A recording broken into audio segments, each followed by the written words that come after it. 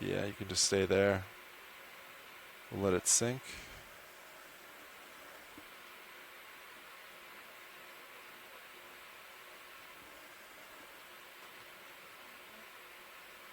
All right, do you want to pause here and let's we can center up sonar real quick? Delta 18, I have auto depth in. All right, nav, we're gonna rotate a little. Let's go to like 3-0, co-pilot. And let's see what that does with sonar.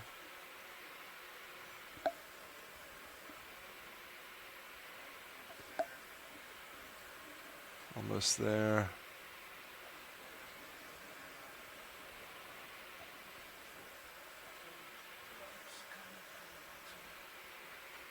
All right, I'm still centering you. Let's pause for a second, see what sonar does. Let's keep going to like 4-5. Maybe.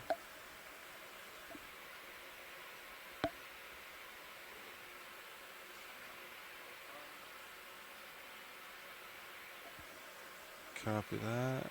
And then nav, do you want to put sonar, D2 sonar in a little bit? Copy that. Just a bump. Moving into 30 meters. Yeah, there we go. Do you want me to move you in as well, co-pilot, to 50 meters? You're at 80 now. Copy that.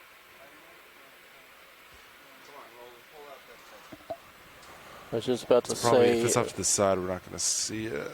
pilots, I got a couple more buttons I'd like to try to help you. Yeah. Video, Okay. go ahead. We're just going to pause for a second. We can rate this from 1 to 5.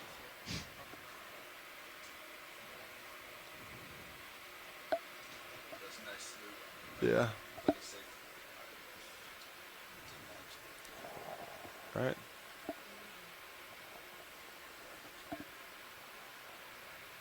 Copy. Coming out of auto depth.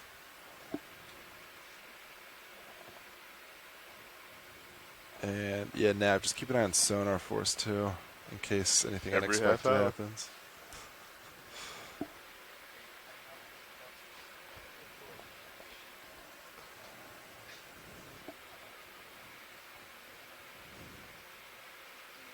That looks great, whatever video just did.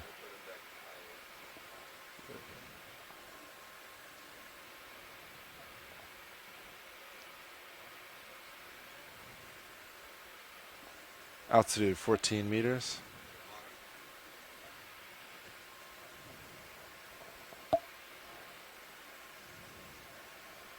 Yeah? Maybe visual on bottom? Looks like it. Video confirms.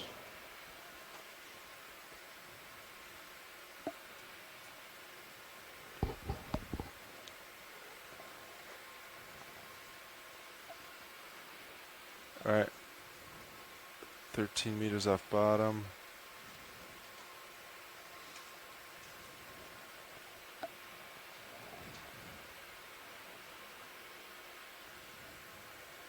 Delta still 15.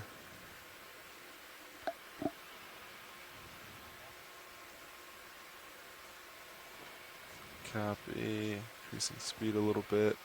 Bridge, this is RV now. Delta still at about 15. Looks good. Go ahead, RV nav. I wanted to let you know that That's the a steep vehicles slope. are on the bottom.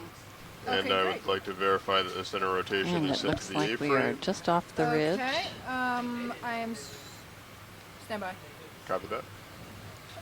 Oh, that's pretty right. accurate, isn't it? Right at the, You can, at the do edge. you just want to stay right there? Okay, Co-pilot? RV nav bridge center rotation has been shifted to the A-frame at this time. Excellent. And Oh, if you'd this like to is great. discuss a bailout It plan actually now, looks I'm ready different for from that. other places ready for we've bailout? been. We'd like to set Yeah, it looks to like there's a little bit of southeast, hard, please. harder Southeast substrate. bailout. Yeah, I Set. don't think it's Excellent. rock, Thank you but very much. Thank you. more compacted or indurated sediment, but maybe Co-pilot, we'll wanna find start some set up rock the that's Z-bias a just little bit? covered with biota and Tell doesn't me even if look like visual rock. becomes funny in any way. An octopus Oh. right in there waiting at for that. us. Just How to the nice. top of your screen. I'm sure we'll get another look at him. Yep, after we let the ROVs settle in and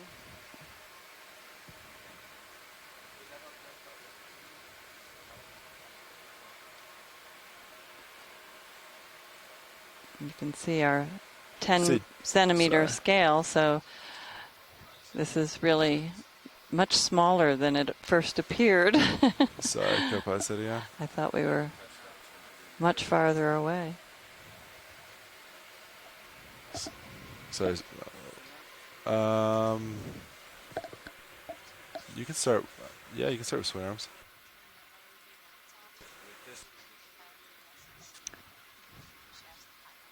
Oh yeah, not now.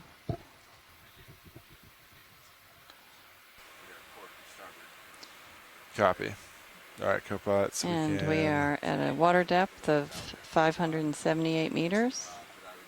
Water temperature is about 5.5 degrees C with a salinity I'm of gonna go off stick for a second, check Z-bias. 35.034. And that's just a little more than average salinity. Right, sinking, adjusting.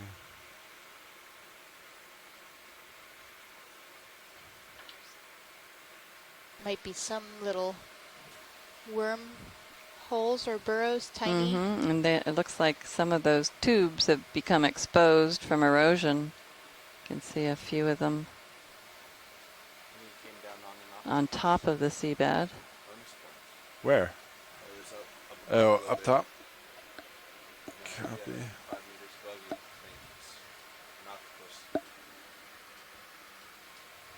All right. I think it's pretty good for Z-bias. Looks like Alright, there's I'm some happy with that. amphipods in the water column here. Maybe, or they could be mysids. And you can get my drawers into Copilot whenever you get a chance.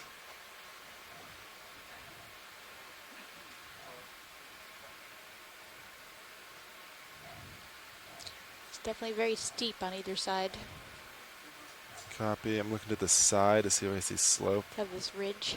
but I can't really see much.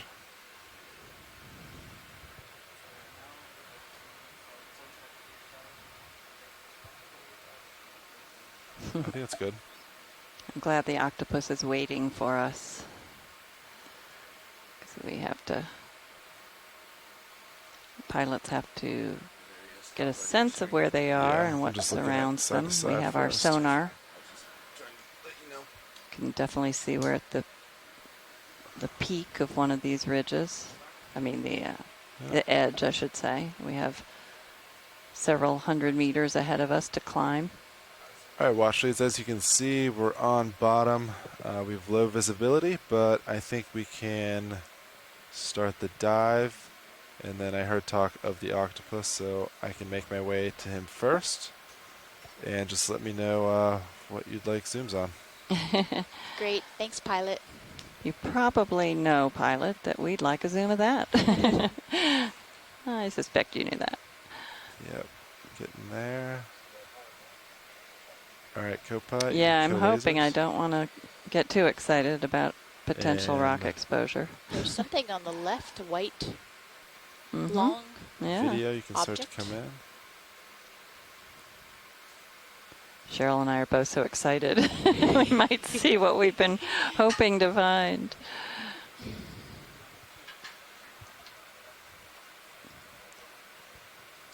With this, you can talk with video. So how awesome is it Yeah, that let's our give it a first view of try the just real seafloor quick on and see how Octopus much, Friday is an reflection we get. octopus? That's right. Exactly. Just saying, okay, I'm ready.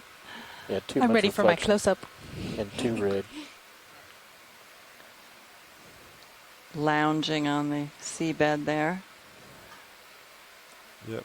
Whatever you need, Looks video. like he has a nice little indentation to fit in. Mhm.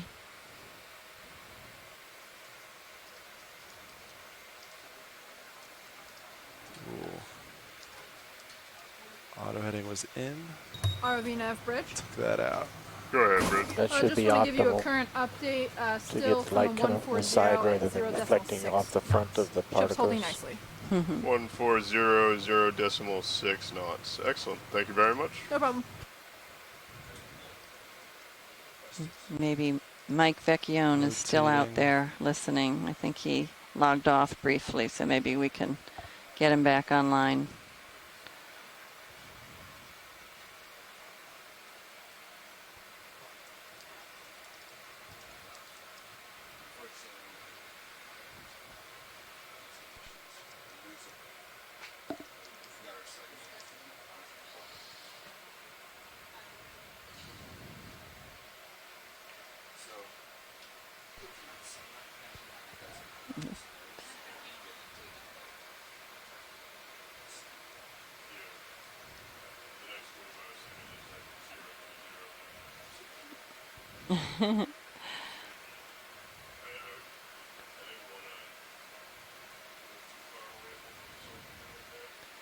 All right, video. Anything else we can do with this? I think that's the best we can That's do. good. Just You can hold see there how for a any few sediment seconds. movement got it. begins a downslope It's like he's slumping. Yeah, stretching. he's definitely trying to hide a little Early bit more, morning I rise. guess. Yeah, And dig then, in a we'll little want to bit. get lasers before we depart. Copy. I got him on before he set, but I can get him again before he lift. Okay.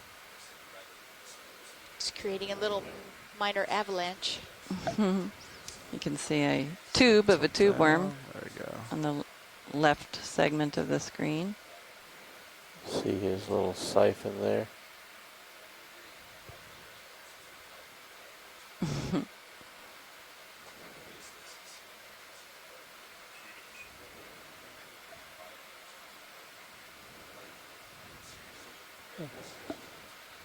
All right, video's clear. All right, Copilot, get lasers. You got it. Nice. Did you Coming want up. to check out Small. the Pretty tiny. potential coral on the left before we go upward? There we go. All right. Sure, if we can. Yeah, Might be too far coral. around the edge. We'll get there. I want to spend plenty of time looking at it. Take my turn. All right, wash leads. Is it the one in the corner? Or which coral? It's just a little further back. There's Morning, something Mike white Becky on here. in the upper Oh, left. hi, Mike. Upper left Glad corner. you heard our call. Copy. You got a chance to All right, see go that? Copilot. It was Friday. Yes. You let me know if And we Actually, also it was have Bathy Stephanie. Polypus Friday, I think. That's how It's I'll know what? I went too far. Sound good? Bathy Polypus Friday, I think. Oh, okay. Pilots. So I there couldn't. is a I'm relatively doing this hard on my return cell over phone, so to I couldn't our, see real port. clearly. But I'm just going to put a 5 meter if the move in for the ship suckers to get us along over the there a arms little were bit in just two so series instead of you don't one get, series, too far out. it looked like a View. Bathy Polypus, and Copy that. Bathy Polypus has the Bridge, suckers this in is two RV series. nav. All right, Vida, you want to okay. come in on this?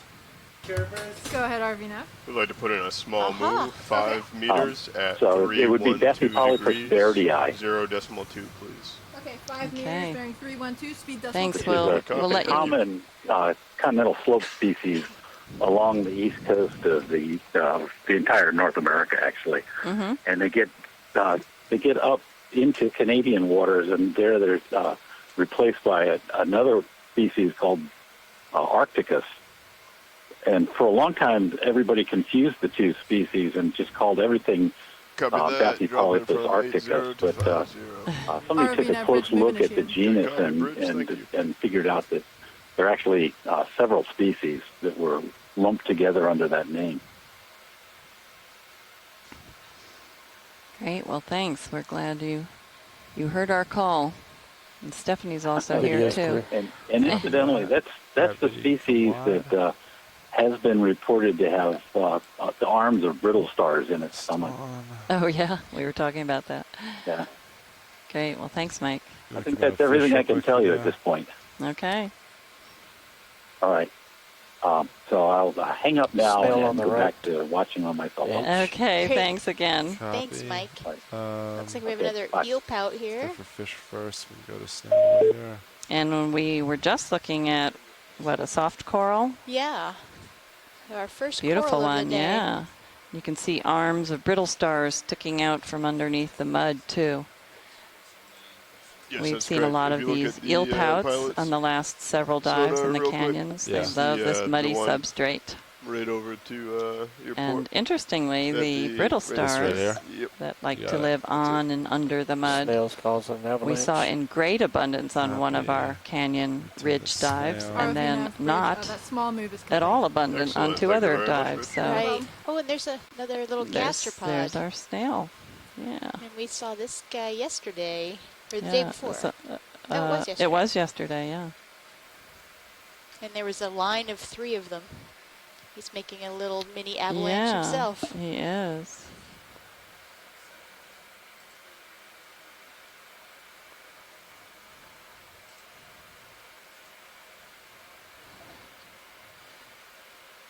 And Heather Judkins said that the suckers from You want another the ship move? Bathy polypus, the What are you looking at right now? octopus we 40? saw at the very beginning of our 50? dive, that the suckers are in 10 meters twos. at 50. So that was his question. Video's clear. Copy. He Come was wide. watching us from his cell phone, so it makes Bridge it a is little already down. difficult The to white thing up the tip rewind there, the you see it? video to Top check left those things out. slightly. So thanks, Heather.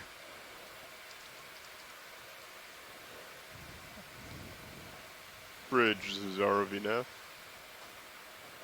And looks like we have Go another ahead, RV nav. Sorry, I soft was coral on the radio. Oh, left. no worries. We'd like I to make think another that might move, be the please. one that Okay. I saw from the 1 distance first. 0 Yeah, meters yeah. A at bit Video larger. 5 0 Maybe quick degrees. zoom on this to speed see what's 0 living in 0.2. some of these Can you tubes. say the bearing again?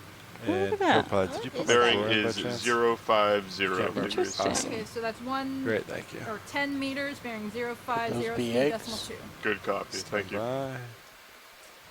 Pink grapes. A rosé. RV nav bridge, move initiated. Good copy, Bridge.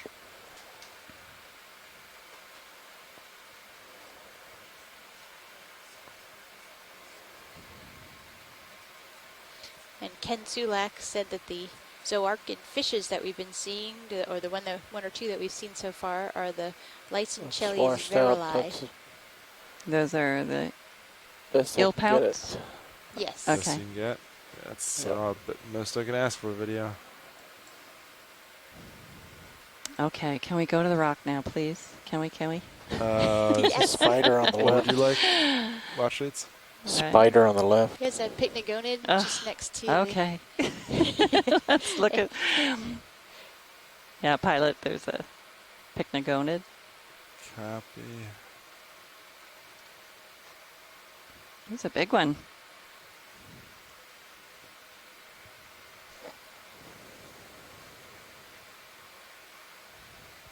All right, video. Yeah, Ken Tulak Let's, said that what we were try just those looking at, the external little lights pink one more balls time. at the end of that tube might be eggs of Nope. Squid, and then Scott That was was a quick suggesting pass, huh? octopus. Not going to work for us today. Interesting. Okay.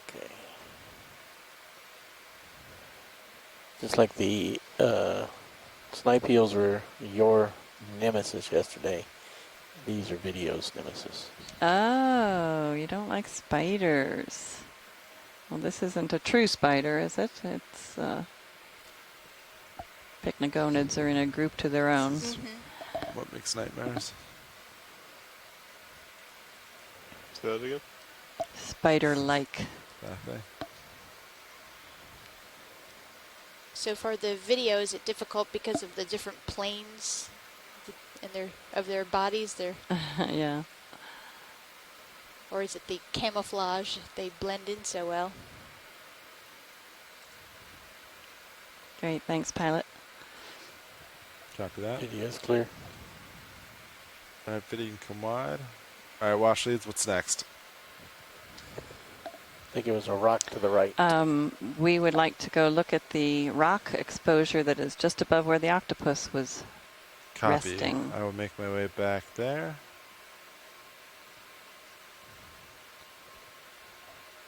Or what appears to be a rock exposure. I've learned RV nav not bridge, to needs complete. call everything that looks like a Good rock a coverage, rock. thank you. We've seen a little too much human-related debris.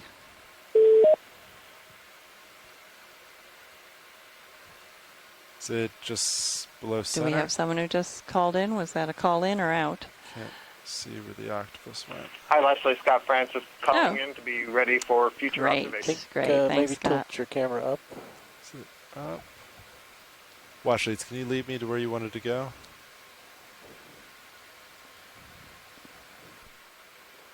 Must be further down under that lip. Where do you want to go? Is the octopus below us?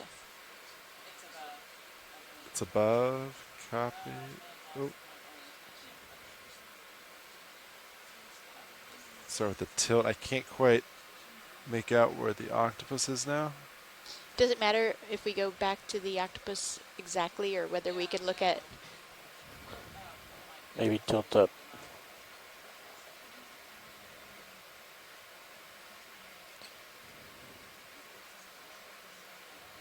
And look left a little There's bit. another eel pout.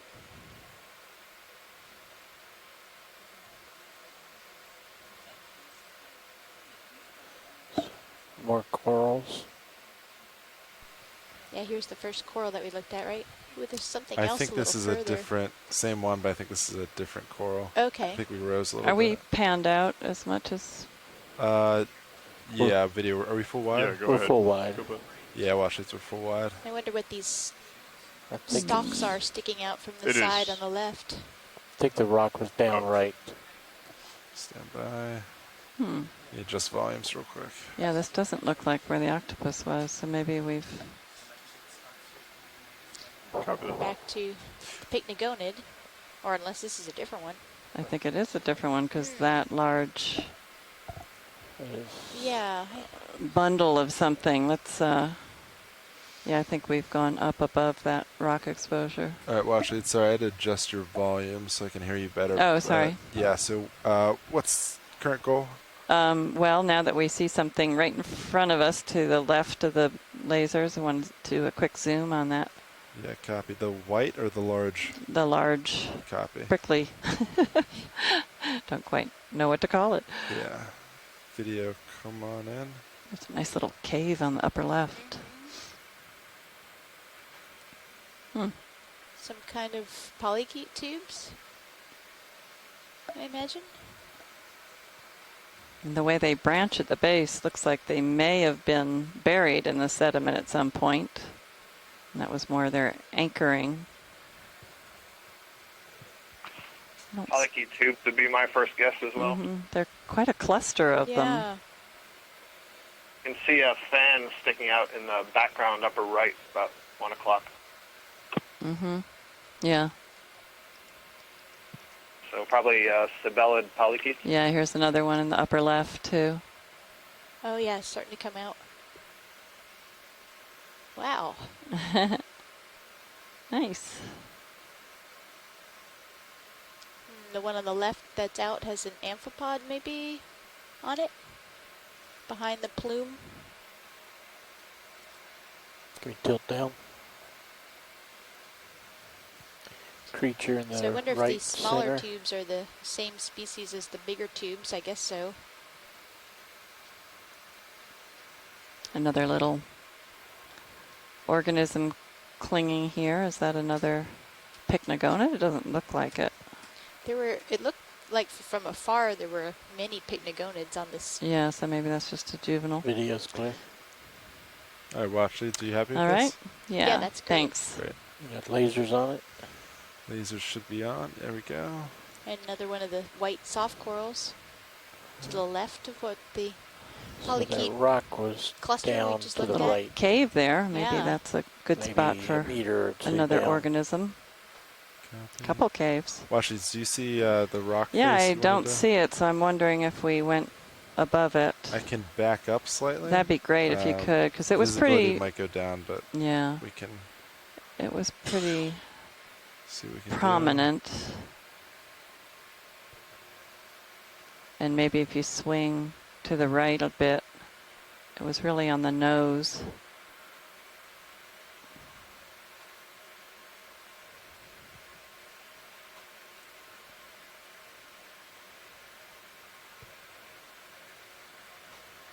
It might be just below where our screen is. Copy. I can drop. And we may not really see it until we're lower, so I don't know if that's feasible. Coming to it right now. I think your lasers are on Our the first rock. squid of the day just swam by, a couple of them. Oh, there's the octopus. It's above the Okay, octopus, so above yeah. your lasers. So you would like just above where we were? Is that correct, watch leads? Yeah, so if we can do a quick zoom on pilots, that I'm coming out ledge of right backpack for a just second. above the, Yeah, copy. Video, I'm gonna I think rotate there's up. something living in there as Closer. well, but Yeah, it's definitely going to have to be a close data imaging today. Yeah, I agree.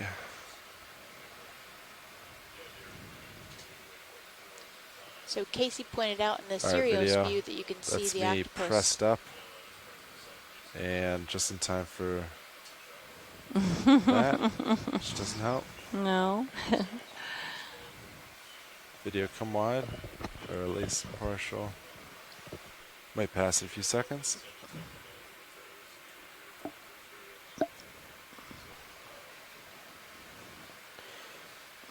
Maybe if we adjust our lower swing arms, it'll get the light in Lots there. of sediment. Yep, we certainly understand the turbid waters here. Try for a second, co-pilot, and then just put them back. All right, video, try to come back in.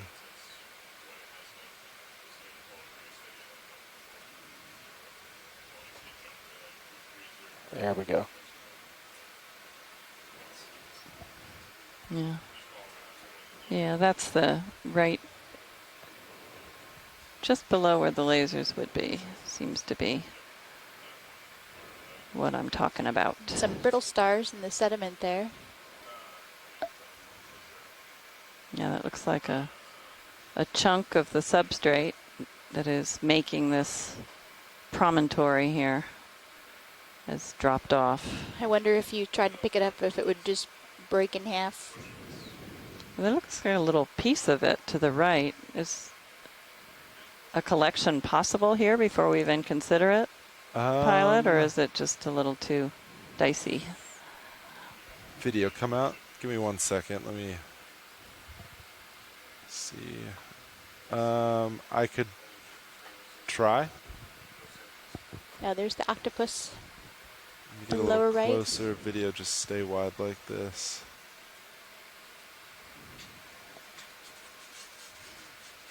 Cliffs are could be a little trickier, but Yeah, I'm sure. Oh, there's a squid. squid. Oh yeah. They make such large shadows. Not I really. keep forgetting how close Do you we want to are. put that swing arm back out, outboard? Is that the helix? That would be my guess.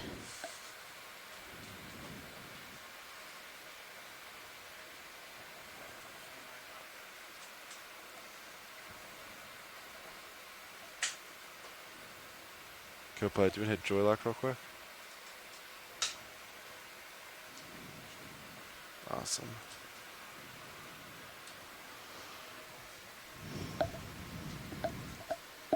All right, Vida, you want to come in again real quick? I can try to fit the jaws in there and try to poke at it. Yeah, to the. It's kind of small, but Yeah, that's okay. I'll know when I get the arm out. All right, Vida, you can come back wide. Yeah, Heather Judkins said it looked like an Elex squid to her.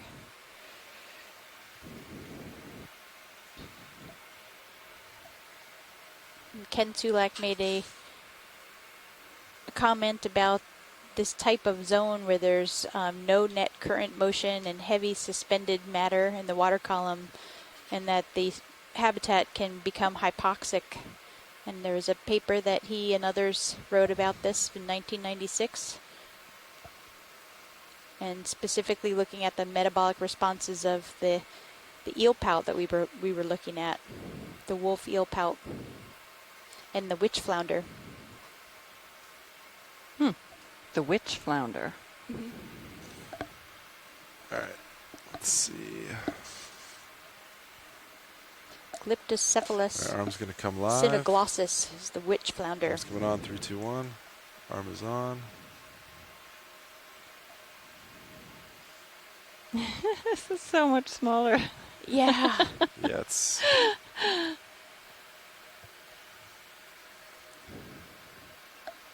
The manip looks huge. I know. I was quite surprised, even with the lasers on. Might This is want to going to reposition create HD2. tremendous turbidity. Yeah. If you're comfortable leaving that screen. Actually, I'm trying to tilt away too. I'll watch the Sirius HD for you, Copilot.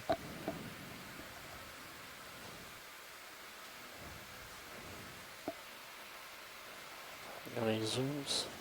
Yeah, can we do a partial on HD2? That's great. I'll back away a little bit. Can you actually a little wider video on HD2? Just as that perfect. Thank you.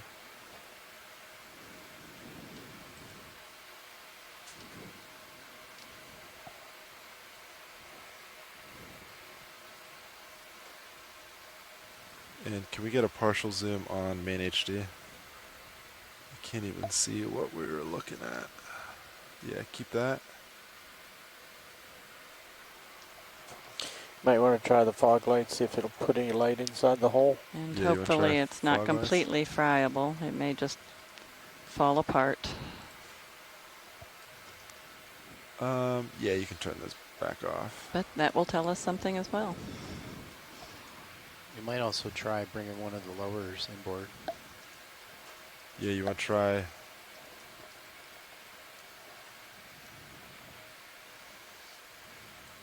Maybe the port lower.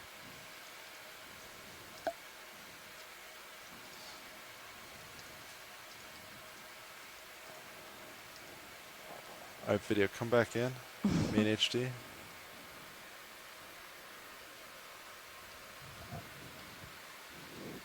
Watch it. I think I pushed against it. It looks like it kind of broke. It looks like it broke, yeah. So I don't think that's a rock. Nope.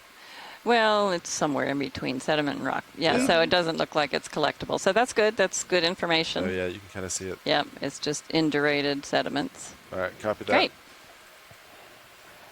All right, you can come wide on all cameras. And you can go ahead and put your that light back. And just keep in mind in the shilling when you're adjusting that arm too. You can use the PTZ for any assistance there.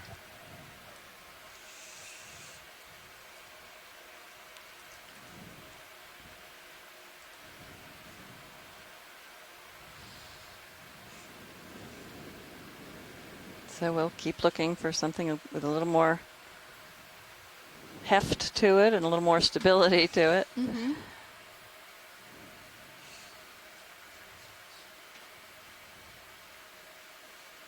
All right, arm's coming off. 3, 2, 1.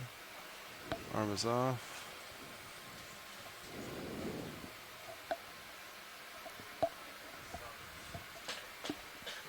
Bridge, nav. Over now, bridge. Bridge, you have a new nav down here, so I just wanted to confirm with you that our bailout is to the southeast.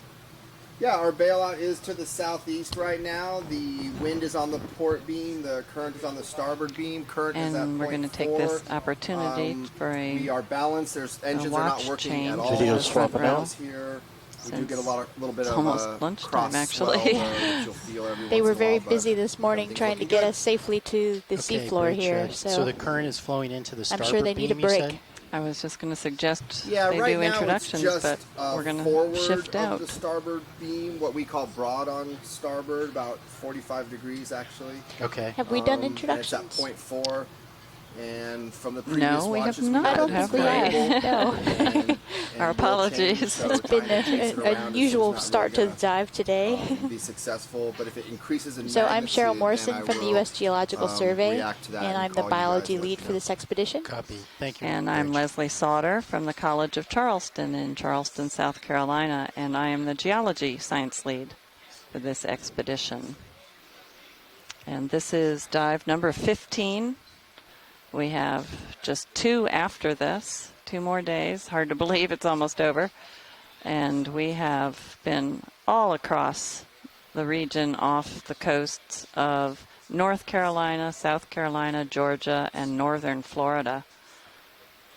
We went out as far as almost 200 miles from the shoreline to water depths of 3,300 meters.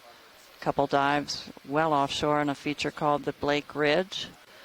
We had a couple of dives on the edge of a large plateau, and that edge was called the Blake Escarpment.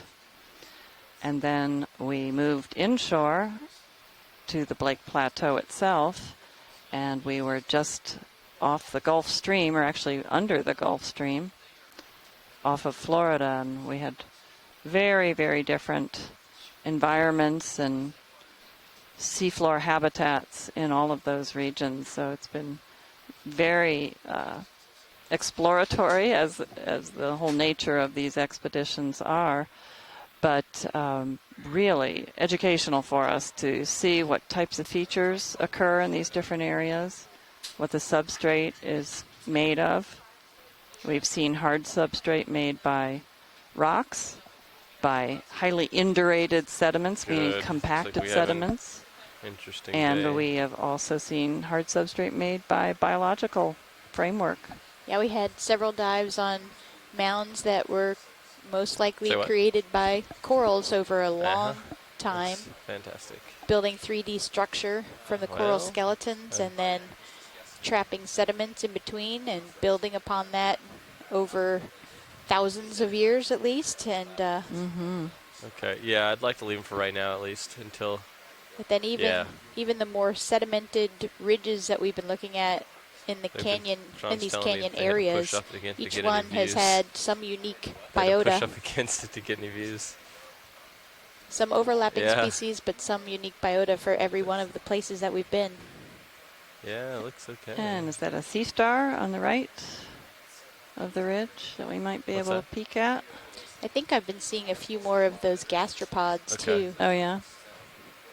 I wasn't told yeah, anything, I see don't know. them. They're moving down slope. Yeah, we saw 3 of those yesterday. Actually, somebody yesterday suggested a collection of one. I don't know Look at if this that jelly was. up here too. Yeah, that I It think we were looks going to better, have to yeah. use a scoop to try to do that collection because they're That's quite right. tiny. That's right, yeah. Oh, we have a Oh visitor. wow, look at this jelly. Yeah, it's a pretty picture. Great landscape shot. Yeah. So, watch leads. Did I hear that you might want to look at this sea star down here? Yeah, Okay. just left of lower center. Absolutely.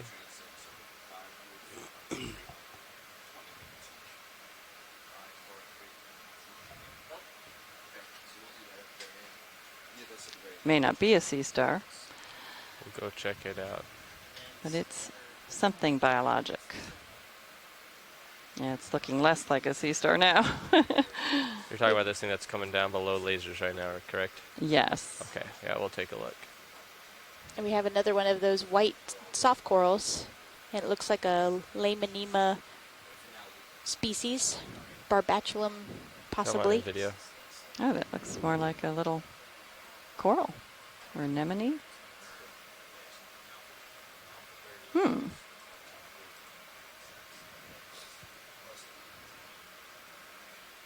I have no idea. Or is that a worm? I'm not sure what that is. I'm not So, sure Nav, either. You want to give us an update when you're good and ready? When you're comfortable? Is That it looks maybe like a tail? Nerdian So worm. we're stationary Oh. right now. A ribbon Pilot. worm that's curled around the substrate, maybe. Huh. So I'm It's still working moving on a some little estimates bit. for those transects, Okay. but I think we can just continue Or on a nudibranch. Heather following local Judkins high of suggests. 20.3, well, new waypoint 3, Very long. which is along your If current it's heading. really just wrapped, it's long for a nudibranch, but not that I know nudibranchs very well. And then from there on, Yeah, it's a very similar heading. so far it doesn't look Okay. like a nudibranch Up to to, me, the but next waypoint. without seeing the ends. Yeah. Yeah, the fact that there's so few distinguishing characters, Nice. it's really smooth, thin, somewhat elongate. Something about the color suggests So, Nemerdian worm to me. When we're ready, And some we of can those put a are move in. pelagic. We've been doing short We've moves seen them; they kind of drift on the their order of red 5 to color 10 meters. in the water Oh, okay. column, What and speed you have know we it's been keeping it at? possible could Thus get hung up far, on a it has been rock like 0.2. Hmm. Okay. We could But most of them are benthic, I should point out. Pilot, do we have full zoom on that? Video? Do we have full zoom? Oh, we got a little bit more. Oh, great. Yeah, it looks like it's coiled. Hmm. Sometimes I wish we just had a little Okay. siphon that we Well, could let's blast a wait little till I move water out on just a these little just bit. to get Get them to 'em- move. Get them to uncoil and Yeah. Without hurting them, disrupting them too much. Okay. it's a beautiful I color. don't think we have a set destination anymore. What Yeah, I'm I finding think it's odd just right kind of now as I look following at this it ridge is up. it looks like under a flap of tissue there are little Oh, that's side, perfect, thanks. I'll call them branches, like you would expect all to these see on a guys in the way. polychaete, like Parapodia. My lower swing arm. It's moving a little bit. See that? Seems to be unwrapping. There's the end of it. Yeah, a ribbon worm is a good descriptor. It's like it's wrapped around something. Some of these other tubes, I guess. You can get a higher viewpoint if you'd like. Yeah, or to the right a little more. To the right. And higher, that'd be great. Oh, yes. Oh, absolutely. We can come out and I can reposition myself. Go ahead, video. I thought it was fairly large, but now that we zoom out and see the lasers, it's quite small. So we haven't adjusted our scaling in our own brains yet.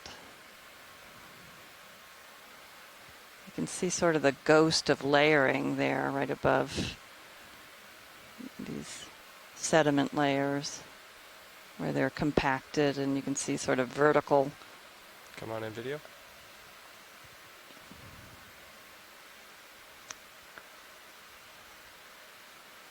That was probably from the skids earlier, but still you can see them exposed.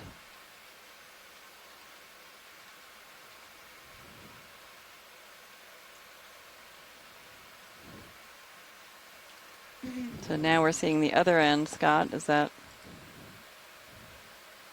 what you would expect to see for a ribbon worm? It's not changing my mind at all from my first guess of Nemerdia. Yeah, Okay. that's what Amanda Demopoulos from USGS also says. But she studies myofauna, the organisms that live within sediments, and so this one's huge compared to what she usually sees. Oh, yeah. Well, good. Our first large object. Okay. I think we can move on then, you think, Cheryl? Little Okay. whitish side structures come that I out, thought might be parapodia underneath a flap of skin are actually, I think, extensions from the digestive tract, little diverticulae. So we're seeing the internal organ through the tissue. So is this more of the same? Yeah, there's some kind of full wide video? white, You want to? very small, feathery. Do you want to? Well, I guess. Do you want? What was that? Watch this. Oh, it's okay. I doesn't matter. I think. Yeah, we We need can to move on. start moving upward.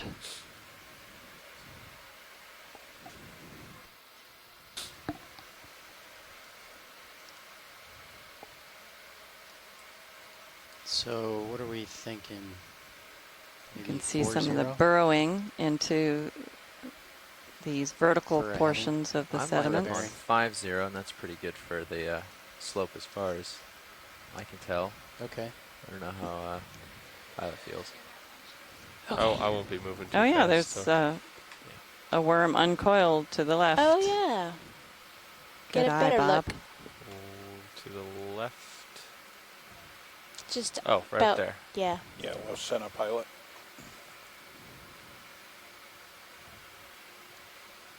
So this place over here, would that be Yeah. exposed where something fell? Might be.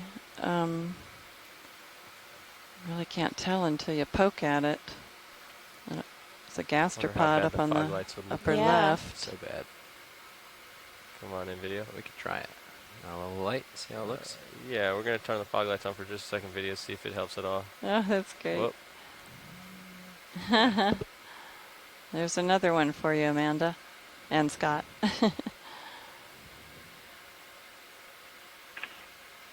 Yep, again. Are they I'm making like these burrows? 99% certain this is a Nemerdian worm.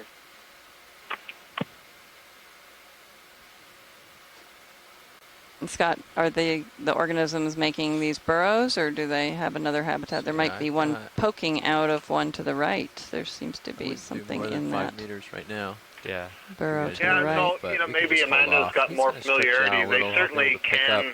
Maybe we can do burrow like into one the 10 mud meter move and instead of can trying move to do a around couple of fives. epipenthic like this. They would Mhm. secrete mucus on Yeah, he the doesn't ventral get surface, the side behind that's us. I like moving that. I over like the sound mud. of that. So there are both forms, but I don't know the degree to which the digging they do creates permanent burrows or not. Go ahead, watch this. Maybe Amanda can weigh in. Huh. Copy that. Would you like me to go look at it now, or are we complete here? Okay, come wide video. Oh, there's This slightly discolored face. Yes. Yeah. I have And two of the there's gastropods the on either gastropod. side of. Oh yeah, those are nice and clean compared to some of the Yeah. ones we've seen. It almost looks rust colored. Yeah.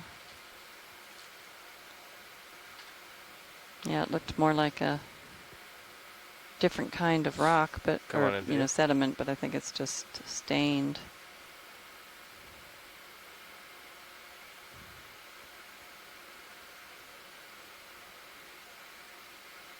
And if you just want to move upward to that snail, we'll get another shot of it. It's directly above. So there's one Directly to above. slightly to the left and one to the right. That looks like a brittle star arm. Come out a little bit, video. I'm not sure where it is. And some more. Wow, that's funny. There it Those are is. brittle star arms, aren't they? They are. I was thinking they were little polychaete tubes. Funny, I wonder if they got buried. there's There's another another, these a guys. different kind of worm. Oh my goodness, how Wow. long that is. That's creepy. I didn't want to say anything. There's a. Yeah, that gastropod. Is that the same gastropod? There's another one in the upper left. What's that kind of covered by the sediment in there? Like around the arms of the brittle stars. The snail?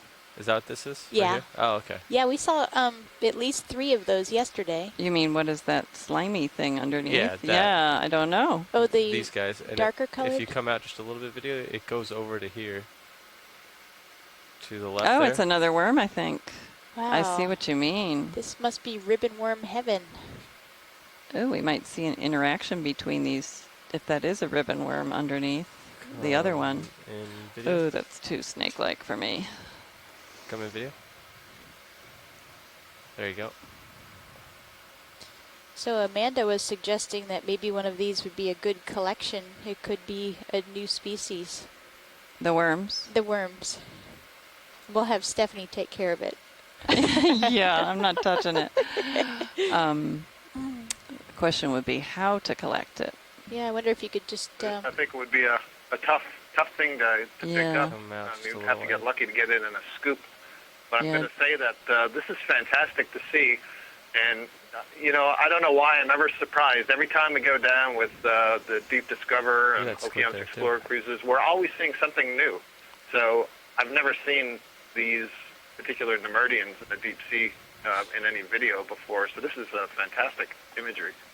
And then to see so many of Ready different for something? sizes and Yeah, there's a squid that everything flew down in one small Yeah, area. So he was hanging out right in he's like sitting in your rock box for a Yeah, while. they definitely are adapted for burrowing with that very pointed frontal end. I don't want to call it a nose. And they do fragment very easily. Okay. Even in shallow water, you can go into just shallow subtidal up to your ankles and try to dig up in an estuary, and they break up pretty easily. I bet you this long one would be about impossible to pick up. But if we stuck the scoop just below this, we might be lucky, and we'd also get a snail. Or would be better off trying for a shorter one. A shorter. Shorter worm. Oh. That might fit in the scoop better. Mhm. This one's quite long. Although that snail looks giant right now too. I know. So we know. Yeah. that- So the scoop, pilot, remind me how wide the scoop is? I would say maybe 20 centimeters Okay, so at the most. The problem we'll have here is if it's This worm may look delicate. long now. It is. Yeah. Yeah. Relatively anyway. Yeah. But when you disturb it, it's going to contract. Yeah, sure, sure. Okay.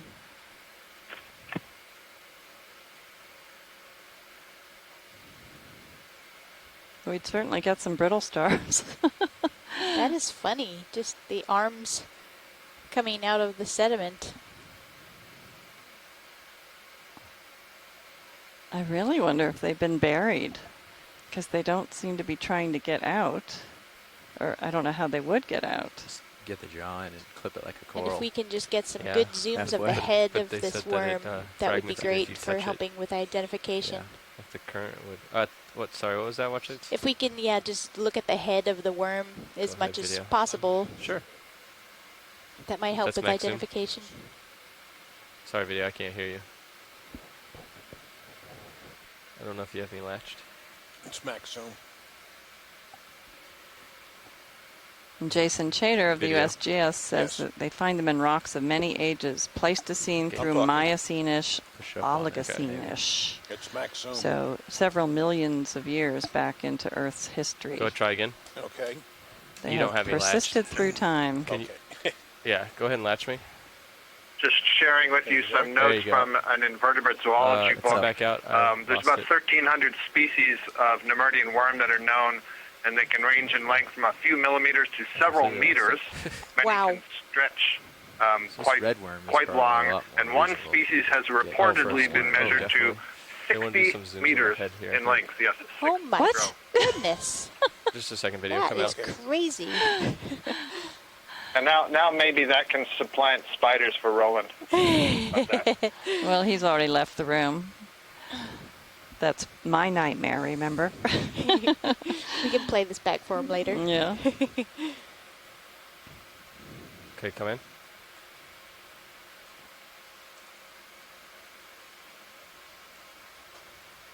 And Amy Bacco-Taylor from Florida State University points out that in Antarctica they can be quite large.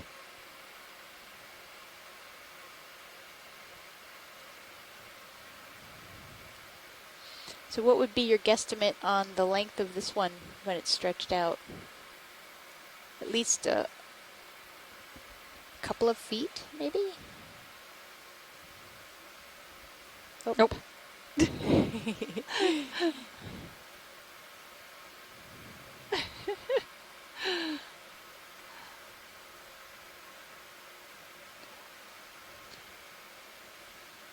And after we get some good shots, pilot, would it be okay to come out and put the lasers on so we can try Absolutely. to get Sure. a Whenever you length estimate? Whenever you guys feel confident with the video, that you have the video you need, we can come out. It looks good now, I think. Okay. Video, let's come out to the lasers. He's going away from us, so A little further. Just looking at the tail, it looks like we have the whole animal exposed. oh wow, he is kind of small. Well, We haven't seen the end of him, though. I know that's. That is the end on the far right there. I think video said he saw the end of it. So I guess what we're seeing here is maybe 15 centimeters, and then we can't see the total organism. It's going on the tail. So he's about the length of a Yeah, definitely. the man's end of the tail. hand. There he is, right there. There's the end. Oh, Oh, there's the the end. Okay. Okay, so little longer than 15 centimeters, maybe. Amy Bacco-Taylor also thought it would be a good collection, so we basically have a bunch of people saying that that would be a good collection. I don't know if we want to give it a shot, pilot, or Well, if you'd like me to give it a shot, I certainly Yeah, I can. think it'd be a great collection, don't just really have high difficult. hopes It able would be to get it wonderful in the, to see it I can help you line find a up, prey item for because they have for a it. proboscis I that they can shoot out the front of either way their that head. makes it Oh, easier on really? That you. can Okay. be almost as long as the body Go itself. on, come full wide. To kind of use it, you can picture like So, a if you lasso can, being, you can toe tossed in on that over one. prey, and in some of Facing them at they're its actually head. armored, Okay. so that You they can have a scoop little it from the stylet side. at the end that Scoop can it have up and poison, kind of and dump so it they in there? can paralyze their prey, which means they can So shoot if that you away from their lay body, like that, stab and on that something, side, paralyze it, leave it there, you're and then facing walk it over head on. or crawl over and And ingest then it. now your Or left toe is some of them pinned, will and your right literally toe is loop hanging out a little the bit. proboscis around their Then you prey can and then scoop pull it back to towards it. themselves. that's not going to help my Hopefully it's nightmares Yeah. tonight. not Thanks longer a than lot. the scoop is wide. I'm not sure how, Wow. Sorry about how that. wide the scoop is. 60 meters try. long. Oh Are you- my goodness! Are you enjoying this, Scott? Just a little bit. Yeah, I think you are. Did you hit my joy lock? And Amy Bacco-Taylor noted that this is about Antarctic size, Let's see if I had enough force in there. though they were a bit wider. We're seeing a bunch of those gastropod snails too, and another pycnogonid just below the worm. All right. I'm going to steal your screen for a second if you're Happy? Yeah, we've been stable for a while. Okay. It's another Can't even couple see the scoop mollusks hardly. in the picture on the Bringing it lower over. left and the I'm gonna check something several with the lights. actually on the left side, all up this Yeah, you can face. kill the fogs. They might help you see Yeah, the I think scoop. that'll help me a little bit better. Okay. Get some mood lighting. There we go. Scoop mood lighting. Lull him into the scoop. We don't want them to see us coming. Yeah. Another. All spun up. You might have pointed this out, but collection the so far? Pycnogonid just below the lasers. Spun up. No collection so Not- far, pilot. No collections. Looks like they might be Coming out. heading toward each other. I assume you're going port with this. I would like to. Port pin is set.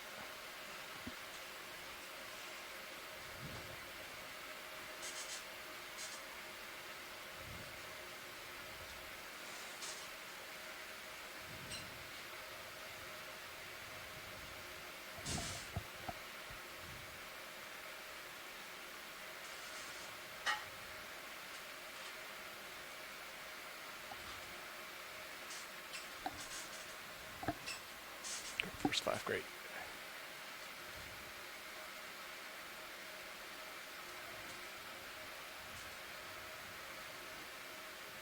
Okay.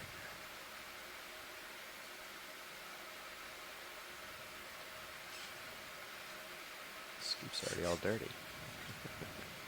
Now. Wow, the scoop looks really big compared to him too. I can get the Well, drawer out of maybe your way. even if he Okay. retracts, he'll still be in the scoop. Starboard wing. Board. That'll help. Give you some space. You can always spin your heading if you need to. It's easier for the lineup. And Amy Baco Taylor said that she was remembering that the bigger ones are usually parasitic rather than free living, but except for the ones in Antarctica. What do you think? I would try rotating your heading a little bit to starboard. Okay. And then It's Coming like out just a little bit. the mound is alive with all those brittle star arms. Is that what's happening under there? Oh my gosh, yeah. Huh. There is the pink one that's of the arrow or the worms that's just below the lasers. I don't know if that would be easier to scoop. Get your arm outboard more, Okay. away from the drawer, Yeah. and then come down flat rather than being so close in. Is there a You'll preference have to turn your wrist all from the way left. the chat room? Do it. Like that? Which of the keep worms? going outboard a little bit more, and then wrist yaw left as you go. I think we're going for this. Not from my perspective. I don't know. Okay. That, I mean, obviously they're colored different, but I don't know enough to know that that means they're different species. Well, the one we're And then you about to wanna, scoop is before much you get close rounder to than the mud, first two we You're saw, not gonna be able the to pink scoop ones. like this. It's gonna fall, right? And so far he hasn't So you're gonna want to changed get your shape arm out away from or the drawer, size. drop your whole arm as low as possible, and then kind of scoop up towards it. If that makes sense.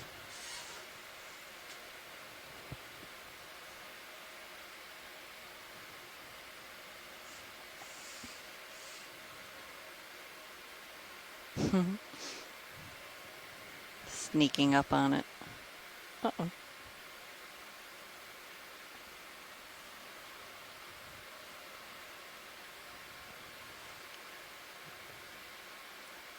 Might get a nice sediment sample here. Yes, sediment and brittle stars and lots of other stuff, it looks like. I think you're going to get it. Oh my gosh. We better warn Stephanie. Oh no. He's in there. He's in. Try to just as much of your elbow as you can do. I'm not even sure he's in there. You want to elbow up. He might not have down. gotten buried, so I Elbow think up, he might be yeah. in there still. Just hopeful.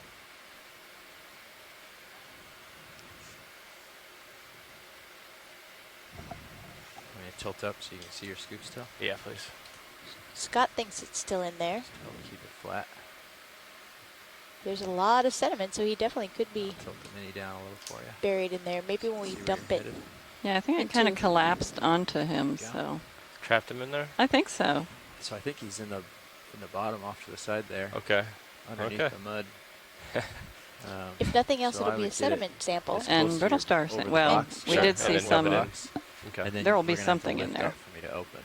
Okay. Other than sediments. So we'll open and we'll lift off, and I'll open as quick as I can. Try to make sure nothing blows out while you're floating. Maybe we'll see him when they dump it. Mm-hmm.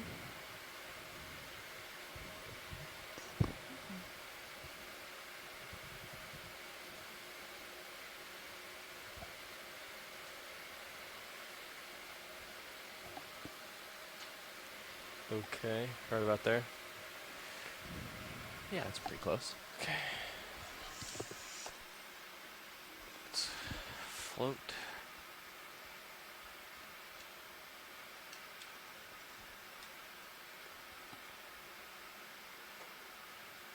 Okay, extending the drawer slow.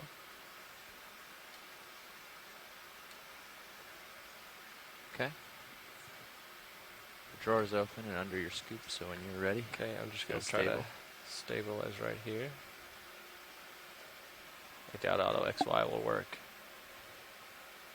It might. Do you have oh, you don't have bottom lock. It's not going to work without Yeah. bottom lock. Okay, I will just Oh, there it goes. float right here. Yeah. Should be okay. I think I'm coming in. Just give yourself a shove back. There we go, that's better. Okay. Okay.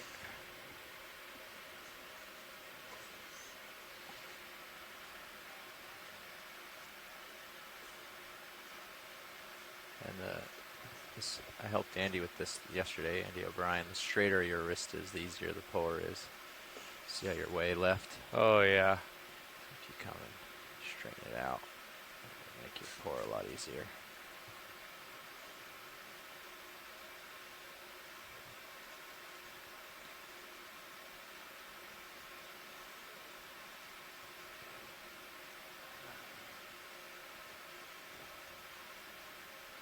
You're pushing against the edge of the drawer there.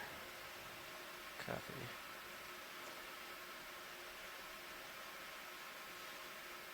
There you go. Now you're more in the hole.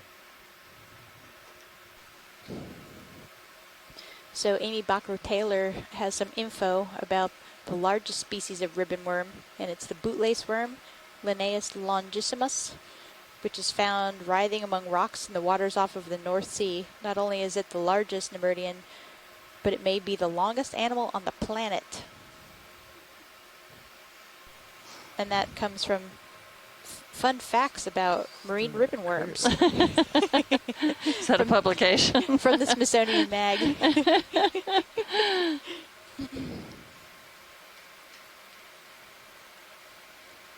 Well, we couldn't see There we go. if we got that Yeah. ribbon worm or not in the sediment. He likely would have retracted into as small a form as possible. Let me retract the And drawer that before I go is ahead, though. Bio Collection 1.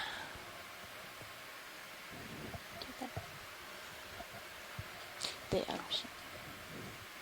I'm going to starboard outboard for you. Here it comes. Oh, inboard, sorry. Starboard wing inboard.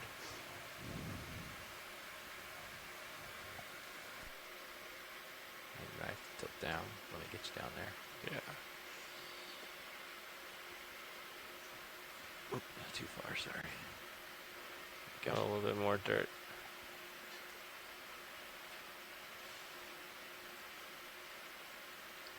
Well, I see dirt, but no worm, so that's good.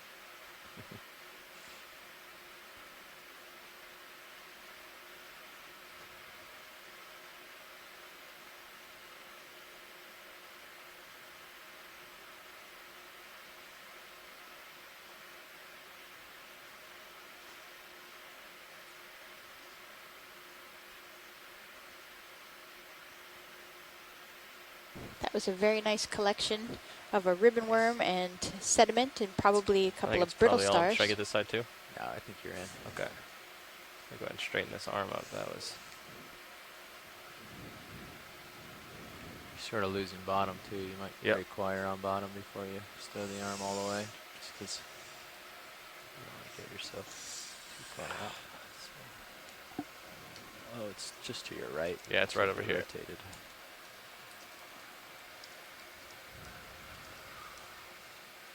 you go.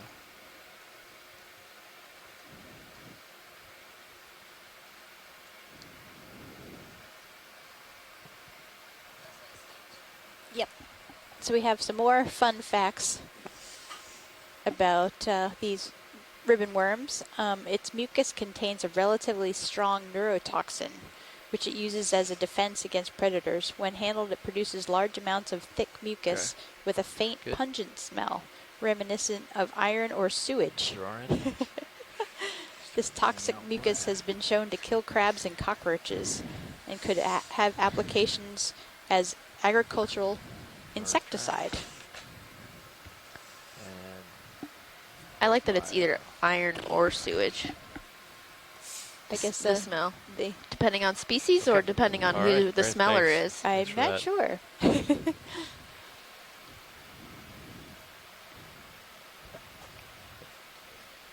disabled. Line up your camera for you here. Flying around. And I'll switch back. All right. There you are. Kinda. Back to where we started. All right, watch these. I think we got him. Yeah, that's great. Thank you so much.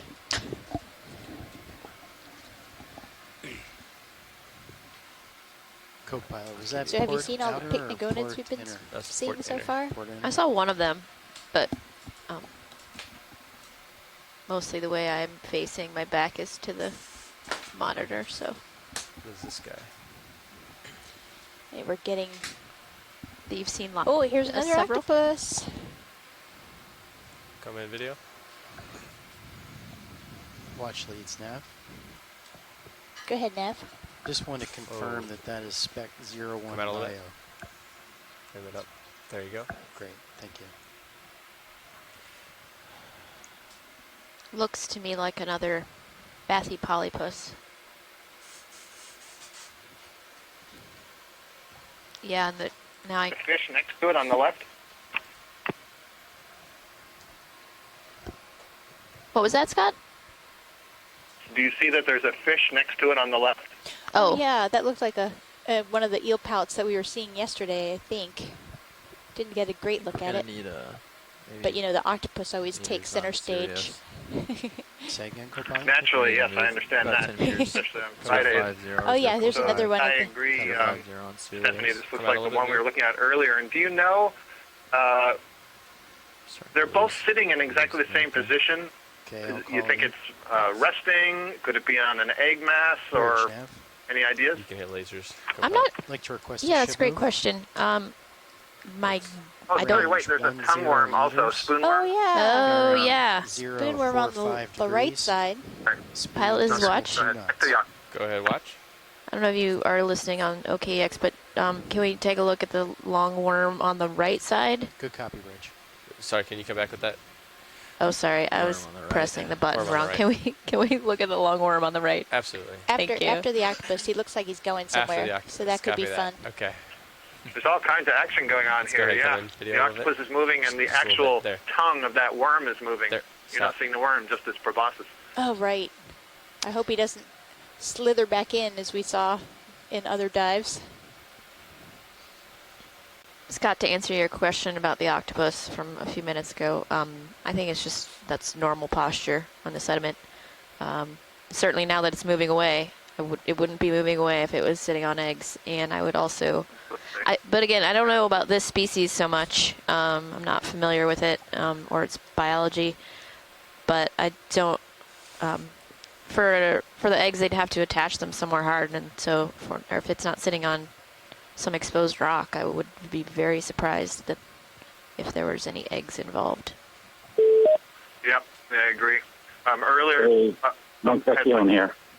Hello, Mike. Hi, Mike. Any insights you can provide? I don't think it's likely because as far as we know, they attach their eggs to hard substrate.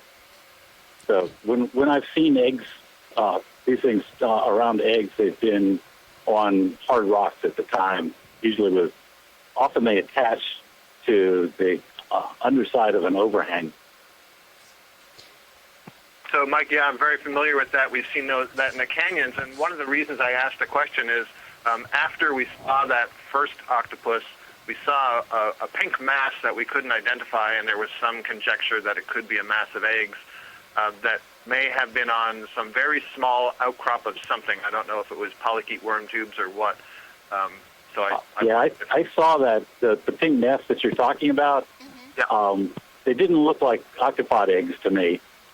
But again, I'm operating on my cell phone, so I'd have to get the HD frame grabs and take a look at them. But I don't think that those are egg masses from the Bappy polypus. Yeah, Mike, I agree with you. Hey, this is moving, so there's certainly no eggs there where it wouldn't leave. One thing I didn't mention before is that just in honor of my job at the Smithsonian, that the species name Bairdii, it's named after Spencer Fullerton Baird, the second secretary of the Smithsonian, also the first director of the U.S. National Museum. Wow. It was also the founder of the predecessor of the National Marine Fisheries Service. That's awesome. Well, I think so. Yeah. Anyhow, I think that's everything I got to say. Well, thanks so much for calling, Mike. And Okay, maybe we'll have you back. Trying to keep an eye on it. All right. Bye. Bye-bye, thanks. So the eel pout obviously isn't very afraid of the octopus because he just scoots forward an inch or two whenever he's touched. Oh boy. This might be a new situation. Yeah, lunchtime. Oh boy. Oh, sneaky. Oh. You missed. I don't think the octopus is doing anything with the eel pout. I think it's just moving, and the eel pout's in the way.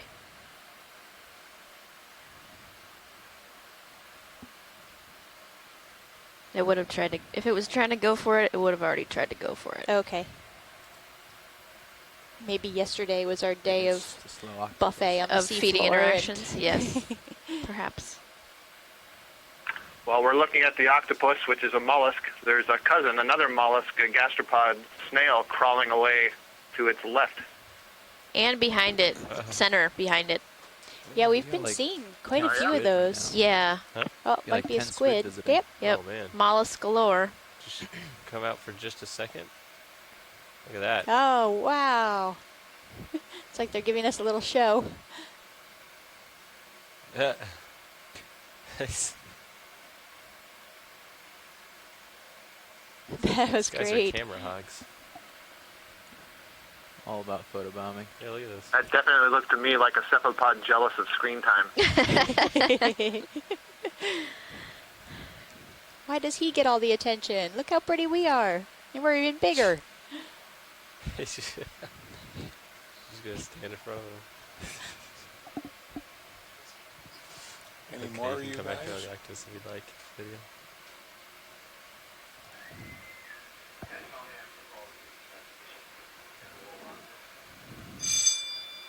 Wow, that's a great shot.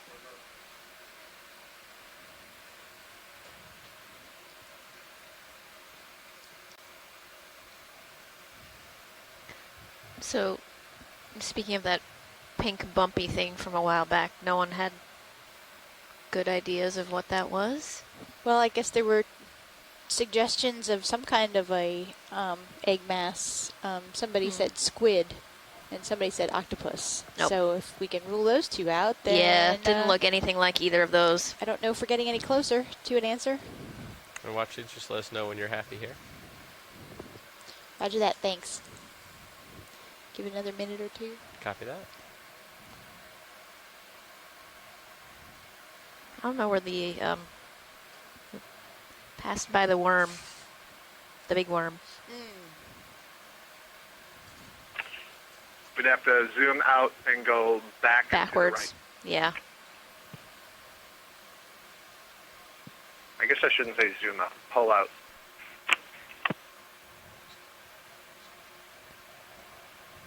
I think we're good. Got with the octopus.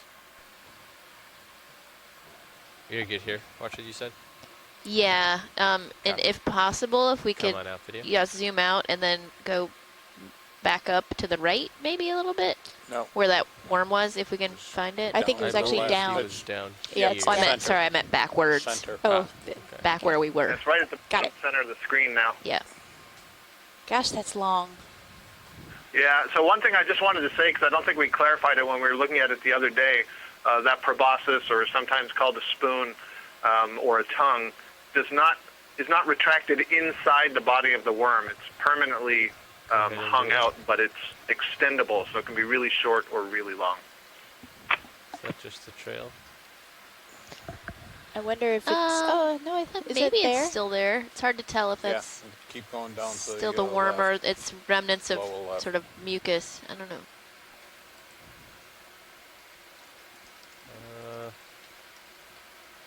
Trying to find the end of it.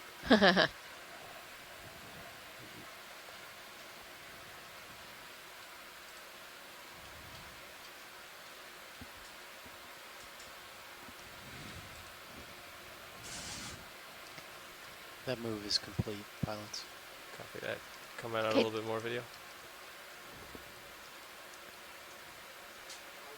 There's a snail, a couple gastropods. Oh, 3, 4 gastropods. Yeah, they are very numerous here. Yeah. What's this guy reaching out There's for? another What's he hoping one. to I catch? see the C6 right now on the. Let's find Now they're getting centered. I still can't tell if the worm is still extended or if it's just the remnants of the trail. Yeah. It's hard to say. I think yeah, I think it's just the, and then the snail looks like it's moving up the trail. Yeah. At least the one of them. Yeah, I can't tell either. I definitely saw it moving The head before. is down just To me, left it just of looks center. like really hard to see if that's just mucus. Mucus Down. remains from its feeding, but Yeah, we might have had a little I think it's still lower. wave of current from the Pilot, ROV this is hitting watch. it. Go ahead, watch. Do we have any more zoom for maybe looking at this snail crawling up the trail? Video, do we have any more zoom? Oh, much more.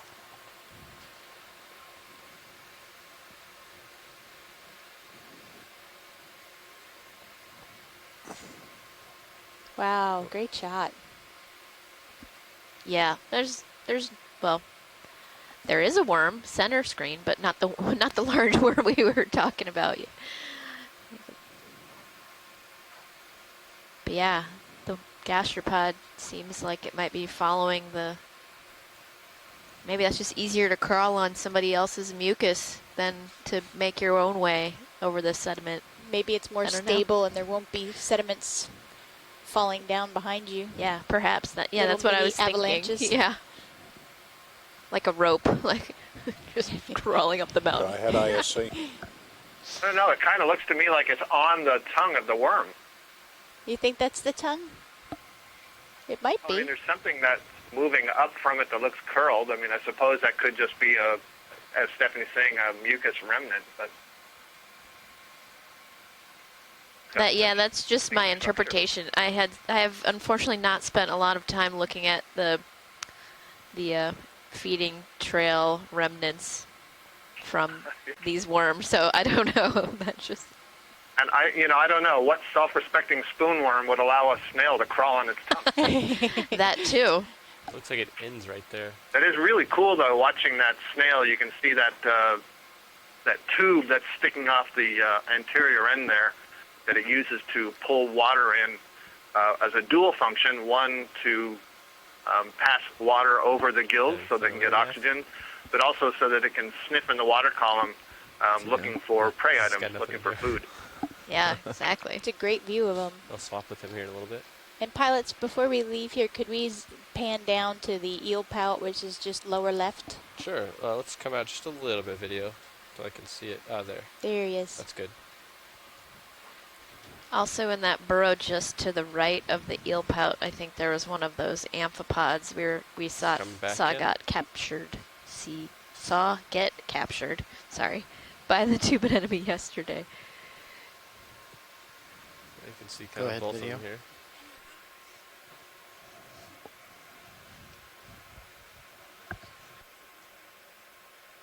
Okay, great. Thank you.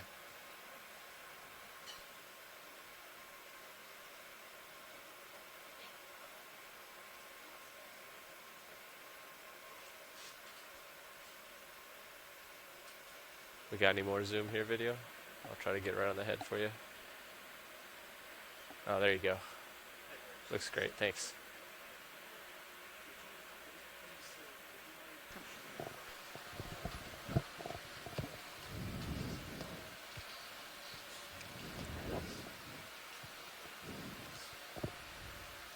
Pilot's watch. Go ahead, watch. I think we're good on this eel pout. Copy that. Anything in the... When we area? zoom out, there was something that looked vaguely, potentially coralish off to the upper left along the slope. Upper left. Okay, just let me know when you see it. Coralish. Coralish. Oh. Top of the screen now. Back there, video. Yeah, top of the screen. Top. Oh, center What's screen this? or left? What is this Okay. pink thing on the upper Oh, right? that's an octopus. It We is were an watching octopus, for a while. okay. Oh, I missed him. You're talking about this thing that I'm coming Oh, up yeah, on now I right see now, it. correct? Exactly, yes. Okay, great. Yeah, I'll get a good view of it.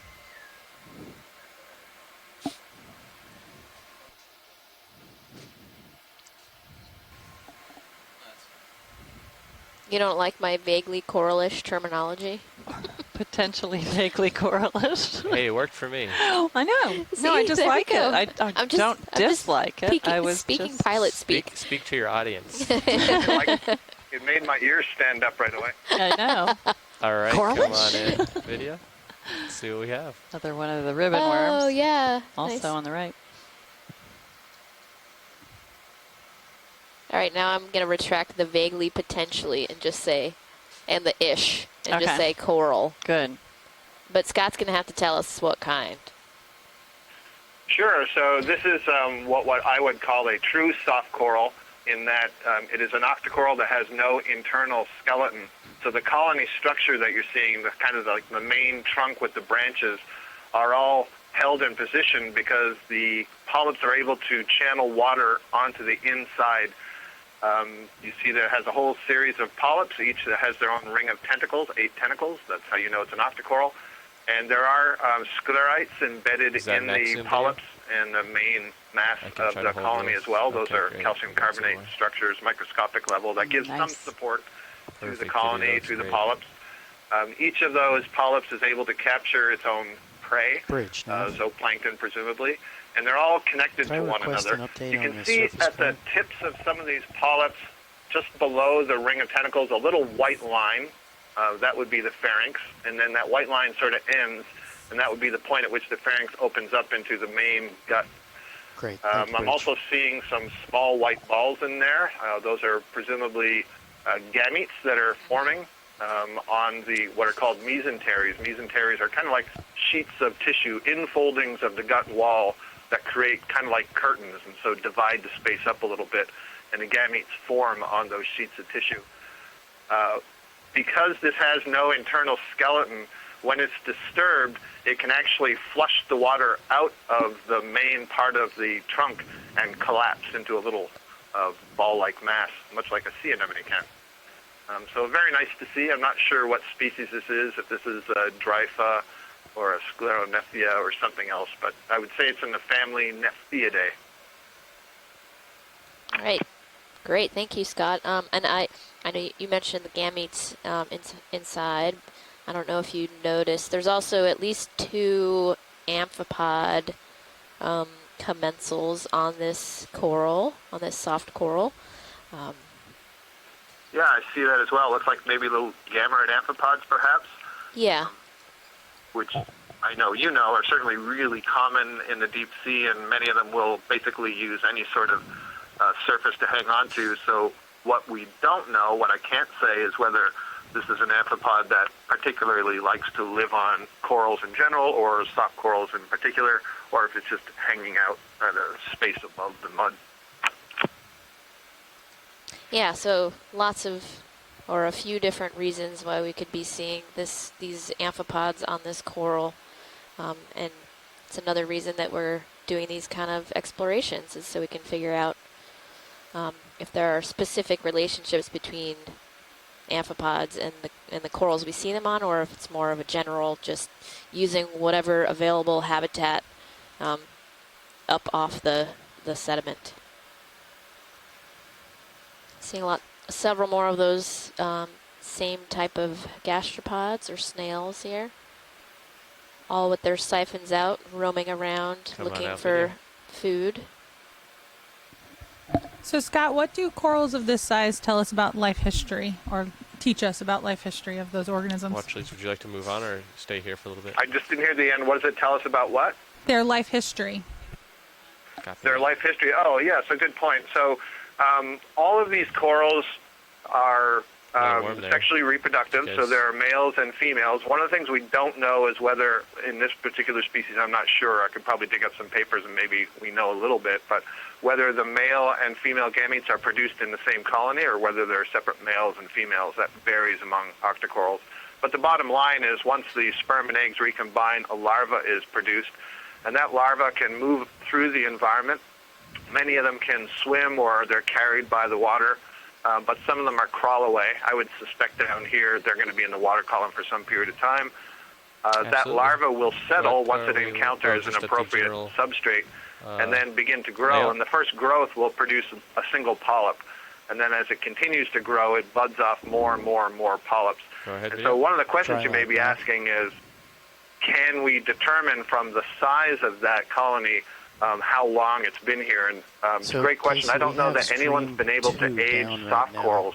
We can do that with the corals that have an internal skeleton because we use basically the depositional rings of the skeleton to learn something about age. So that's tough. I would say, based on the collection we tried to make before, this is very friable substrate. It breaks up very easily, so it's not really stable. And if it's not stable, you're not going to have something that can grow really large and much more heavy, let's say, because I think it'll break away. So I think that's my way of saying, I don't know, Casey. Right about here. A little further down, copy. Right. Oh. Tilting down.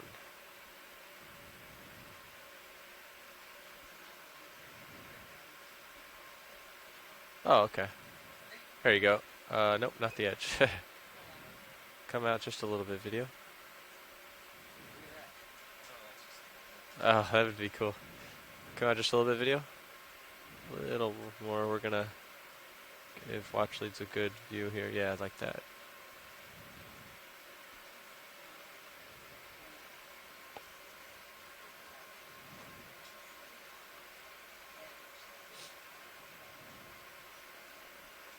Right, like center right now? No. Stand by, video. What was that, watch lead? Okay, a bare rock. Oh, this one right here. Okay, not over where I was looking. Gotcha.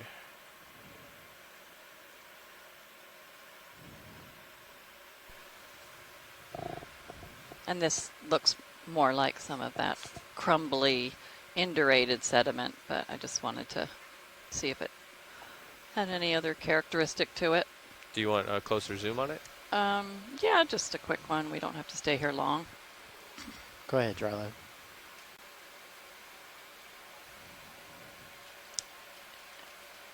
Definitely looks similar to what we attempted to collect near to the beginning of the dive, just to see if it was crumbly or truly we definitely lithified. will And it lose is all quite three, crumbly, so we don't have a they sediment should all sample come of back this. up. But that's fine. Want to try to get one? No, we're good. 99% certainty about a minute after. That's great. Thanks. Come on out, video. But it does give us an indication that this feature. Okay, Drylab, would you mind coordinating with Fernando on this? Muds and sands. Great. Thank you. That are a little more resistant to erosion, so Video? They have You can persisted come wide. and made this little ridge and promontory. And as we move up the ridge, we hope to find some real rock, but We'll keep our eyes open for you. I don't know. My hopes aren't high, but I can never. We'll find something. We can always hope. It would be unlikely to find lithified rock above indurated sediments, but never know what we're going to find. So this ridge is the formation from millions of years, likely, of time of erosion into the substrate by turbidity currents and downward flowing Have we seen this fish yet? downward flowing currents. As Go ahead, the watch these. Gulf Stream runs into these ridges, it moves downward, but basically the bases of these Copy that. canyons are eroded through time and make the walls steepen from erosion at the base, So and I'm then going to the get a little bit walls higher. Maybe we can get some light on them too. little by little collapse, and so we get very Ooh. steep-sided ridges that have this narrow crest at the Just top. so you know, I realize it's a little dark right in front of you here, so I brought one of the uppers This looks down, like one of the so sea nice. robins Fill that in. we saw yesterday. Excellent. Go ahead and video. That paddle-like snout. Worth trying the fog lights here again, just to see.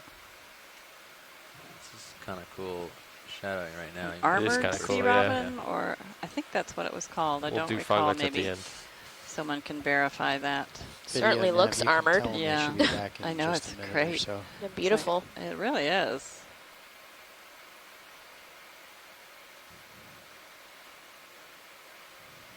Like a shovel nose. Little appendages. When you saw it yesterday, did someone chime in and talk about what they're eating, like what that shovel No, I don't think so. nose is? Presumably there's a Come back. function for that.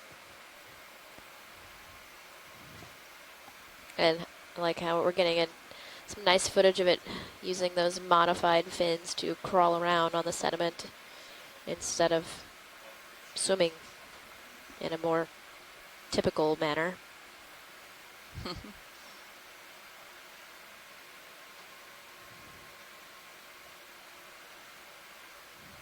They really do walk on them, don't they? Yeah, and the front pair, I don't know if that's modified mouth barbels or something Yeah, that they are look so like branched. Those have got to be sensory very organisms, sensory. Yeah. So yeah, maybe they're just using that long, slender mouth to shovel things out of the sediment that they're finding with those sensory appendages. See his mouth extending down there just a second ago.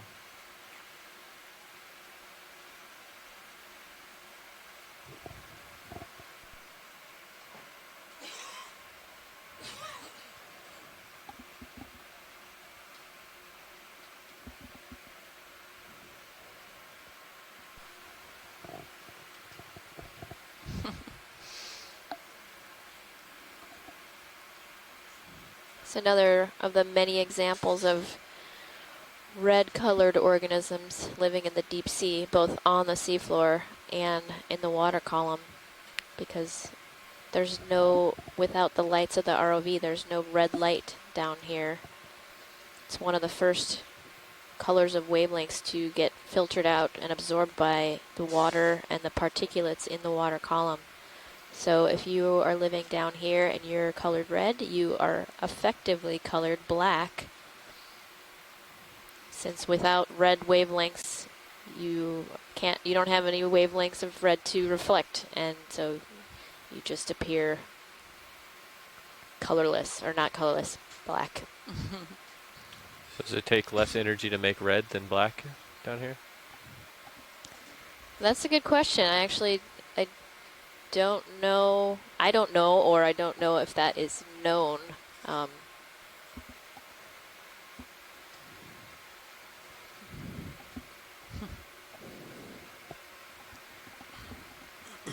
And watch, did you have another zoom that you wanted to do here? I don't think we saw anything else, so let's head on up. Copy that. Video whenever you're clear. We can come on out.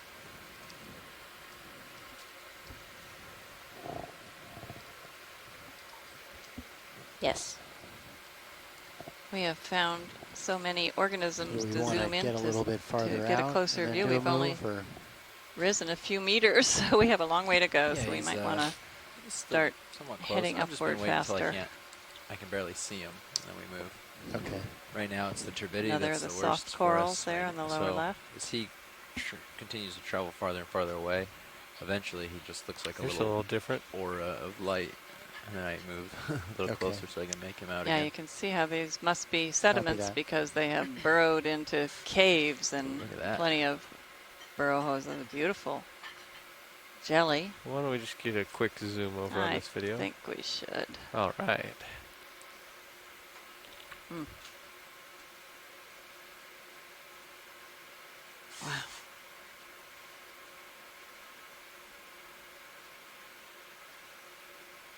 Mm.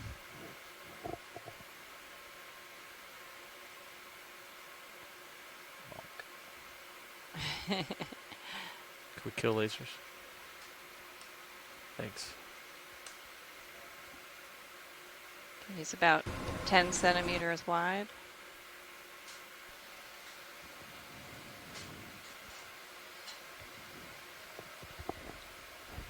Settled down next to a eel pout. The shrimp's getting a little close.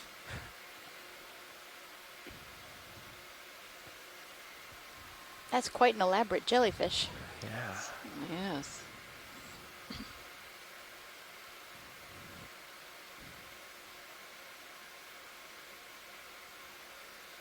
He's got a brittle star arm. Oh no. Remember that brittle star we saw eat a squid? Yeah.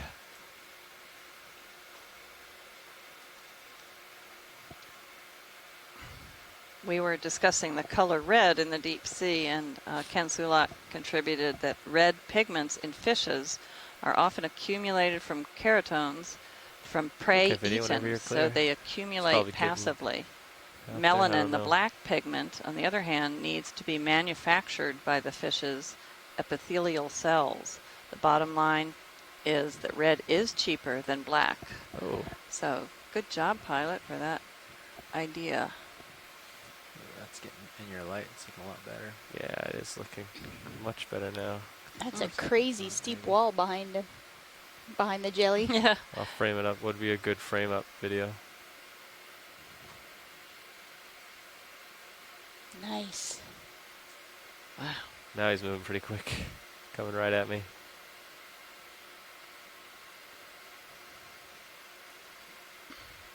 It's a beautiful jelly.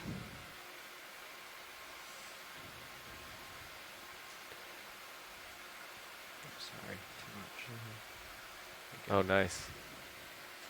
Wow, that's really pretty. Oh, look at that. Off he goes.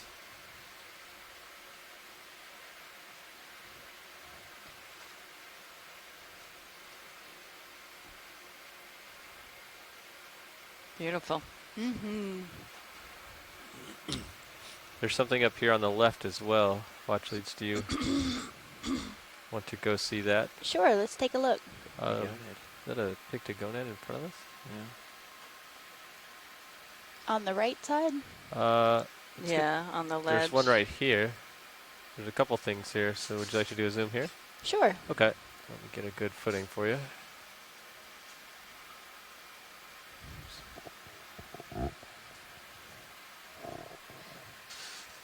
Let's come in video.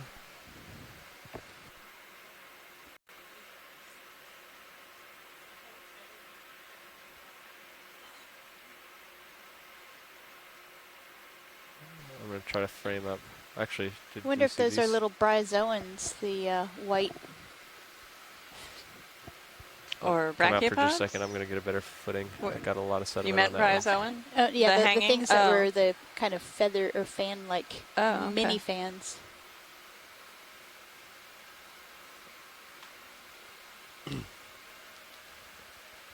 We can try the fog lights right now too. Might be too much sediment though. siphonophore off in the distance Try in the it. water column. Let's just try it real quick. On? Yeah. Oh. Yeah, no, that looks bad. Yep, that looks bad. And now it's good. Oh well. Okay. Watches, do you want a closer look on this? It sounds like we may have been here. Yeah, I think we need to keep climbing. We Sure. have to make some headway here. We've been so distracted. Right up here. Yeah, I remember this guy.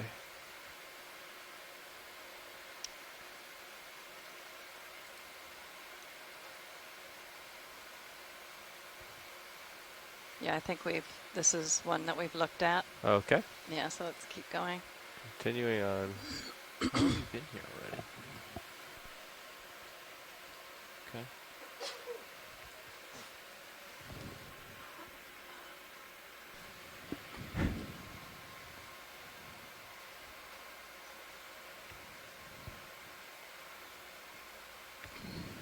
I think this might look similar. And Megan McCullough got excited because I mentioned bryozoans. I hope that she was able to see that as well, and maybe What could do we confirm. have here?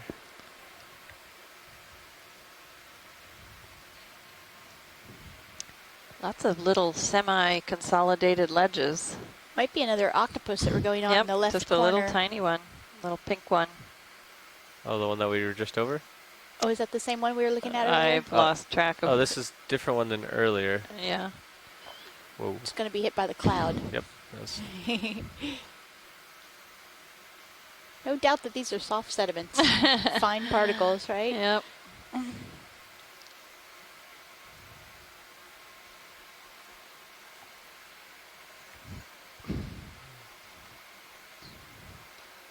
While we're waiting for the dust to settle, Ken Sulak has more on the armored sea robins that we just saw, and that extended frontal bones forming a shovel-like extension.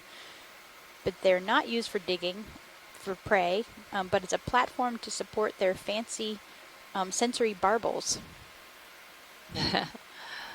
There's a parallel here to the extended snouts of mercurids, sharks, and sturgeons. Yeah, I was using my heading a little too. All extended to provide an undersurface for tactile, that still looks gustatory, pretty uphill to me. or Eventually, we electrosensory wanna try to prey catch the detection. sturgeon, come around. Okay. And the mouth of the Towards sea the robin north, is but- ventral, as it mercurids and extends down when projected out to suck in benthic Is this prey. like new waypoint 3? Thanks, Ken. That was very interesting. I've always wondered about Yes, that. we Yeah, I'm glad we when got we set down the good close-ups of it. Here, It was let me beautiful. zoom out on HiPAC real quick. Oh, I see. Oh, okay, yeah. So we just went up. So since we hit bottom, we really haven't gone. If very you joined far. us No, more we haven't. recently in the dive, we began the dive with an attempt to go down to a depth of 720 or more So meters. this might be the cut around that you were talking hoping to get into the base of this ridge crest canyon there? that Yep. is on about. So I'll turn back towards you. the left so I'm not side even- of this Okay, steep let's take slope. a measurement. There we go. That's better. So But you're at about there. 550 meters, Okay. we entered This is into a the very ridge. So maybe um, to get me turbid over the layer ridge, with lots it of would take particulate about, matter in the water, and it 20 actually meters. reduced our 0, visibility 4, to 5-ish. just about zero. Yeah, that'd be great. So if we And do so 15 that or 20 that way, I can get on Sirius, ridge the crest and other go up the ridge ROV that crest. hovers Let's do over it, yeah. D2, Sounds great. Okay, at Sirius 20 couldn't even meters see at, D2, so that's not a 0.45. safe situation. So we had to rethink, and we Call rose that in. up and got above that thick layer of sediment Bridge, in Nav. the water, like to request a ship move. and now we can see. It's really far away. So Just barely, 20 though. Yeah, meters just barely. If you look at Still quite camera turbid. 2, Bearing often 045 all we see is the degrees. light Speed of D2. decimal This 2 is knots. definitely the lowest visibility we've had on a dive. Yeah, almost every dive Good we have copy, great Bridge. shots from Sirius looking down on D2. And Yeah, and you can even see the seabed from Right. it, from Sirius. oh, look, a little cancer crab. It looks. Yeah. Appears to be. We can come take a look. We're moving the ship right now as well. Okay. There's Catch up. another octopus we just passed over on the right, too. Oh, I completely missed it. Oh, the one that's blended in so well? Yeah, they're pretty tiny. What we're seeing Yeah, today, they I'll are. say. Okay. Was Well, that you one? want to take a look at the crab first, or? Sure, yeah. No, Okay. we've passed over the... There's an octopus in the Oh, lower look at all of left, them. too. There's Wow. several of them. Yeah, there's a couple. Yep. Let's come in video. Maybe this is- Octopus's garden. Yeah. Octopus mud garden. Yep. Or maybe it's a nursery for smaller octopi. So what is the little fish we're seeing a lot come in and out of the screen? I saw them in the water column as well. Does anyone know? I don't think I have seen it.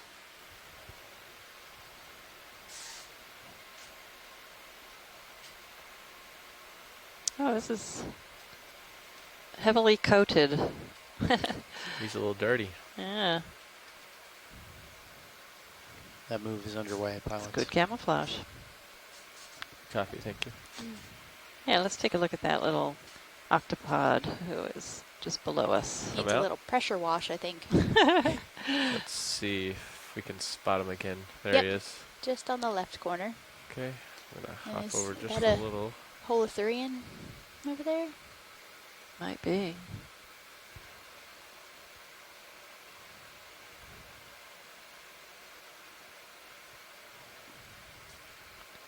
Lots of the eel pouts. Ken also pointed out that in the 80s and 90s, Come on in, video. Mobil and Chevron oil companies had an exploratory drill site at about 1,000 meters very close to here, and they did a lot of sub-bottom profiling, and they revealed that this flocculent gray sediment of this middle slope is actually hundreds of meters thick.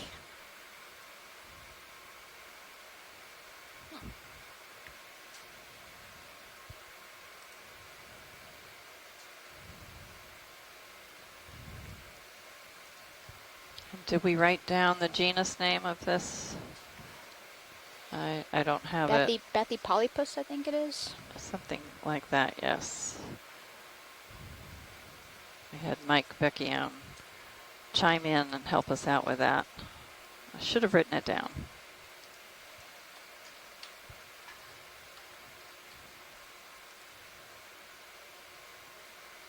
All right. Thanks, video. Great. Whenever you're clear, video. So we can get lasers back on.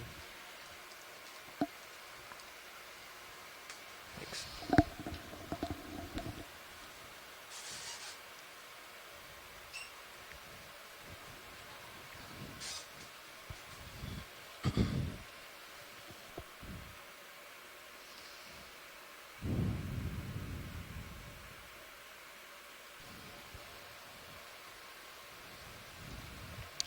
So if we were to strip away all these loose sediments, we'd see a pile of different layers of sediments that have been buried through geologic time.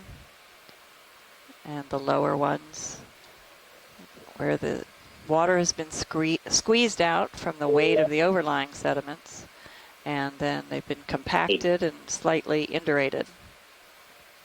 Hi, who do we have? Is that Mike? It's Mike Becchione again, Hi. just answering your question. Oh, good. Yeah, you had it right. Bathypolypus. Okay, good. Great. Yeah, Scott just verified that. When Thank I'm you. doing this stuff on the cell Thank you, phone, I Rich. wish I could access the chat room at the same That time should on my move phone. I quickly. haven't figured out how to do that and watch and call all on one. Sounds like another you need 3 octopus in here? phones. Yeah, And maybe some octopus arms to hold Just a all, everything. quick that's zoom right. video as I Good come over. idea. Just we'll see what it is, and then I'll. Yep.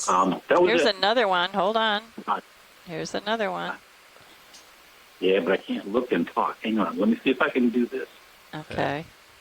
So, I don't know what the It's hanging white- upside down. Yeah, he's mimicking that whatever hydroid I think that is, that feathery stuff to his left. Just hiding in the hydroids.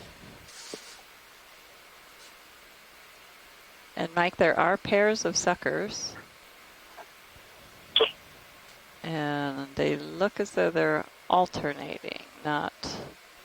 I don't know if that was a characteristic you were looking for. Yeah, I'm sure that this is Bathypolypus verdii. Verdii, okay. But I can't get the video to run while I'm talking on the phone. Okay.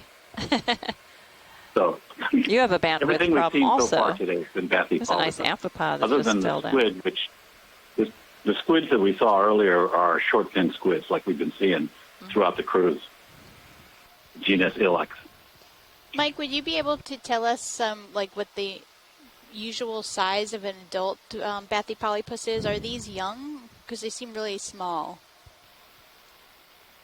I didn't see the lasers when I was looking at the ones you were saying were very small. I got the impression that one of the earlier ones we looked at was larger than that. Yeah, so this would be But, less than 10 centimeters. I would say they get up to a large one with its, from the tip of the body, the mantle, to the tip of the arms, a large one would be probably 8 inches or so.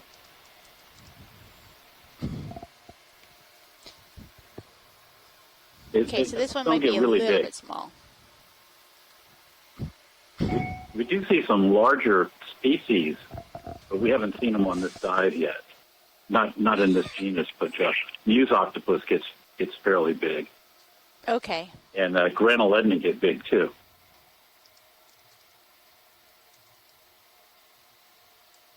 So, Mike, how common of a habitat is this for octopus? Like in canyons in general? This is exactly where I'd expect to see bathypolypus. Every time I've seen them, they've been in this sort of complex but soft sediment kind of habitat. And then when you get into really rocky areas, you see more of the Muse octopus and the Granoledni. Or Granoledni's in both places, really. There are several pycnogonids on the upper part of the screen covered with sediment. And Scott Look at all of France. them. Do we have any more Yeah, zoom on it? they're decorating that side of the rock. Looks Or- kind of like a Halloween scene. Yes. They're just not black. They should be black if it was Halloween.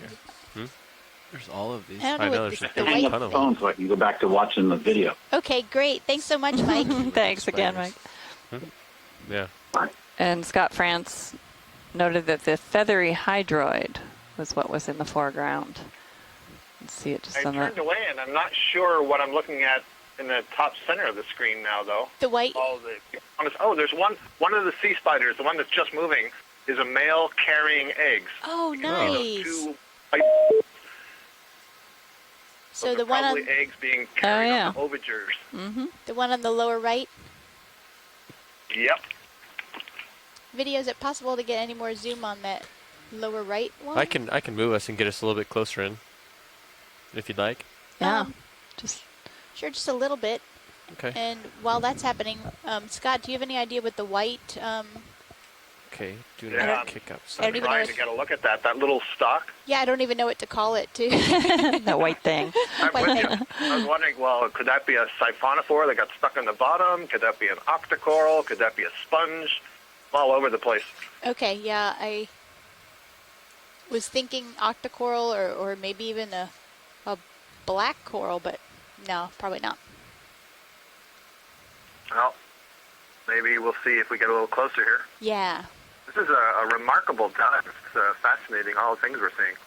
I'm really surprised to see this much life on a sedimented, crumbly kind of habitat. And we've but- only climbed 10 meters. I was going to make a joke earlier. Have we gone 5 meters yet? No, well, just barely. I think I'm exaggerating, actually.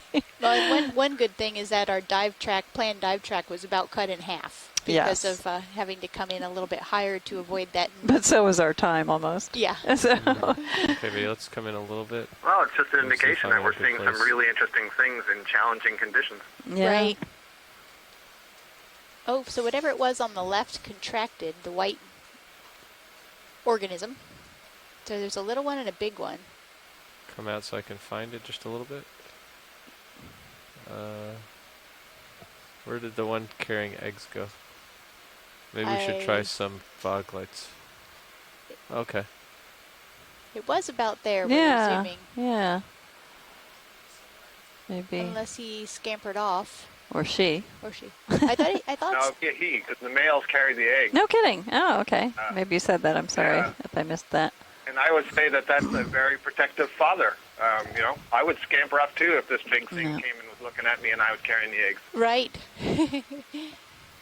So they're on the. If we keep going to the right, just pan a little bit to the right. Going to the right. Is that what I hear, watch leads? Yes. Okay. Stock that's going to come up. I don't know if it's the same thing, but it looked a bit more. Yeah, that looks like a soft coral right there on that side. Right, and that's what we've been seeing a fair amount of. Right. So that's, I think, different from the thing that's on the left. Yeah. So Pilot, if we can go pan back to the left to the Panning white left. stalked. Copy that. The little fuzzy stalk? Yeah. Yes. Copy that.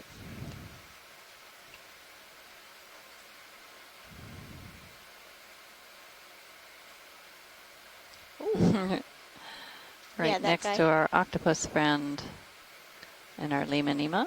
Okay, video. Do we have any more zoom here? Oh, and there's the picnic on it with the eggs. I think it's right now below. Oh yeah, just below. Oh yeah, right by the octopus. That's all of it? Oh. So copy that.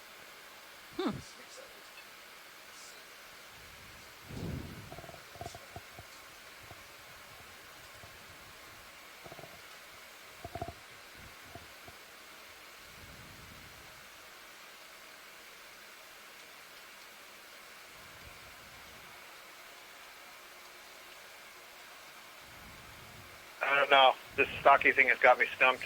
Yeah, me too. I still think it looks a little bit like a black coral, but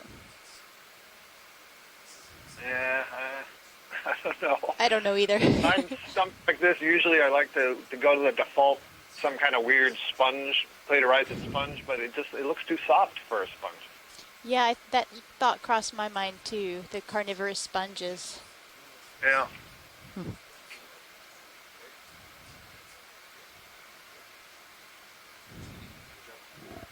No idea.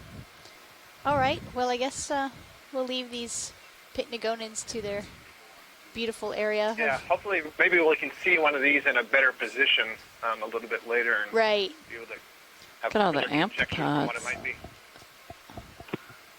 Yeah, there are a ton of amphipods on the hydrozoan to the left of the octopus. And Ken Sulak provided some very interesting information. This site in the dead current zone behind the conjunction of the western boundary undercurrent and the Gulf Stream has the highest organic productivity and organic carbon content in the sediment anywhere along the U.S. East Coast slope. So not surprising to find the substrate so populated. So that's really interesting, Ken, because we have been at several sites, as you probably know, that were influenced by the western boundary undercurrent, which for folks at home, that is deeper, and it's a western boundary undercurrent, meaning that it is below surface currents and that it's the western edge of the North Atlantic basin, and it is a southward flowing current. So it's not only under the Gulf Stream, well, it's really to the side of the Gulf Stream, but it is going in the opposite direction. And here we are just beneath the main influence of the Gulf Stream. So that's what he refers to as a dead current zone. There's not as much activity in either direction here. And so that organic material doesn't get whisked away, and it's present here in these sediments. So that's why we're seeing a lot of this life. When we zoom in, there's plenty of food, even though it's not as strong a current as we might want to see for corals. And those currents make a very different environment from the heads of the canyons to the bottom of the canyon, where the bottom of the canyon will have that kind of more stable undercurrent and be colder and more stable, where the upper parts of the canyon will be influenced by the Gulf Stream a bit more, be a little bit warmer. It's kind of like yesterday. And I think even have a little bit more biodiversity, if I'm not mistaken.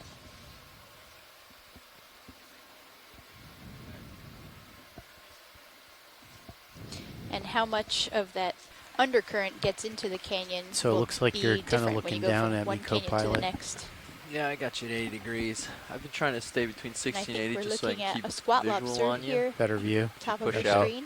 and get to like 45 or 40 degrees. I can't see anymore. Okay.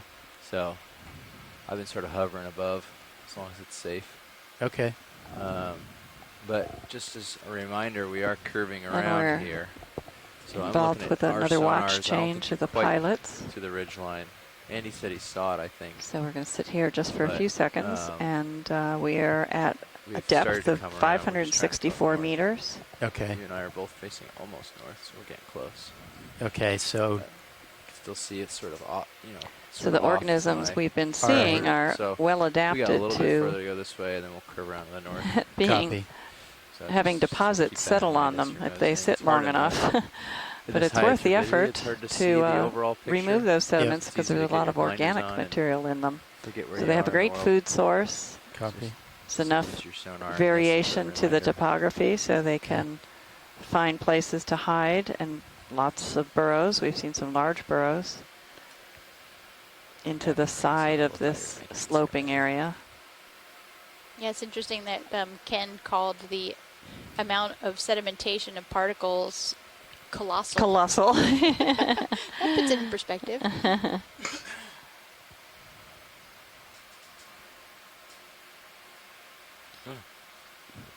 And a lot of that material, with any kind of disturbance or even just organisms running across the slope or ROVs coming nearby, that material detaches and avalanches down the slope.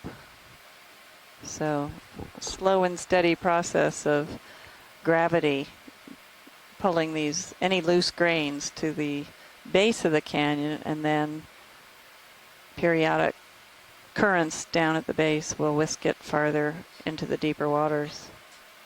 So it basically channelizes all of this sedimentation Yeah. and delivers it to the seafloor. Yeah, it's a shame we didn't get to see the bottom, but it's more likely just a lot of this flat lying instead of on very steep slopes, and maybe more blocky material, you know, from the indurated sediments, a little stiffer sediments that have actually rolled down the slope, something like what you see here. Well, I think I have in the manip cams the top of the ridge now. It's a little darker sediment there, like Yeah, I would buy that. reducing environment kind of sediments, maybe. Sonar. Pilots, we have a question from the audience. What is the average distance between D2 and Sirius? Go ahead, Dry Lab. Co-pilot, do you want to take that one?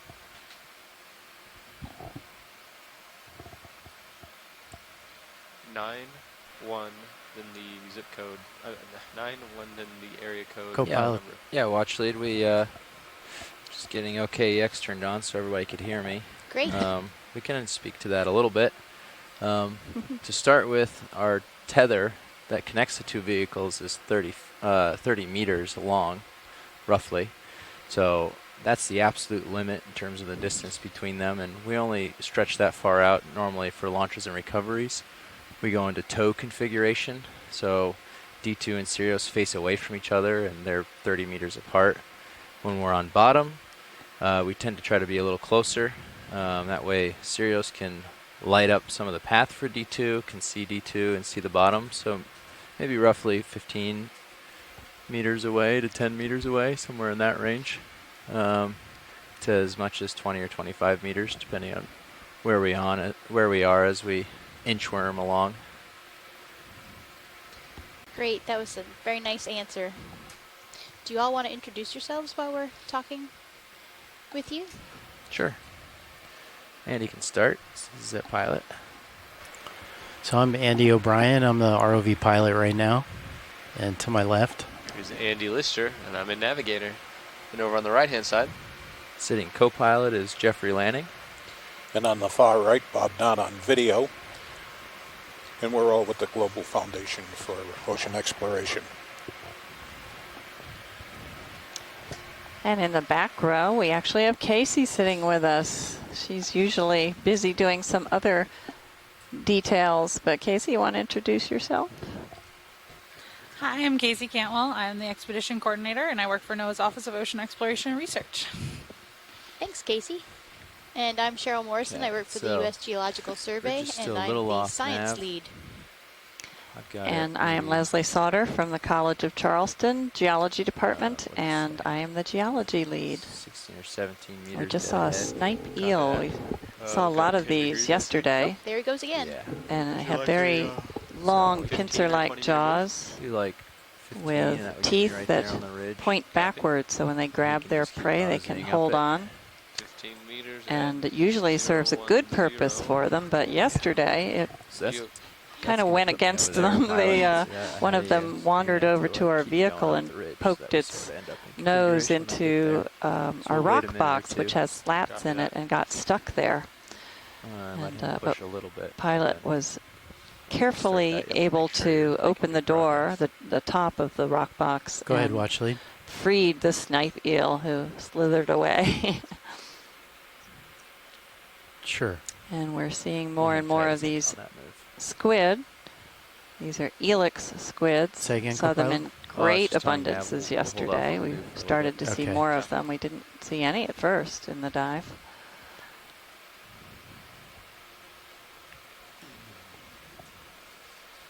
Maybe it's lunchtime for them. Watch lead. You're talking about that organism that's just to the right of the lasers now, right and below? That's it. Correct. Okay. Thanks.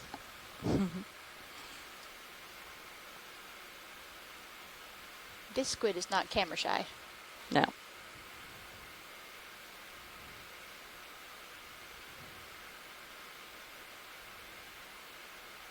It's a very interesting seascape here. Yeah, it's so peaked.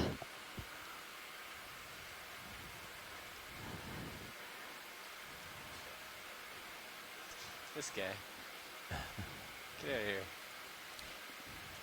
Our other dives on these intra-canyon or inter-canyon Okay, ridges, come we've in done video. both. We've been limited to diving up the lee side because the current's been too strong, but today we were able to approach the ridge from the side of the walls facing the current, and we were wondering if we would see a marked difference. And of course that view we just had looks at both sides, and it doesn't, at least at this point, it doesn't look too different from one side of the other. There's enough current moving over the top of the ridge, so it's pretty similar. So I imagine this is a tube anemone.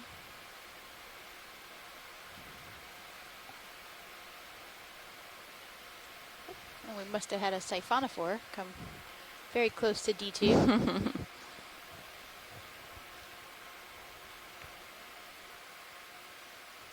Nice shot of the eel pout.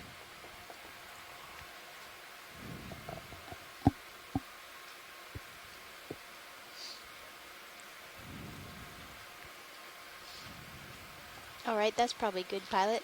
Great. Thank you. Full wide video. It looked like there was a burrow to the left side down here. See that big hole? Mm-hmm. There's some tubes sticking out the other side. Yeah.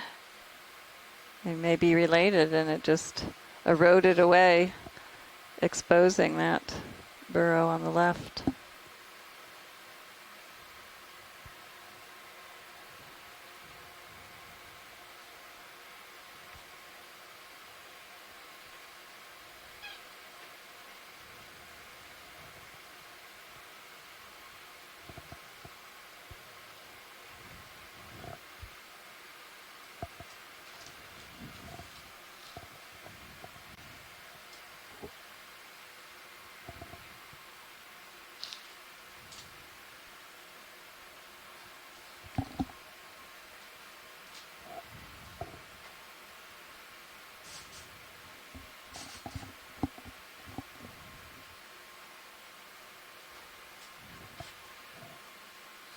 Another eel pout in the front.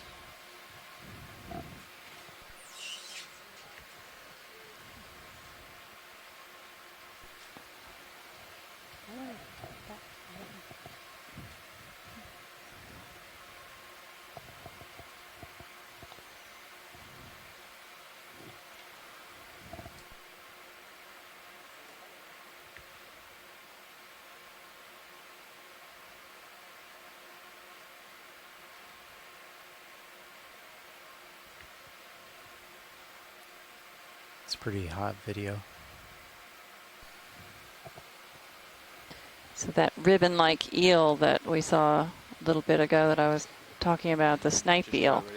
Ken Sulak writes that it's the snipe eel mimic these. Its jaws curve outward like long-nosed pliers that have been bent open. Those jaws are covered with bands of tiny teeth that form a Velcro-like surface.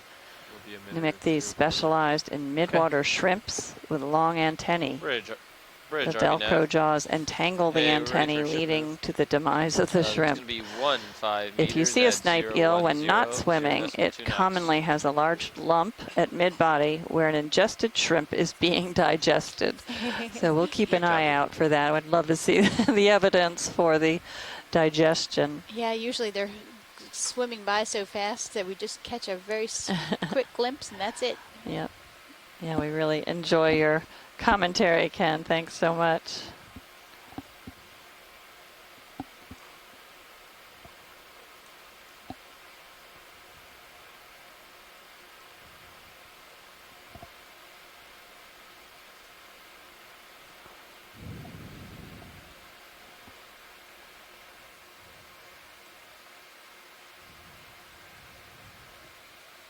So I suspect as erosion eats away at the nose of this ridge feature where we have just been, it will just expose more and more of that habitat or provide new habitat for organisms. Beneath this sediment veneer is more compacted sediments, and as it erodes from the sides and from the nose, which is now behind us, those slightly more consolidated layers make for mini cliffs of compacted mud, and so it provides great burrowing environment and some kind of substrate for some organisms to attach to and take advantage of this wealth of organic material settling down to the seafloor. I wonder what this red thing is. Tiny little snail right next to it. Another snail coming to check it out. Check it out as well, yeah. I wonder if that's marine debris or whether that's a biological. Almost looks like a tentacle of a shrimp, one of those larger shrimps that we see.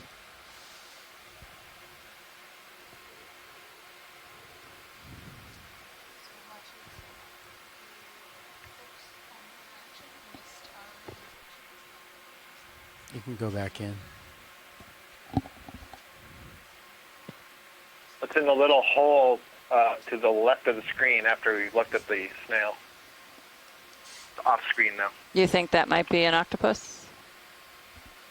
No, the octopus is further up the slope. Oh, okay. We're moving right now, Nav, right? I was getting excited at first that that red thing was going to be a Distichoptilum sea pen, but I'm not convinced now. That was the red sea pen we saw last week that I realized after the dive would have been a good collection target, but that's not what that is. Okay, that's what I was thinking initially also. And so the red object is a mystery. Okay, when you're clear, video. It's not very active. Yeah, pilot, can we take a peek into the burrow on the left center? Left center. So just above the snail? Yeah, I can't tell if that's a crab or an amphipod, but there's something pink Left in of the that little lasers hole. now, watch lead, or straight ahead? Left of the lasers. Okay, that little one. Yep, All right. tiny one. Looks like somebody's in it. Looks like a trail of one of these gastropods. Went around the hole. Okay, you could go in video.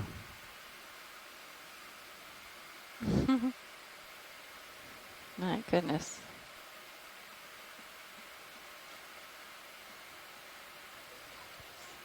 Oh no. Okay, I'm going to try. Can't quite tell what that is. Yeah, the problem with zooming in on something is now we have to ID it. Yeah. Keep going. You're the one who pointed it out. Yeah, I didn't recognize it.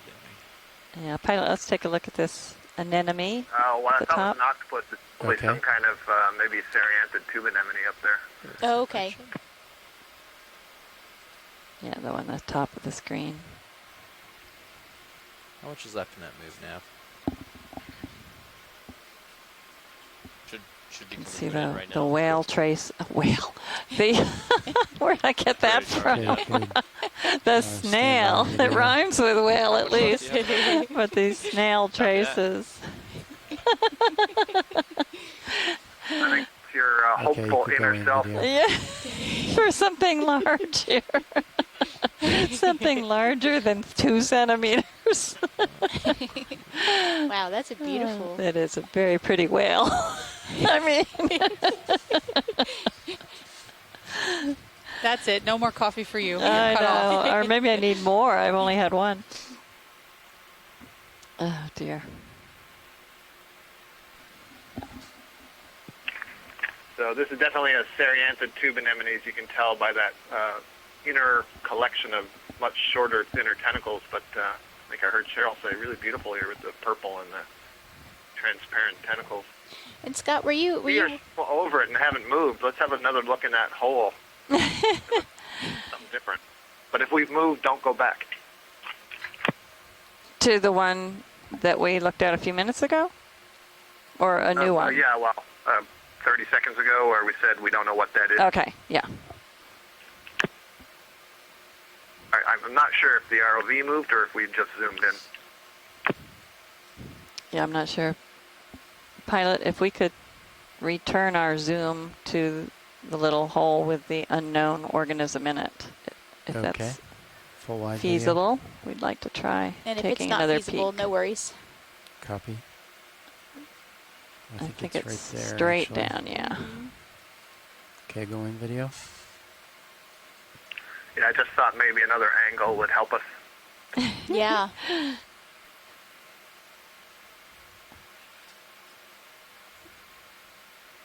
Wow.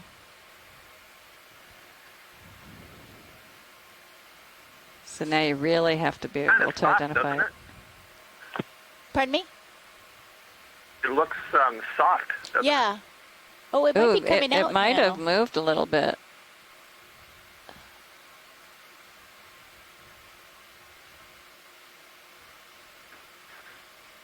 I wonder if it's a burrowing Come back sea out, video. cucumber.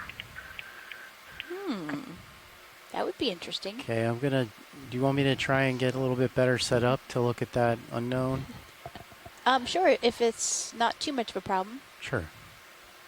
Just stand by 1 minute. Oh, we might have a little storm coming. Yeah, I think I might have contributed to that. These sediments are browner than Little we've bit. been seeing. They're usually more gray. Mm-hmm. So probably have some iron content in it. It's oxidized a little bit.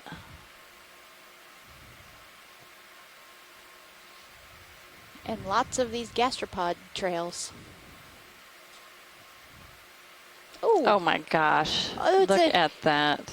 It's a hagfish coming out of the sand, out of the mud, isn't it?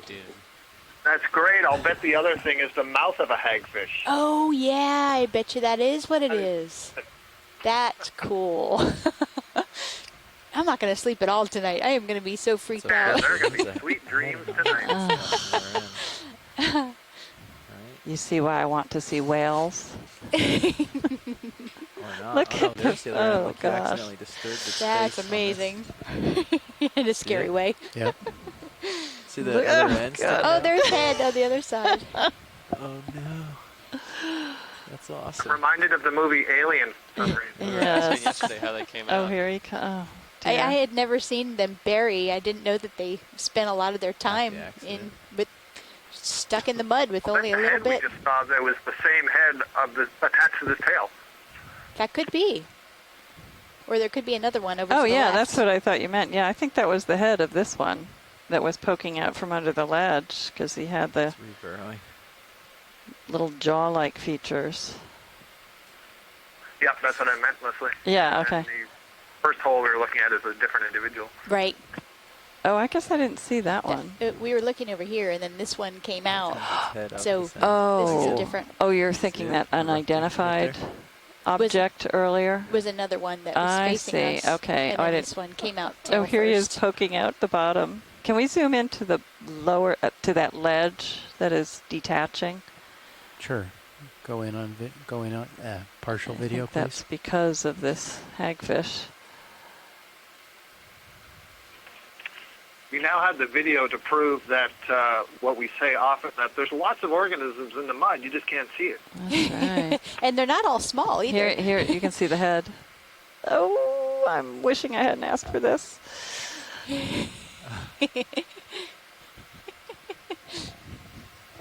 Oh, here it comes. Oh, it came out all the way.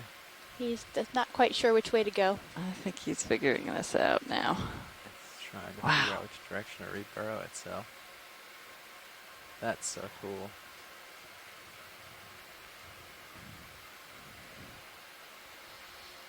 And so hagfish have a mouth that can basically grind. The fish itself will spin around and grind into something like a whale carcass. They're definitely scavengers, and they can tie themselves in knots and use the body to kind of leverage to get more grip of their jaws. Or I guess they're not really jaws either. They're modified. He hasn't started burrowing. I think he's just barely structures. Under the sediment on that left side. Like I don't think he's coming out of this end anymore. And they are champion mucus producers. Yes, they are. Of course they are. We were talking at, I think it was dinner last night, about there's a fishery for them off of New England. And the Dirtiest Jobs show went along on a hagfish really? boat one day, and oh my gosh, was remarking about the huge quantities of mucus that can be produced, and when you have a whole bunch of them in one place. Whew. Interesting.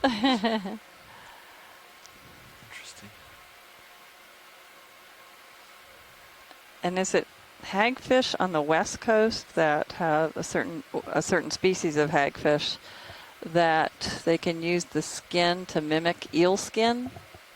Remember, eel skin wallets and belts were so popular for a while. Huh. And some of that was hagfish. Well, I'm sure that would be a lot less desirable if anybody knew it right, was if they hagfish. knew. Mm-hmm. So do we want to investigate the hagfish closer, watch lead, or go back to that unknown? I think we're ready to move up, actually. Okay. I think we've figured it out. We've had enough horror for the moment. Video.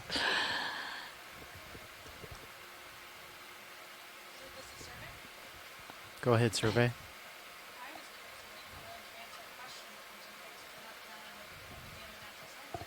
Sure.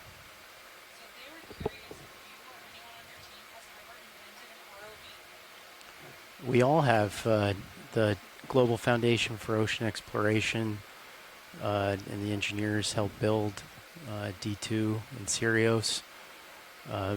Myself personally, I've been involved in the construction mostly as the software lead in about 40 ROVs and AUVs and other underwater vehicles.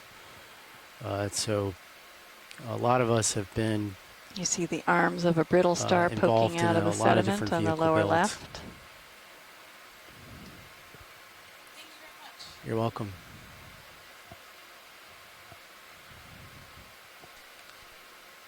All right, watch leads or anyone on the phone. We have a question from the North Carolina Museum of Natural Sciences as to why hagfish bury in the sand and what is it doing?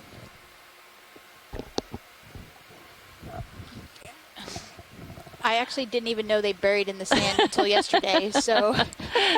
It would appear to be to hide, because he kept trying to get deeper into the sand as we were there. And the first time we saw this, he was out on the surface and made his burrow and went all the way into it. And I forget who it was, but somebody in the chat room said that that's their usual behavior. Yeah, I think it might have been Andrea. I wonder if Andrea Quattrini is still on the line. Could refresh our memory. Seems a strange way to avoid predation, because their tail is sticking out and waving above the sediment as they're wiggling in trying to burrow. So I really don't know. And as you said, you'd never heard of it either.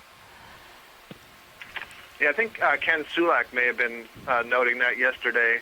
And Cheryl, as you just noted, they're scavengers, so they will be attracted to dead fish or dead whales or stuff that's sunk to the bottom.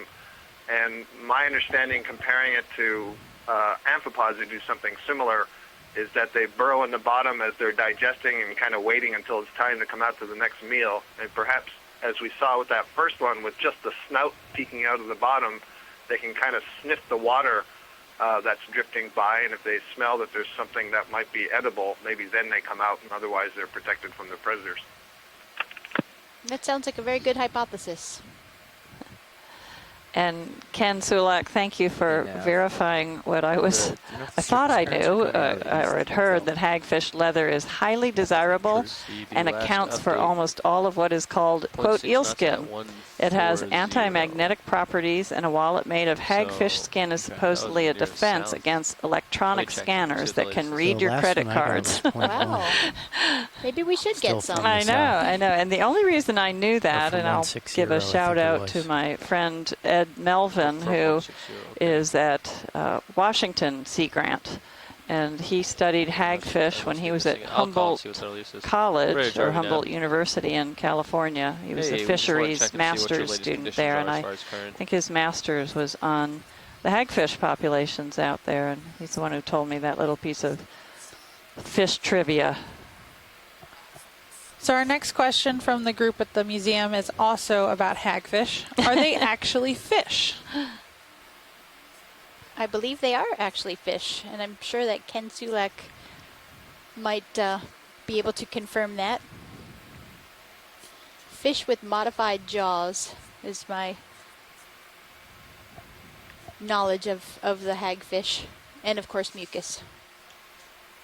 Copy that. Yeah, thank you very much. So did you hear that, co-pilot? Yeah. All right, we've got another fish question.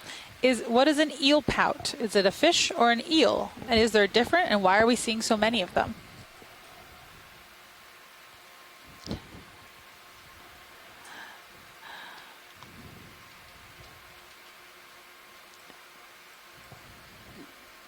I'm looking at my biologist here. It is a fish. And I am not a fish expert, so... Well, what I have learned from Ken Sulak is that we have seen two different eel pout species. The one that you see on your screen that we just passed over in the lower right is, you can tell him apart partly that his tail is held more elongate or undulating behind him, and the other is shorter and typically curled up. Its tail is curled up, and those two species are Lycodes terranove, that's the coiled tail, and Lycodes verili, is that how to say it? The undulating tail. And we've seen many of these, both species, on these soft sediment areas, and that's about the length of my knowledge of the eel pout.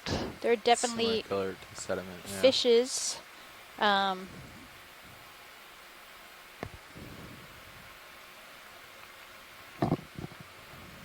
So it's kind of left and below the lasers right now. There, yep. Oh, I see it now.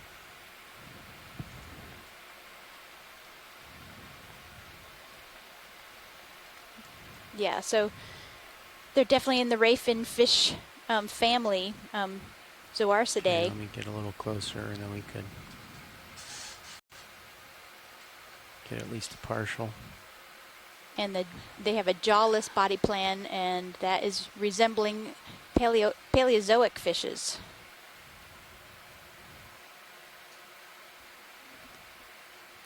And Ken Sulak said that they do just have their head exposed usually, with the rest of their body in a burrow.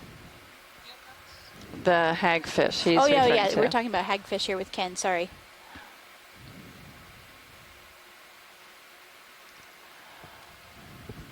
All right, another question from the folks at the North Carolina Museum of Natural Sciences. How many research projects do you do during a single voyage? So that is kind of an interesting question because we're not really on any one individual research project. We're looking at exploration and are exploring a lot of different things, not any one particular project. But the data that we collect will feed into many other ongoing projects and probably future projects as we see different areas. We have a couple set of hypotheses maybe going in, and then we wind up with a whole bunch more by the time we take a look, because it's so often there are surprises. Okay, you can come back out when you're clear video. And we rely very heavily on the telepresence and the connection that we have with so many scientists in the chat room to help give some preliminary answers to those questions. And usually any expedition will try to have a fish biologist, a invertebrate biologist, physical oceanographers. You try to put together a team that can study the entire environment. But we can do this with telepresence because we can have all of these different experts on the line interpreting as we see it. There's another hagfish tail. Yeah, another hagfish tail.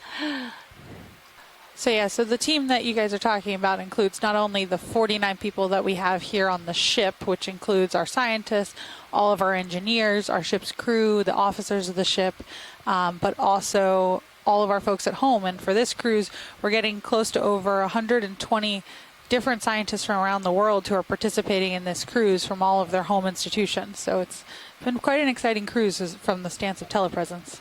Yes, it has. And I have such a great appreciation for telepresence now that I've experienced it firsthand. Yeah.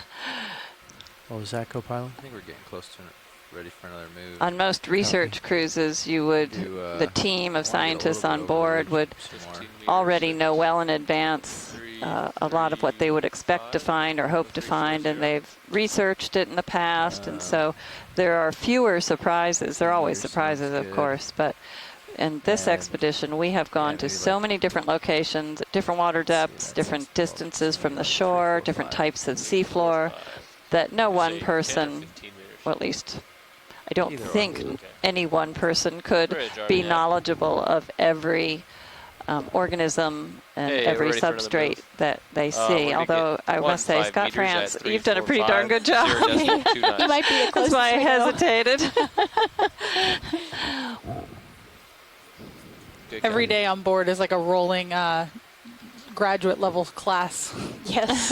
Invertebrate zoology, terrestrial, not terrestrial, marine geology. Ichthyology. And between Ken Sulak and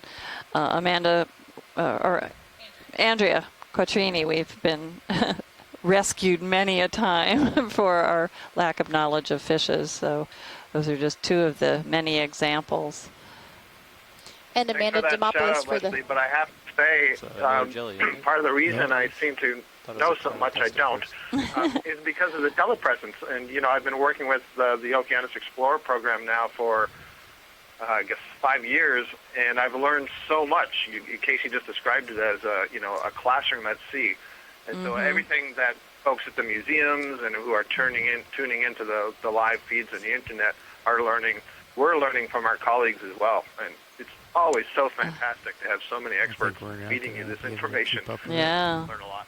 Yes. And you're seeing a lovely view here. Again, we've seen another jelly like this today. Okay. Similar behavior. It's a nice treat to see a pelagic organism. You're actually probably a good distance out there. So Andrea is reminding us that a few years back, a truck containing hagfish caused a multi-car pileup in Oregon. All the hagfish and slime went spilling onto the road. Gosh. I wonder what kind of cleanup crew they had to have for that. Oh my gosh. A lot of seagulls. Yeah, seagulls. And then some kind of industrial cleaner to get the slime off the road. That's funny.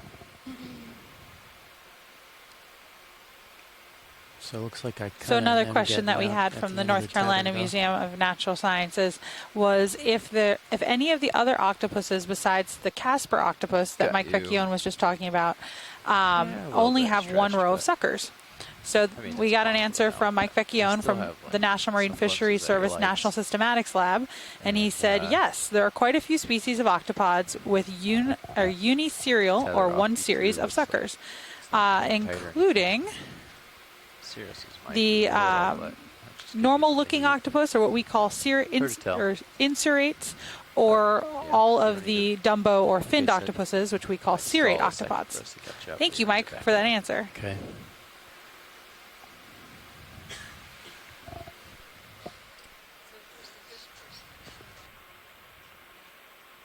Looks like there's a crab a little bit or something kind of just ahead.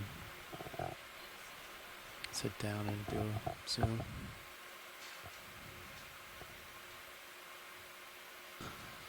All right, another question. I think we should ask this to a couple different people. So anyone on the line, feel free to join in as well. What kind of school did you have to go to do what you do? Come on in, video.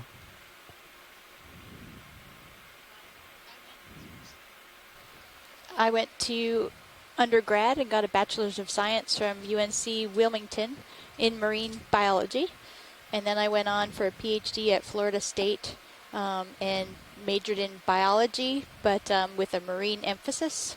And then from there I did several postdocs and then wound up at the USGS and wasn't sure I was going to be working in the marine environment until an opportunity came up. But I basically am a conservation geneticist, so I can work on terrestrial organisms, freshwater organisms, or the marine environment, and I've been very fortunate to find this path.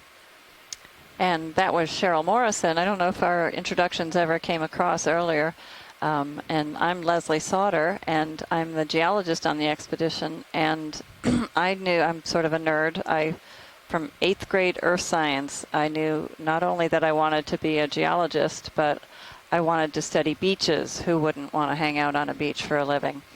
And so I went to college for a Bachelor's of Science in Geology, and then I worked at the Woods Hole U.S. Geological Survey, which was a pleasure for 3 years on Cape Cod.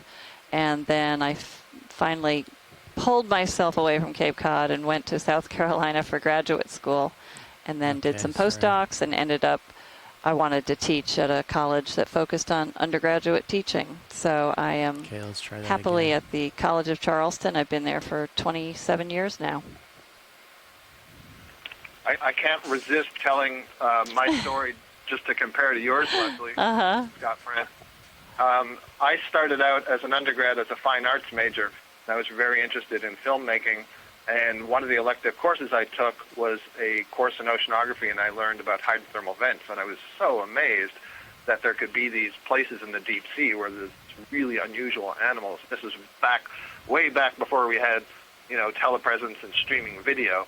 It was very intriguing, so I switched and did an undergraduate major in biology, got a Bachelor of Science, and then got a PhD in oceanography, and then, as both of you said, postdoc and so on in teaching. And I like to use that story, which is completely true, just to let students know that, you can change your field as your interests change. Yeah, I mentioned that I wanted to be a coastal geologist, and when I was working at Woods Hole, my job was to wash mud for, which everyone here is laughing at because of all the mud we've seen, to wash mud for a scientist who studied microfossils. And that was my first introduction to microfossils. So that's actually the area that I went into for all of my further research. And I've since sort of strayed from that and do a lot of different things now, since I am at an undergraduate teaching focused institution. So you never know what direction you'll go, and finding out what you don't want to do is just as important as finding out what you do want to do. So encourage anybody to try different paths if you're unsure. And take a leap once in a while. Try something very different.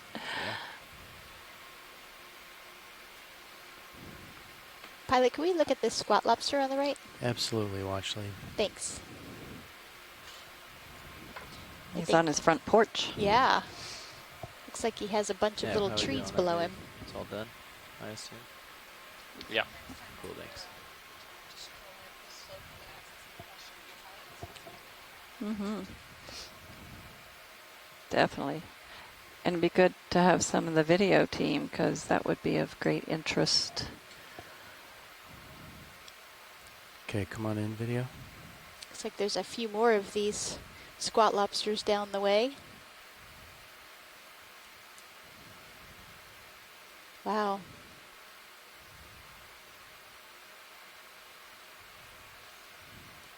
So we were debating whether these squat lobsters actually dig their own burrows yesterday or whether they take over a burrow that's been dug by another organism, and I don't think we came to a conclusion.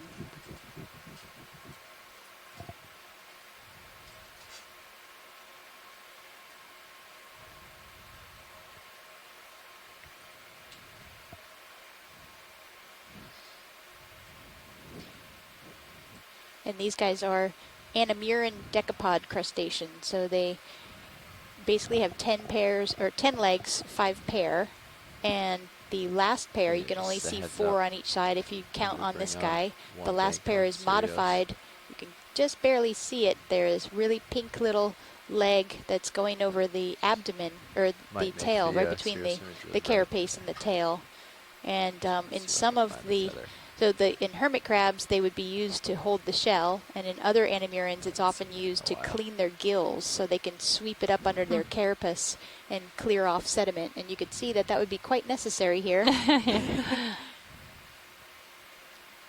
Got some housekeeping to do, too.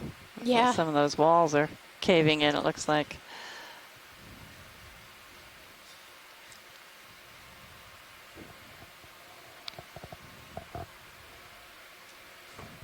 How would they dig that burrow? That's a pretty big question, because I guess they'd have to use their chela and kind of scoop. That would be the only way. They might be able to use their tail. I think that would be a little more complicated. Yeah, I'm not sure. It'd be great to catch one in the action of making a burrow. Or if we never see it, maybe that says that they don't. I think I'd just rather use somebody else's burrow. Yeah. Or maybe they dig it head first and use the long chela. Mm-hmm. Yeah. All right. Yeah, that's what I was thinking, Lights is coming head off. first and kind of shoveling it out with their chela, Yeah, their front appendages. Thanks.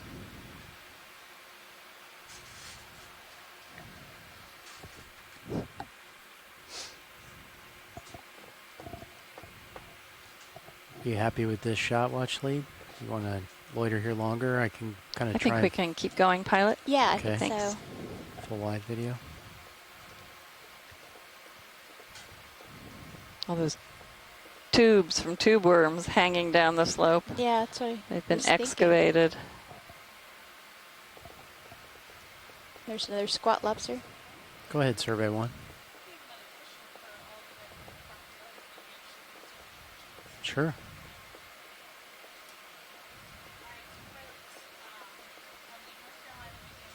What is that? Oh, it's another squat lobster, maybe. I think we could Yeah. all take a turn. Nav, do you want to go first? Sure. Are we talking on OKEX survey?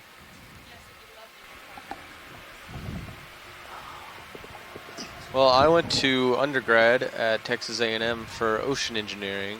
And then after that, I went and got my master's degree focusing on mechanical engineering and robotics, as well as manufacturing in Florida.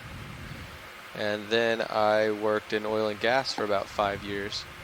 And after that, I made the jump over to full-time mechanical engineering with the Global Foundation of Ocean Exploration. And that led me here. And that was Andy Lister, the ROV navigator.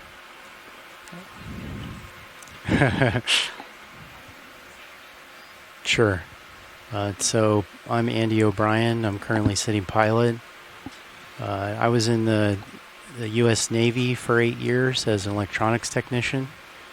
And then after that, I went to the University of Vermont and got an undergraduate degree in history. I was planning to be a history teacher.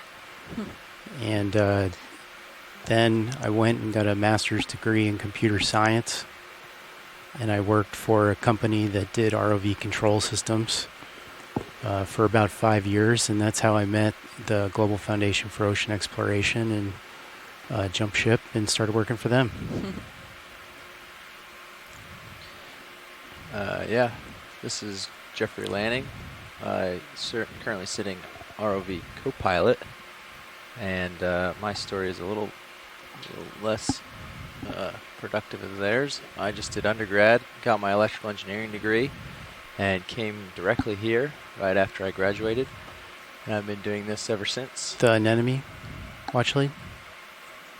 Okay.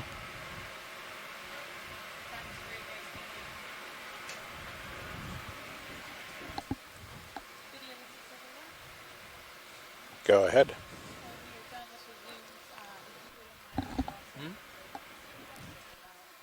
Interrupted. Okay. The squid. You see a squid attacking the sediment. I don't know. It's the second time he's hit the sea floor. Okay, go in video. And the hagfish swam away a few seconds ago. Oh, it's pretty. That's a jump on Sirius. Okay, Eel come Pout? back out video. See it? I didn't. Oh yeah, that one. We just got the first one. Well, this is Bob not over on video. Interesting. No, it's happened on Sirius. Yeah. It's I have 25 degrees, which a is background in broadcast engineering. Bridge, To did be you a just call broadcast for engineer back in the day. Basically, we went to a trade school. You did. Thank you. I went to the Community College of Rhode Island. Graduated once, so went back in continuing ed. Picked up a lot of different classes along the way, along with the manufacturer training.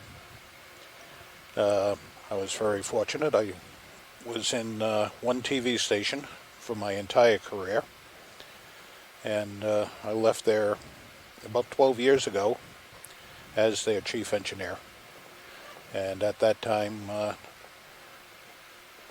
I was picked up and I brought into, with my expertise, I brought into the field of telepresence. So I have a broadcast engineering background and continuing to use it, maintaining the cameras, the intercoms, the satellite systems, the video archive, video switching, all the support systems here on the ship. I'm looking into the dry lab. I see our editors out there. Ready video, you can zoom in. And well, they're not making any move towards the microphone. I know the editors, for the most part, have a science background. They did their undergrad work in the sciences, biology, and animal science, and then went on and to grad school and got masters in fine arts. In all of these editors all went to the same school and got their masters in producing animal documentaries, with focus on animal documentaries. So lots of opportunities, for people of many various skills. And thanks everyone who answered that question for the North Carolina Museum of Natural Sciences, folks.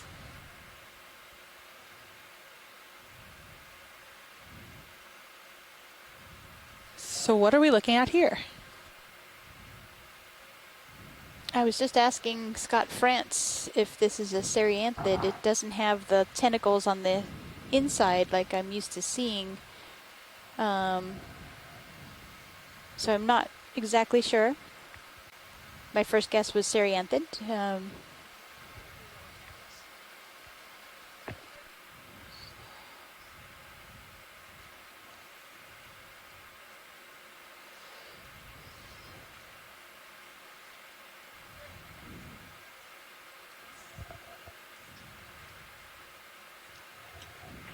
that's what I get for going to heat up my lunch.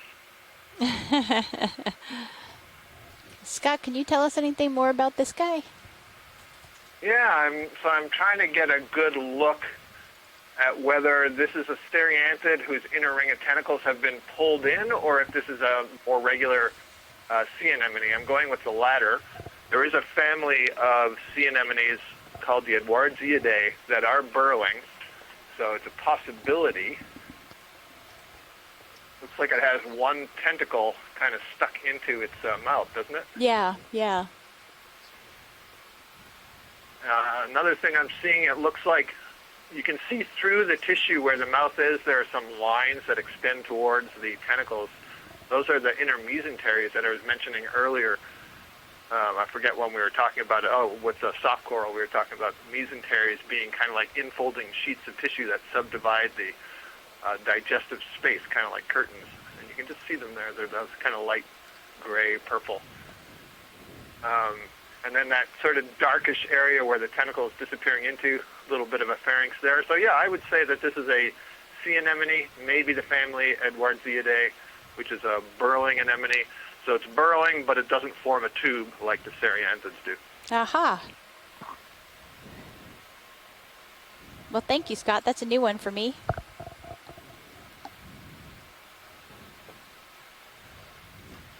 And both Casey and Nolan Barrett thought it could be Relicanthus. But it doesn't look like it has the tentacles that are long enough for that. Okay. Yeah, and I've never seen Relicanthus in soft sediment. Doesn't mean that it can't be. We don't know all that much about Relicanthus, but... Yeah, the picture that Casey just showed me from somewhere on the interweb looked like it was off the sediment surface on some kind of a stalk, and then very long tentacles. Yeah, it was a picture from when we were in the Pacific and they would colonize dead sponge stalks and would have these long, long streaming tentacles that would go on for several feet. Wow. Beautiful.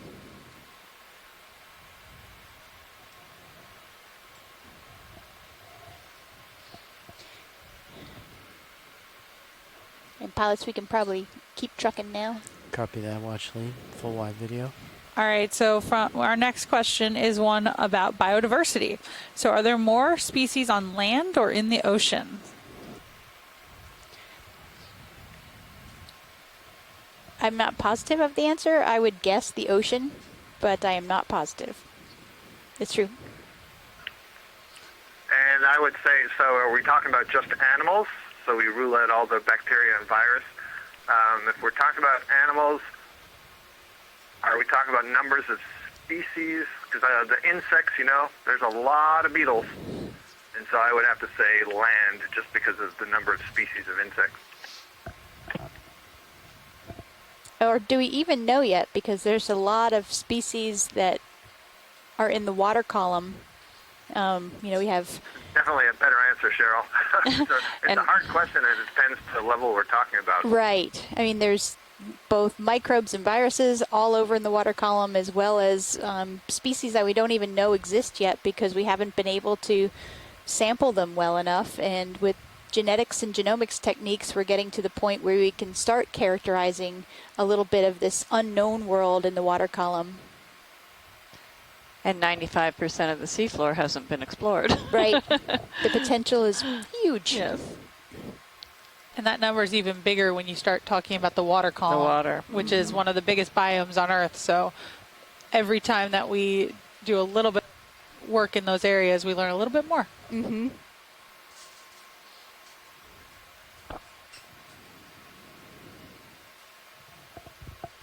So our next question is, it looks like it's snowing down there.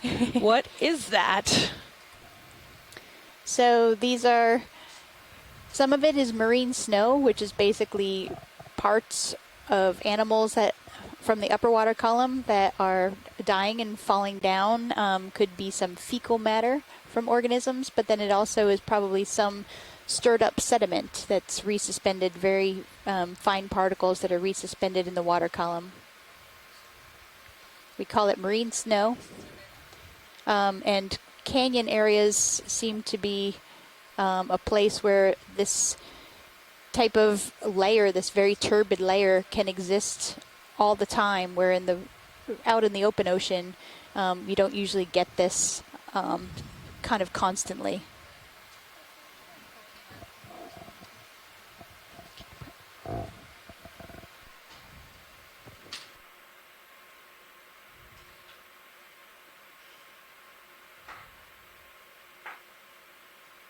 Thanks, guys.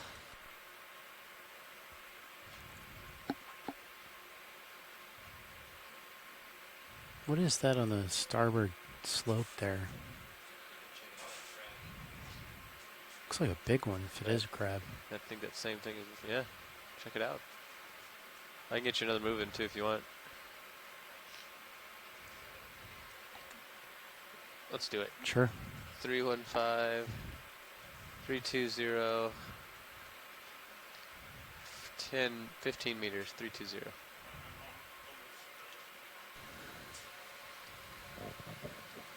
So you've got to put. There we go.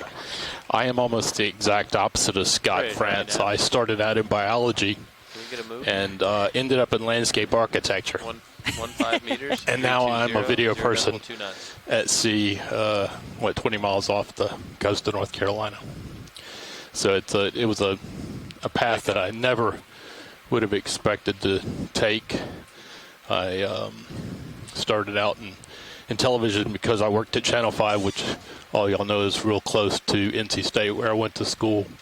So it was one thing led to another, and I happened to like TV and video and visuals more than I did science. So now I'm sort of combining the two. And Art, would you mind introducing yourself? Oh, my name is Art Howard, and I am with the Global Foundation for Ocean Exploration. Can come in for a partial. And Art, you were just answering a question from our Museum of Natural Sciences folks in Raleigh from your hometown. It's kind of exciting. That is exciting. And there's actually been a couple of videos.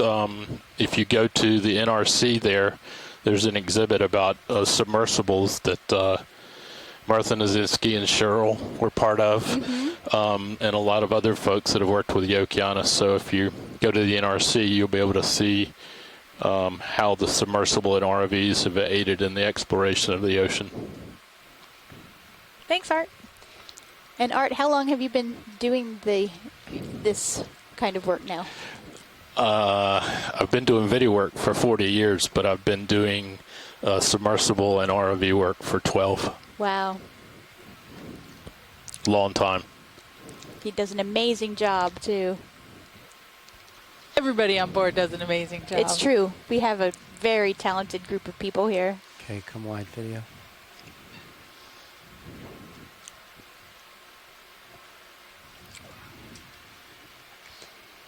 And we worked with Liz Baird years ago, right, Art? That's right. And the museum. So, and that was an OER cruise in this area, although a little bit south, but off the southeast U.S. coast. Yeah, that was my first cruise in 2000. Mine too. Yeah, so, and Andrea Quattrini's first as well. So, folks, what was that crab that we were just looking at? That was a cancer type crab, and we've been seeing those on the past 3 dives at least. Yesterday they were quite abundant, and I guess we've seen a few of them here today. Are they normally a soft sediment adventurer? I've seen more of them on soft sediment compared to other crabs. We did see some in the rocky area where we were a few days ago too, so they might prefer the soft sediment, but they are not solely restricted to it.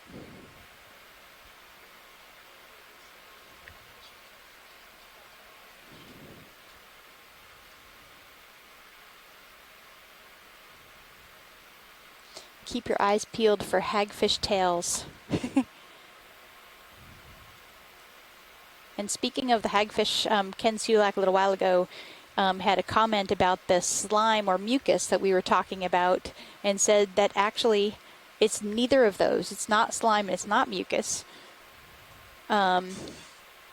It's actually millions of thread cells under their skin, and each is a spindle with a thread tightly wound around and can be about 10 meters long, each thread. And when they're disturbed, the hagfish expels these threads through pores along the sides of the body.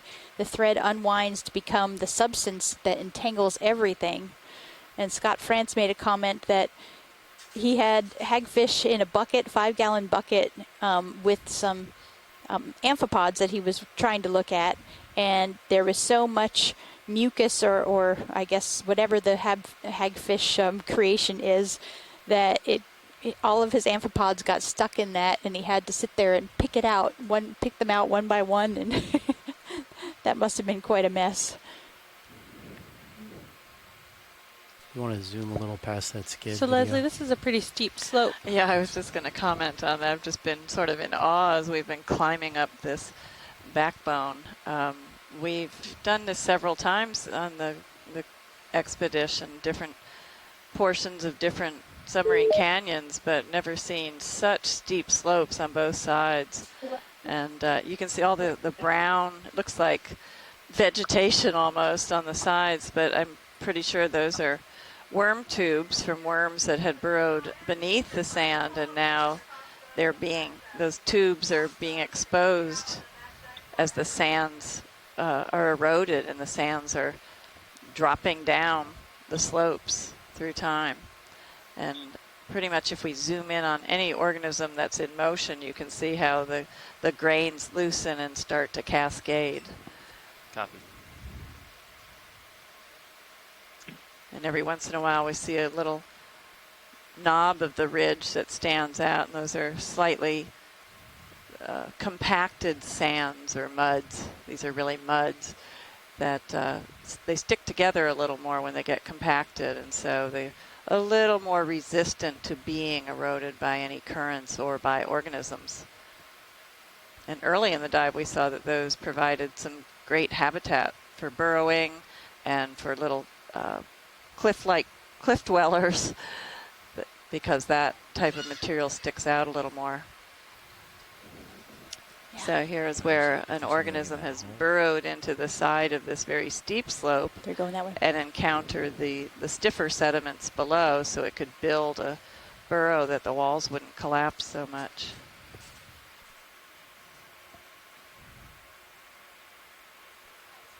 Go ahead, survey one. Yep, I am. Watch Can you repeat? I couldn't hear you. Survey one. In what aspect? So these really are like cliff-dwelling organisms. Yeah. It That's looks quite like a our deep off burrow. bar was calculated Yeah. to be 2010. And yesterday we saw burrows all day long, and we didn't see anybody in them until towards the end of the dive, where we saw a fish, and we were going back and forth about what fish that was all evening yesterday. It's still a bit of a mystery. The fish that we thought it was hadn't been found at that kind of depth. It was usually a much more shallow fish. So, what was it called? A midshipman? Midshipman. Mm-hmm. And it fit the burrow perfectly, so. Yeah. What dive was that on? Yesterday. Yesterday. Oh, cool. I It missed was at that. the very end of the dive that we finally saw something living in one of the burrows.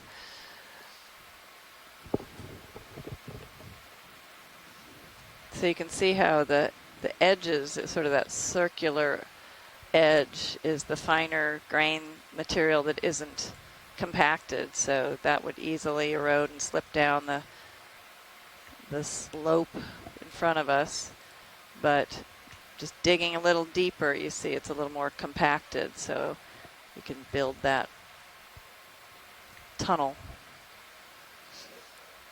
I wonder if it's trial and error, and they start digging some places and get a whole bunch of sediment on their heads and have to try another spot. And who knows, maybe these sands have newly deposited on that feature too. If there's an increase in current flow, the grains on the top of the mound here could easily just be pushed over the edge and cover over something that had been previously excavated. Like another move. And these canyons basically do feel the effects of bigger storms, nor'easters and hurricanes. And yeah, that sounds good now. Okay, let's do the same. so we have a question from the audience, Colleen John. How many invasive species have you come across on this expedition, and is there Bridge, anything are we down? being done to limit the results they are Hey, causing can we do the on the same East move? Coast. 15 meters, 320, 0.29. I have not recognized go in any video? invasive species. Yeah, I don't think so. And Just a little bit probably to lose one the of the skids, at problems least. with that is that we still don't even know at 0.2 what 0.2 is knots? usually found in a lot of these places. Copy. You know, we've gone to a bunch of, what was that, a hagfish? A hagfish right swimming. now, yeah. Follow that hagfish. I never thought I'd hear you say that. Let's see if he buries. But yeah, Colleen, in shallower waters, and especially in lakes and rivers, like we have the mussel, which has invaded the Great Lakes region and things like that. Those are easier to track because we had a good idea of what was there, and people are looking at that environment also. But when we come out here, there's such a variety of habitats, and they aren't even well explored yet. So it would be more difficult to tell whether a species was invasive or not. But I haven't seen anything that looks unusual. Do you want me to try and get some light in there? No, that's all right. All right. Thanks. All right, you're all set. Thanks. Yeah, the Scott France wrote in that a lot of the marine invasives come into an area because of ballasts from ships and ballast water and or rocks even that are taken up in one place as ballast and dropped elsewhere. But that would probably be a problem in shallow waters, not in deep waters, because most of those organisms couldn't live in this kind of very different, cold, dark environment. So you have to be very suited for this.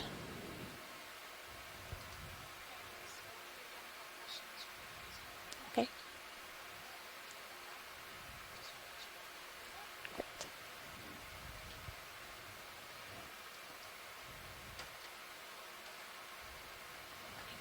Sure. And in shallow waters, one of the invasive species you hear about, actually not even that shallow, down to mesophotic depths of 100 meters, or not quite 100 meters, but we're in the upper, barely sunlit waters, is the lionfish, and that one is quite an invasive, and and Casey likes to eat them, and that's a very good thing. You know, there's a a harvest of them. It might help keep the numbers down. Yeah, and we've really seen their numbers increase along the southeastern seaboard. I was on a submersible dive in 2001, and we saw one of the first lionfish. A few had been sighted. I think our submersible was the first to actually record it on video. And my students and I went back to that same locale and had an ROV several years later, and there were 50 or more in the field of view. It was incredible how much it had changed. Just, I think that was only about 4 years later. And what kind of depth was that? That was at the shelf edge, I want to say 100 feet. Okay. There was still light, so I know that we were able to see them.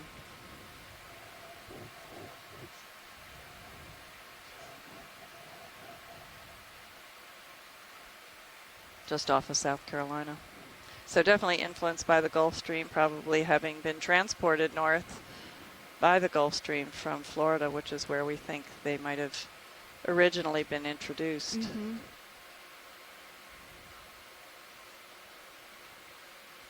Pilot, can we look at on the left side? Just went off screen. It looks like there might have been a fish in a burrow. Yep. Sure. Let me get positioned over there. Great, thanks. It looked like a couple of those eel pouts were kind of fighting. Oh, really? Just a bit ago. A pout bout. Among friends. Still below off screen, watch lead? A little bit forward, I think. Okay. Just further to the left. Off screen left. Yet another aspect. There he is. Yeah, Siri, there he is. I wonder if this is the same one we saw yesterday that everybody was debating about. Good eye. Certainly didn't see that. Oh, darn it. Come back out.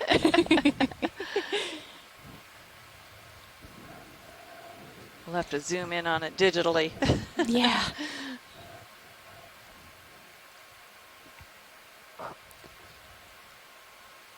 And Scott Francis was pointing out that if the larval stages of deep Copy, sea thank you. animals wind up coming to shallower waters, they could get into the Gulf Stream or a different type of current and travel a long distance.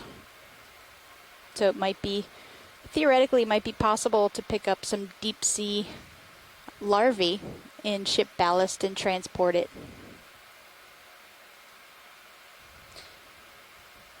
And we just don't know a lot about most of these organisms, about their larvae, especially the corals. And that was a barracuda, the little silverfish, which is a midwater We fish. inadvertently collected one yesterday. Did you see that? Did you? No. Was it on the ROV? It was on the ROV, yeah. Oh. So one of the ROV guys brought it in to see if we wanted to here it comes. photograph it. And we did. Silvery fish that just Great. freaked We Oh, would maybe- never have been able to capture it, Right. of course. So, but they are very pretty. You know? It's only about 7 or 8 inches long. What? Didn't hear you come out. I said, see how there's all that sparkle in the water right now? Yeah. Wonder if it scales off that silvery fish that just freaked out. Looks up Okay, there thanks, too, though. pilot. I doubt Yeah. he's That's coming where back out. He Copy first that, freaked watch out that. up there. Ooh, and here's another maybe octocoral, this white guy. I wonder if we have not seen him because there hasn't been anything to attach to. We're Mhm. seeing a little bit of that overhang here that we saw in a much thicker sequence at the very base of our, or the beginning of our climb up this ridge. Go ahead, watch one.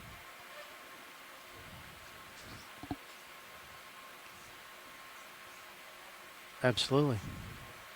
Do you want to zoom on this coral, or should I just start traversing? Okay, go on in video. So I think this is the one that we saw lower. But I don't know if we got a great look at it, so this is really, oh, look at the little, are those eggs? The little pink round things inside. Oh, yeah.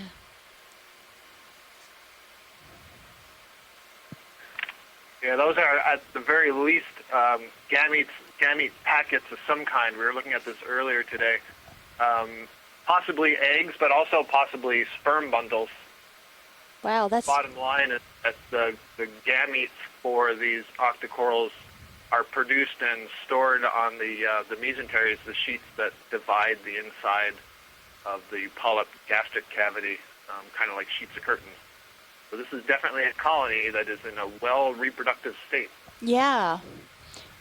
Did we ever figure out what genus this might be? No, I wasn't certain. I didn't go out on that limb. I think it's in family Nepheidae, maybe a Scleronephia. I don't know if it's a Drypha or a Duva or something like that. But one thing I will say that's kind of interesting and is useful for us looking here is you can see that not all the polyps have the same number of, let's call them eggs for the sake of argument.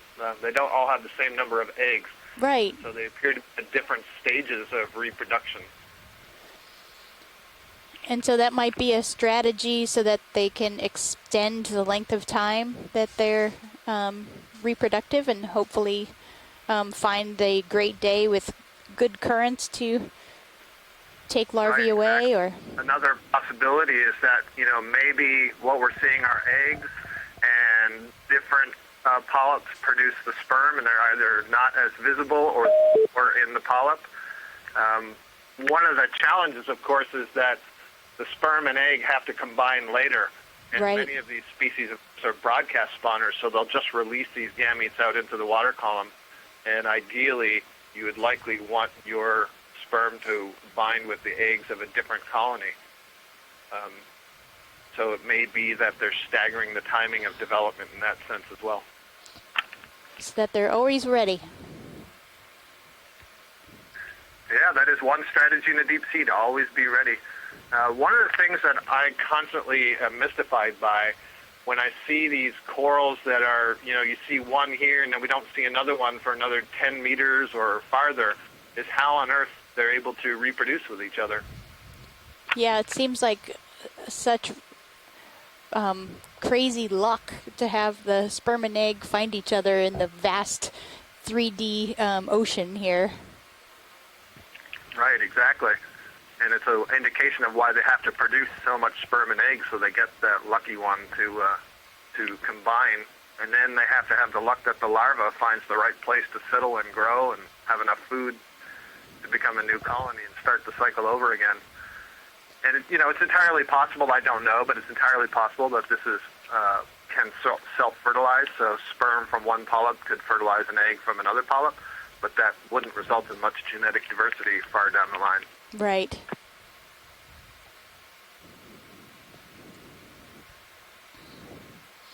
So I don't know if we want to eventually take a sample of this species so that we can try to identify it better. But maybe we should leave this one. Yeah, I'd be happy with that if, I guess this is going to be on a crumbly substrate again, so we might be able to get it that way. Cheryl, is your impression that this is different from the duva that we collected last week? Or yes, it looks quite different to me. That's what I think That's just superficially, though. I haven't really been able to look at any of it carefully, but yeah, I would say that one was much more brownish, kind of, and the polyps didn't look as big and extended. They looked a lot smaller. Right, I agree. These are very, very tall polyps. And it might just be the angle, but another thing that was different is that other ones seem to have more branches from the main stalk. Mm-hmm. Yeah. Yeah, I agree. So, yeah, I would certainly support a collection of this. Should we wait to find one that isn't so full of eggs? The last one was also full of eggs, so this may, although we were talking about continuous reproduction, it may also be a seasonal thing. So it may be that, the summer, there's lots of food in the water column, lots of phytoplankton. We've been seeing how much marine snow is. They might just all be reproductive at this time of year. Okay, well, maybe since we're set up, we can ask the pilots whether this would be an okay place to try to take a sample. Yeah, we can go ahead and do that, watch lead. Great, thanks. Okay. Yeah, and Full wide Andrea Quattrini agreed that this looks different than the duva that we were seeing earlier on this expedition. See how close we you saw are right that now? duva a lot on the coral mounds. You're going to have a little bit of trouble getting your arm in there. The Stetson okay, Mesa. so You might back wanna up. Back up like a foot or something. Just Okay. enough so that you have space to get your whole jaw and everything down in there. Okay. That was a little reddish brown kind of. Yeah, reddish yeah. brown What do you think and about very that? fleshy. more A little bit more? fan-like. But That's pretty close. Yeah, that's probably good. Something right around there.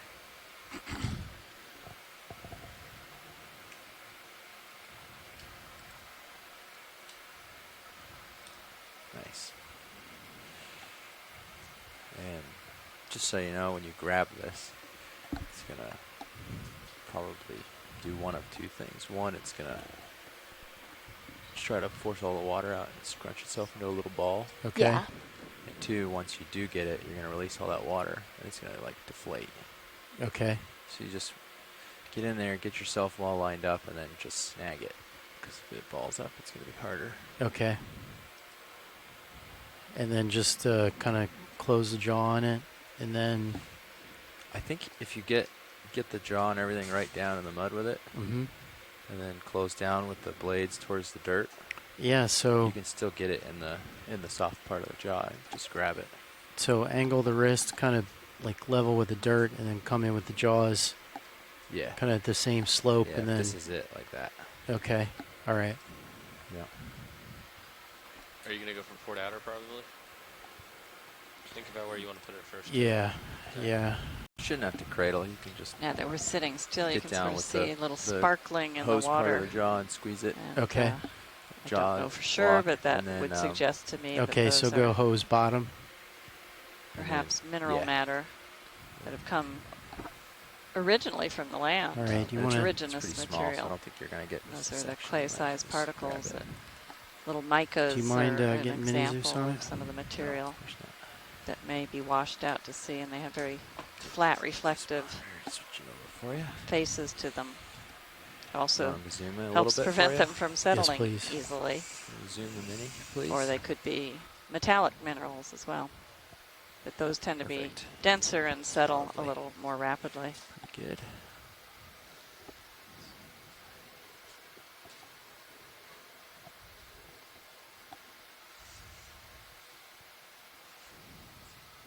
The sediment samples I've been collecting, I've washed through a sieve that is 63 Co-pilot, microns would you mind pointing mesh over size, the arm so I can and kind of that monitor allows for the taking that clay-size still? minerals wide to be again on washed me, out sorry. to leave behind the next grain size category, which is called Okay. silt, and of course anything larger than that. And it's Okay, been a fun hydraulics coming on. comparison, just preliminary visual comparison. I haven't done any analyses really, but just to quickly look at them under our,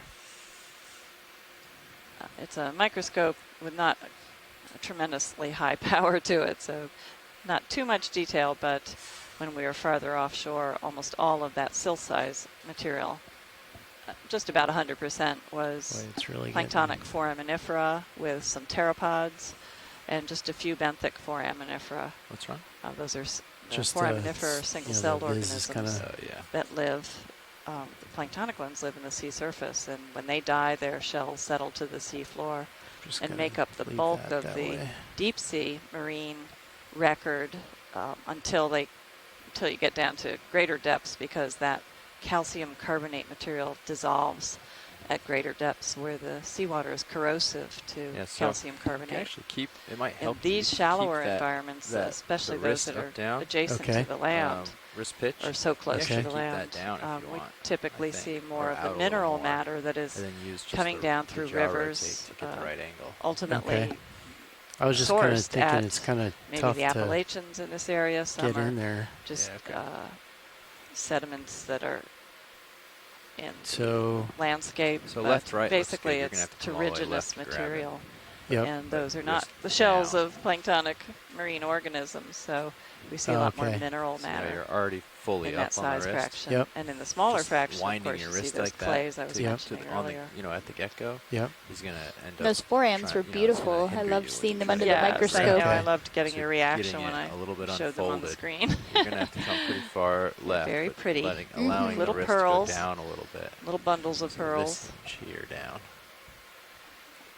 Okay. That should allow you to have a little bit of play in the wrist when you get there to line up. So, I think you So were- as a geologist, we like to understand the different environments and see how the sediment record at the top of So the, those are of the the sediments, grabbers on the which is the bottom? modern sediments So usually, that's the how knife that edge, yeah. reflects So you the wanna point that environment. towards the And dirt. certainly this Okay. environment Yep. here is And there's the very squishy fine part. grained, so it tells us there isn't So- a lot of So velocity turn it reaching there, this that, sort of that seafloor direction is where you wanna environment. face 'em. If it were high So velocity, that the fine squishy particles grabbers wouldn't are have a towards chance us. to settle out. And the knife edge But is here towards the it's sand. very low energy, so the fine particles settle out. There hasn't been enough transport velocity to bring Okay, larger so grains that's here. pretty much Those have probably the been wrist swept all the down way through back the right canyons now to already. the deep sea. Yeah, so I was thinking unfold that. And as we go You don't want offshore, the you wrist see all the the way back, you composition want it change, down, and sort of as I said, straight. the And then shell the material left starts to should be increase. over.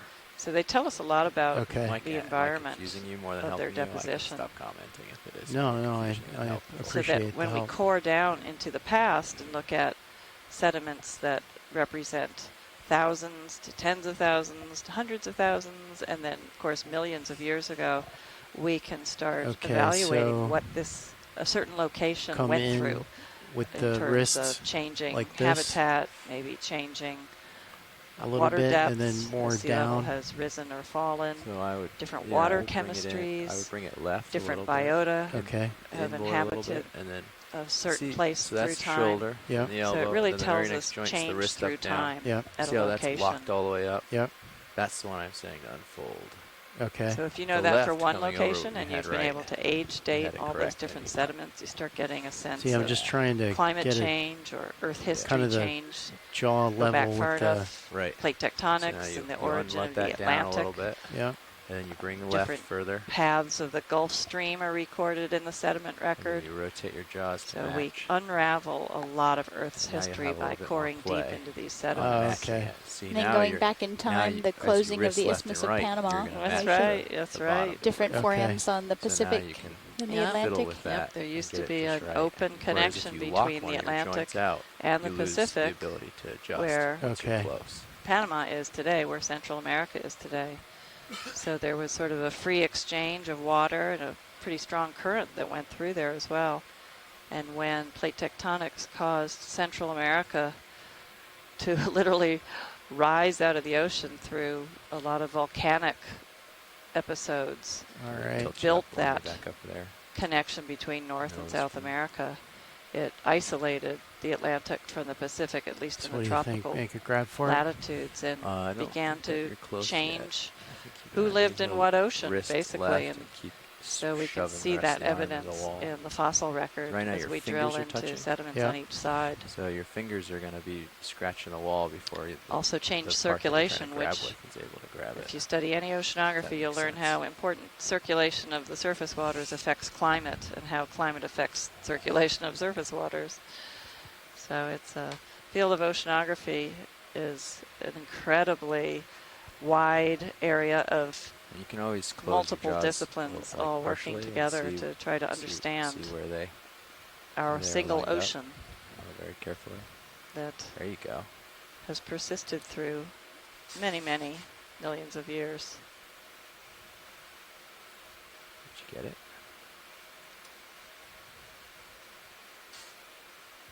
I'm not sure. I'll let the dust Spin clear. your jaw around and see what's on the underside. Is that it? I think it might be. Yeah. Okay.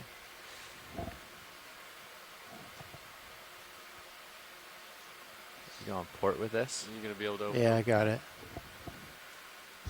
Cool, nice grab. Yeah, I think I see it sticking up towards the center of the manipulator claw. You going port box with this? Yeah. So can we get him out? I think the drawer's going to hit And the while wall. we're So should waiting I for the kinda- sample to be collected you're here, indexed out, a right? little bit Yep. more about invasive So you can just species. take Les the auto Watling from the joy University lock- of or just the Hawaii joy said lock that out, only Uh-huh. leave one auto heading place in. that we can Just compare push backwards on the stick a little, push yourself off the records from the Okay. past And versus you can now set it are auto at depth if you museums want, such so you as don't Yale and sink. Harvard and the Smithsonian. the current um, I think will push me in And into that, the but wall. still Yeah, that's so that's why you give more yourself a little local bit of a or shove recent backwards. times that we can Okay. compare.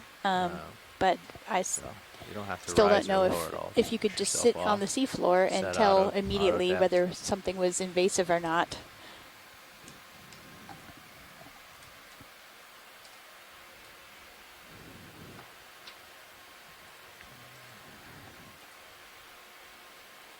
There you go. That's plenty of room. Okay. When you're ready, I can extend the drawer. Okay, I'm ready. Extending.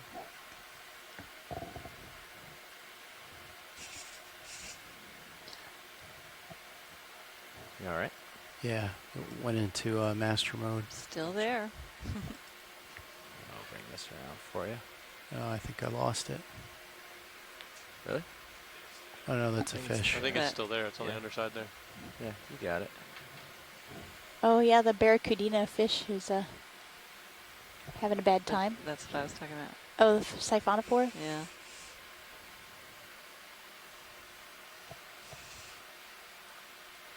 I hope they're going to see lots of those on the midwater transects. I know.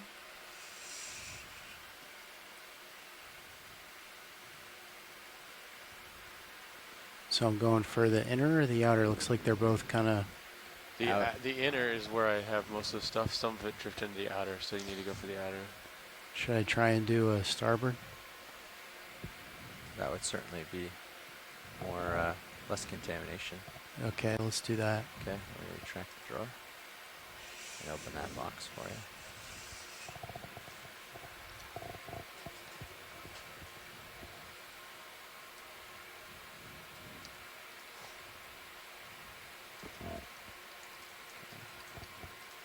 Extending.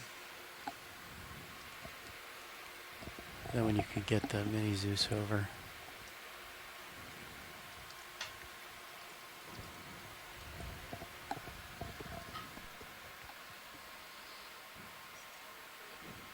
don't think so. Yeah. Just going to give a bump forward so we don't get too far away. Okay. Okay, is that full out? Fully extended. Oh, it did? Okay. Starboard. There.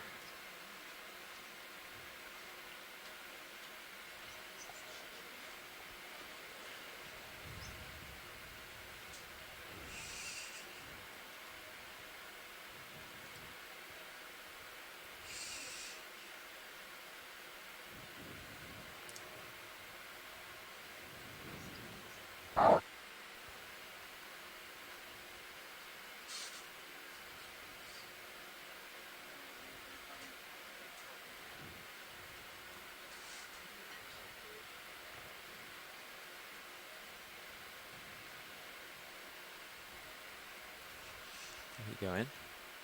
Yep. Okay. I let it go already. Okay. Great. You Ready? can get a look with the camera. Do you want to have a peek? You can zoom the mini. I think D2 needs to wash his fingers.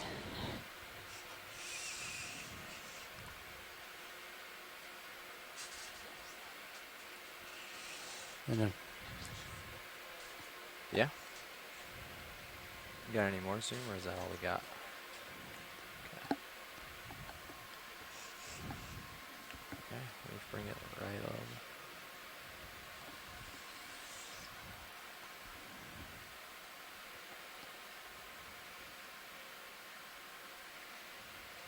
Good pilot. You're, you can still see bottom, so you're good. okay. Well, yeah, I think it's right there. I'm going to close the drawer. Copy. We're letting the water clear in the bio box to see if the specimen actually made it in. It's pretty hard to tell. Can I get a better look to first So tow we then? think we have co-pilot? specimen Yeah, number it's 2, coming out bio. Yeah, so at this point, if your shoulder's all the way up and in the right It's position, a nice view of the wrist steep and wall everything will here. just sort itself. As long as the jaws are turned the right way and the Okay. shoulder's all the way up. And when I've you turn asked it the off, it'll pilots to relax. kind of run Okay. So along just, You don't have to this go crazy pushing little all those ledge at the joints. top Oh, here, yeah, that's a kind of good from idea. the side, so Okay. that we might be able to Feel it. see a bit It'll- more. it'll find its way Hydraulics home. off. Yeah. And we are at a depth of 540 meters. Back over. We have traveled a whopping 38 meters of relief since we started, but There's been a lot to see. yeah. And we just collected one of the only corals that we've seen so far. We've seen several of them, but this will be a good characterization of this habitat since it's the only one we've seen. And then Okay, we're going to do the a scientists couldn't agree pilot on what it change, was, watch so a very good collection for both taxonomy and site characterization.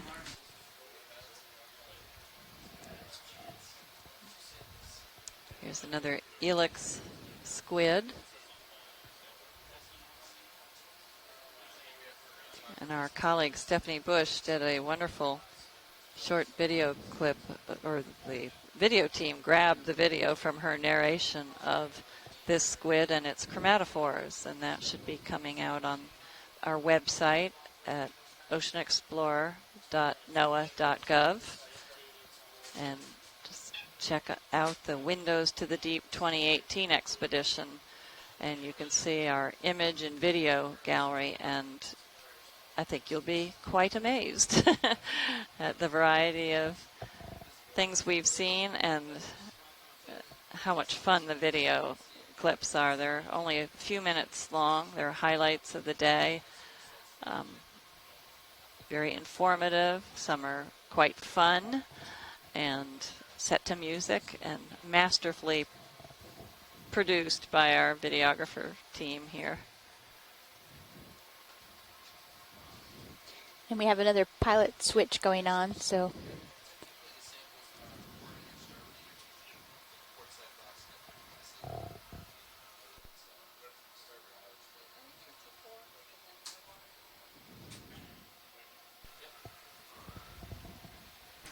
So this little landscape here is a little more hard-packed those sediments have been squished together enough so that they are a little stiffer and resist erosion a little more. So you can see little Good, how are you? very small little cliffs that some of these organisms really take advantage of. Understood. Don't blame me. And this is what Go ahead, watch one. underlies all that drape of the sediment cover that we've been seeing as we climbed this very narrow ridge. Very steep slopes on each side. Yes, absolutely.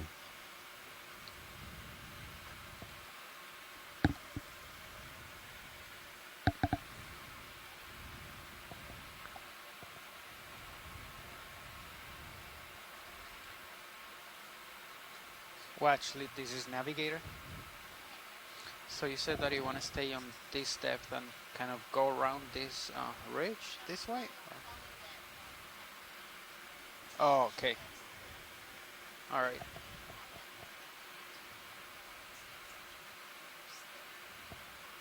Copy that.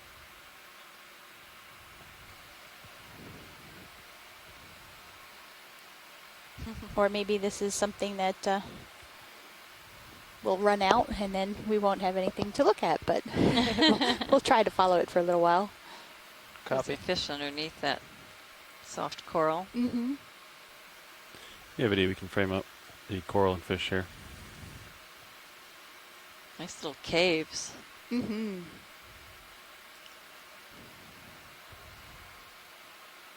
So this row of caves tells me that the sediment that is on their front lawn, that's been there for a while. And they haven't had too much new sediment or it would have piled up in front of these caves. Of course, maybe they continue to dig out. All right, Fernando, I got that ridge at maybe a 315. Since they're all the same It's layer, exactly I think that perpendicular they've to probably me right been now. around for a little bit. See that? Yep. I'm trying to figure out which direction the ship's going to move. Where was the last move? Oh, and there's a whole bunch of was, pycnogonids on the left that we were just seeing. Okay. They like this environment. They sure they do. blend right in. It's really yeah, hard. I see a couple there's- here now. Yeah. Do you want another move Several. that way? The more you look, you more the not fun. quite yet. You Yeah. find them. Copy that.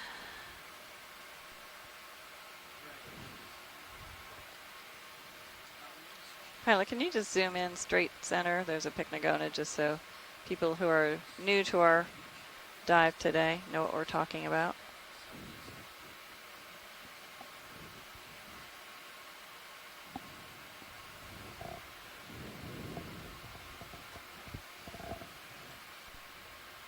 I wonder if that's something different that we haven't seen yet.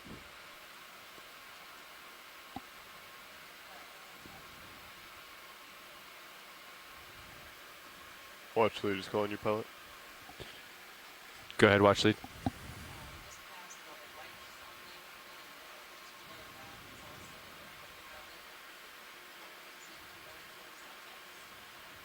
Yeah. You get closer video.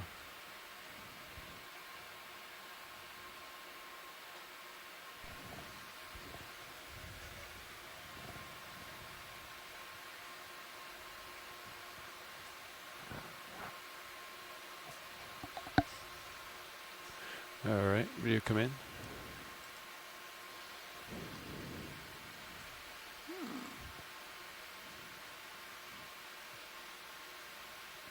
Nudibranch? It Yes, definitely. does Looks look a like it's nudibranch. moving, Nice. yeah. Wow. Beautiful. If you have We more are zoom, getting you our can full of take the it. mollusks today. We sure are. Understood. So this nudibranch, very close relative to the snails. It's another kind of gastropod. Doesn't have a shell. And you can see all those things that look like tentacles that are arising from the back side of it. Those are called serrata. And you see they have pinkish material inside of them. And those are typically, at least in the shallow water ones that I'm familiar with, extensions from the gut. And in many of these species, they're specialist predators of cnidarians. but they have a real special ability, and that is that they can feed the cnidarians without having the nematocysts fire. Those are the stinging cells of cnidarians. And they're able to channel them into those extensions of the gut right up to the tip.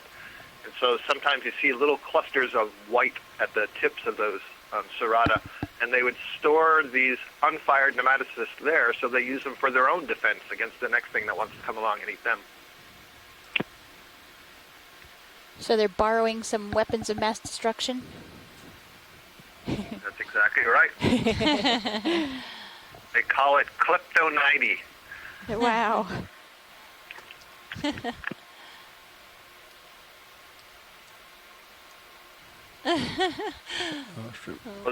Those much larger structures at the head end are the basically antennae, or sensory tentacles, perhaps I should call them. Is this an amphipod making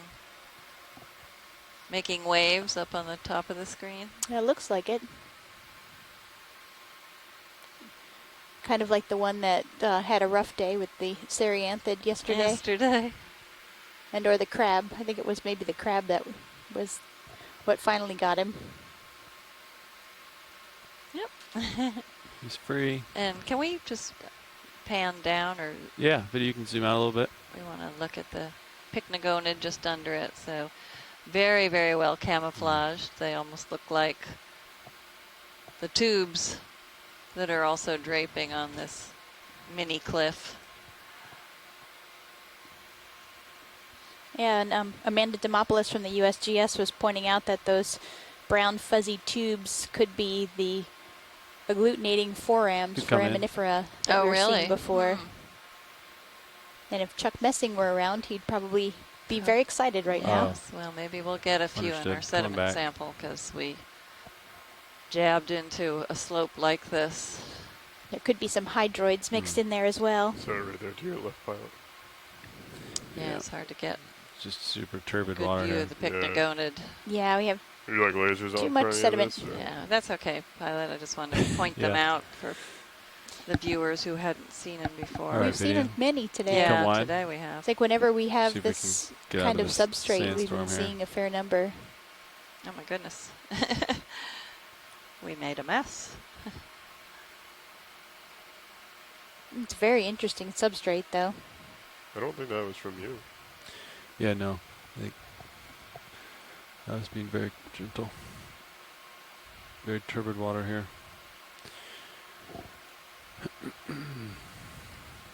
Gives me a new appreciation for the term hard substrate, because it's all relative. Yeah. Here, that's the hardest substrate around.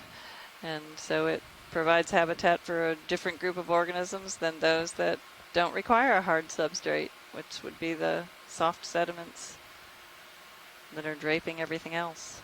I'd be there at 40 degrees. We may want to put in like a 10-meter move. Yeah, I'm fine with that. 10 meters, 320, something like that. Yeah, I'm facing like 319, so 320 would be fine. Okay. Yeah. And Les Watling pointed out that the pycnogonids here that we're seeing must be somewhat hairy because they have some sediment on them. I wonder if that is an adaptation so that they can get sediment to better camouflage themselves. And going back to the little tubes that we're seeing, Amanda Demopoulos also said that they could be forams in tubes instead of the agglutinating. Forams in tubes. Wow. I don't study the benthics, so that's all news to me. We did see agglutinated forams, though, attached to the coral rubble. Right. When we were down at the mounds on Stetson Mesa. So we did preserve some of those. They look like little tree stalks. Some nice burrows here. Cool, Puck. Rig my Titan. Look it down my right toe, kind of straight down.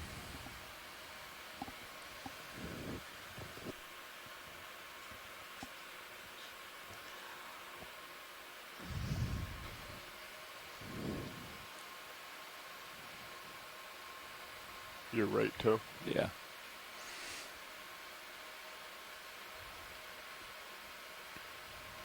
Yeah, right there is good.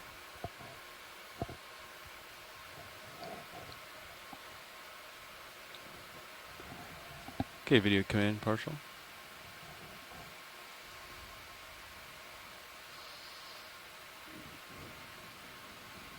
Another wolf eel pout.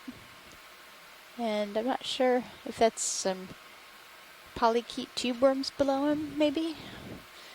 And some more of the brittle stars that we haven't seen the body of a brittle star yet. They just keep waving to us from underneath the sediment. We did see one fall out of the sediment collection. Oh, that's right. So we know it's a brittle star, but I don't know if we actually collected one.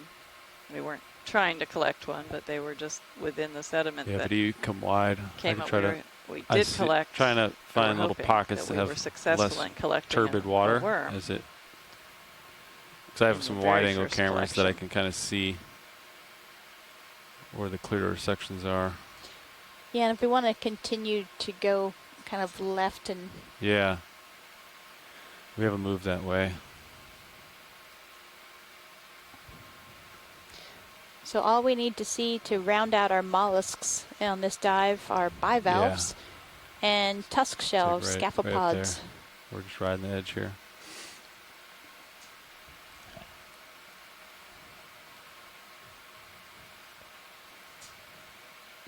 This is like the only clear area right now. If I look to port, it's just a big cloud. That's the way we're going. This way.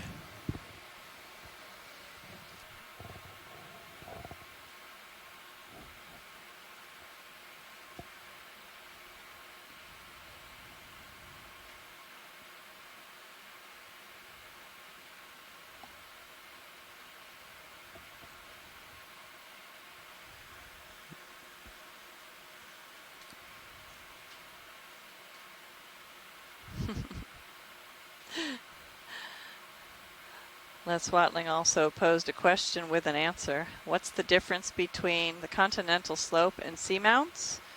Mud. He's spoiled with his seamount work, I guess. I know. And I'm glad you answered your own question because I would have answered with a much more lengthy answer. So, I'm glad you got right to the point you were seeking. And hold there. I thought I saw something. Maybe not. But you are certainly correct. That is one major difference in substrate. You come back out. Yeah, I imagine in the Pacific, if you saw a slope like this, it would be covered with corals and sponges and lots of other organisms. So you didn't actually put a toad down there, did you? Yeah, very carefully. Okay. See that little landslide going off from it? What I've been doing is just like taking my left toe, just barely touching it down.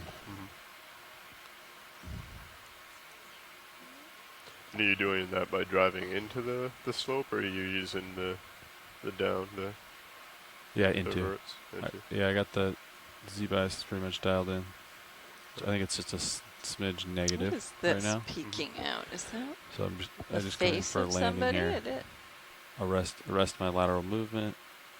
Push forward slow, and then I kind of feel Wonder it if hit. that's our and then mystery video fish can from come in. yesterday. So I'm just pivoting off left toe. You can Hopefully zoom we in won't video. disturb him. He looks pretty grumpy. It does look like Copy bridge, the same move thing, complete. or something like the same thing. Grumpy fish. Well, I'm glad we at least found somebody in one of these burrows. It looks like he has little nostrils. Yeah. I don't think it Aren't is the those an same as yesterday. eel-like fish that have the nostrils? Yeah, the nostrils, because there's not that little angler fish sensory organ. Yeah, I think you're right.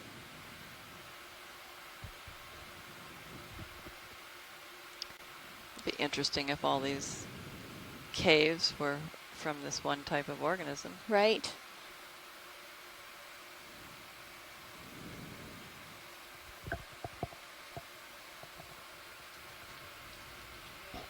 Okay, video, you can come out when you're clear. I think I saw a white subject up above here. Might be of interest. Where was it? There it is. Oh yeah, there's another white coral and a really nice pycnogonid. Oh, and he's on the move. Frame up the sea spider. He's quite a bit bigger than the other ones. It seems like it, Yeah, yeah. you can see another one right next to the white coral for comparison.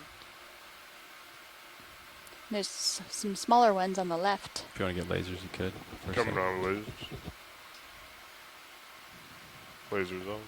Yeah, he's about 10 centimeters across. It's the daddy long legs of the pycnogonids. All right, let's go for sea spider. Coming off with lasers. Sounds good.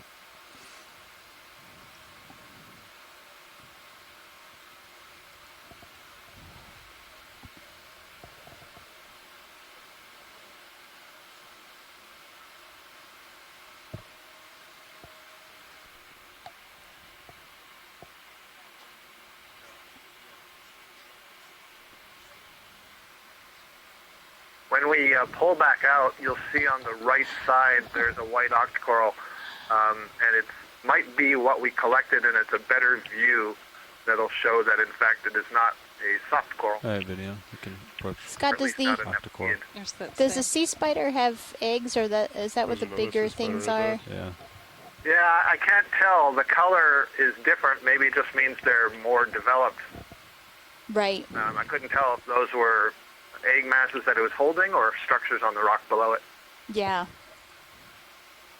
Yeah, so you recall maybe 2, maybe even 3 dives ago, we saw another colony just like this tucked into a similar position, and we were questioning ourselves about whether it was a white anthomastus-like animal. Uh-huh, right. And decided later that, no, this is probably something like Eleutherobium.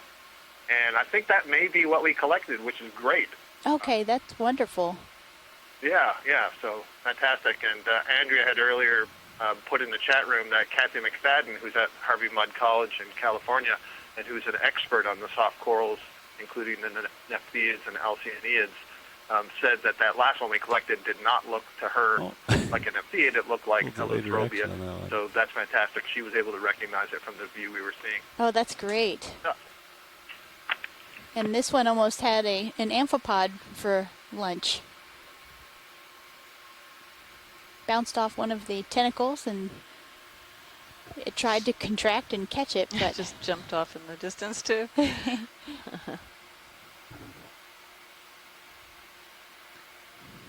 Can we get any tighter zoom on the coral? Video, do you have any zoom left?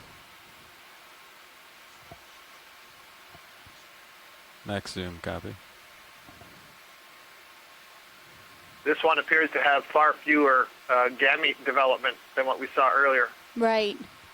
You can see a little bit of pink, but definitely not like the other one.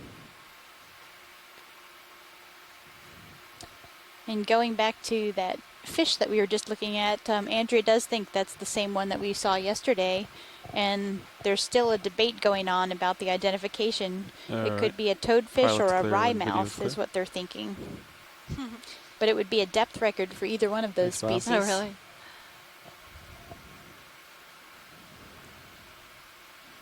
That's a big cave, huh? Yeah, that's an interesting looking cave. Want to try the fog lights? Coming on with fog lights video. Might not help. Yeah, with so much particulate in the water column, the brighter lights don't really help. Kind of like driving with your high beams on in the fog. Yeah, or the snow. Yep.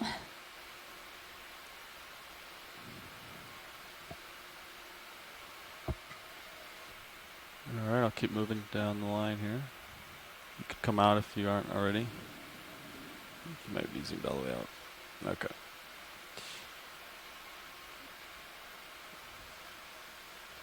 Could probably get another 10-meter move in. Yeah, I was going to say, as he pushes So out yeah, we are just off of this ridge on the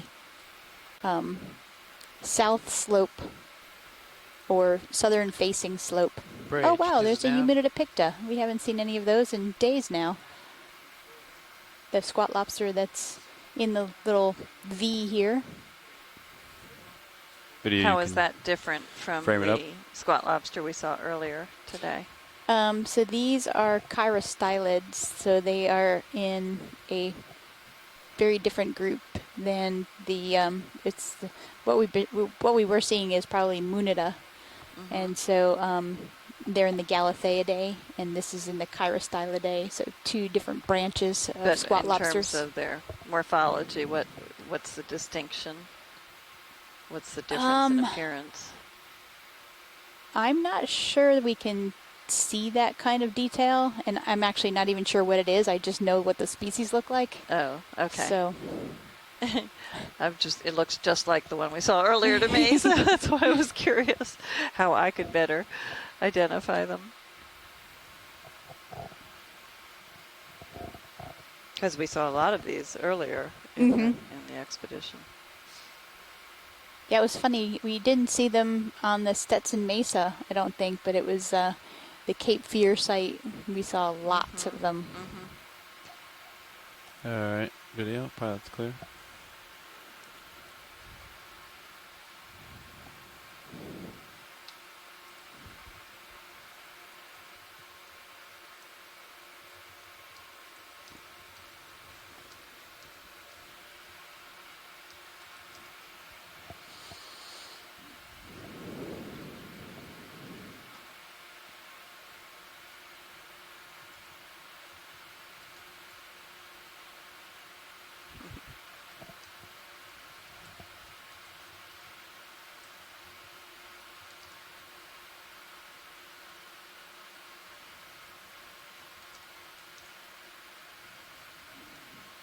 And the black-belly rosefish, too. We haven't seen that today until now. Oh, I guess we haven't. I'm so used to seeing them Right. on other dives. You're right, we haven't. Very, very common in other environments we've visited, including rocky slab areas that were shallower. We saw them in coral mound areas, and then the last couple days we've seen them just on broad sediment slopes. And those were quite small that we were seeing yesterday. Yesterday's, I'm thinking yeah. that could be maybe some juveniles or...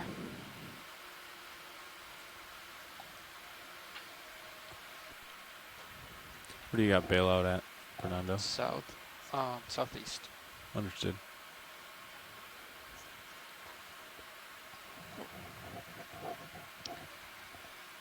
Well, So if that was to happen, yeah, approaching now. What was that, co-pilot? if that was to happen, we'd want to get into tow configuration. I'd swing to starboard, and you would swing to port. Line And up we with have the ship. a sighting of a brittle starfish that's not buried. The rest of them that we've seen so far have been buried. You can frame it up video.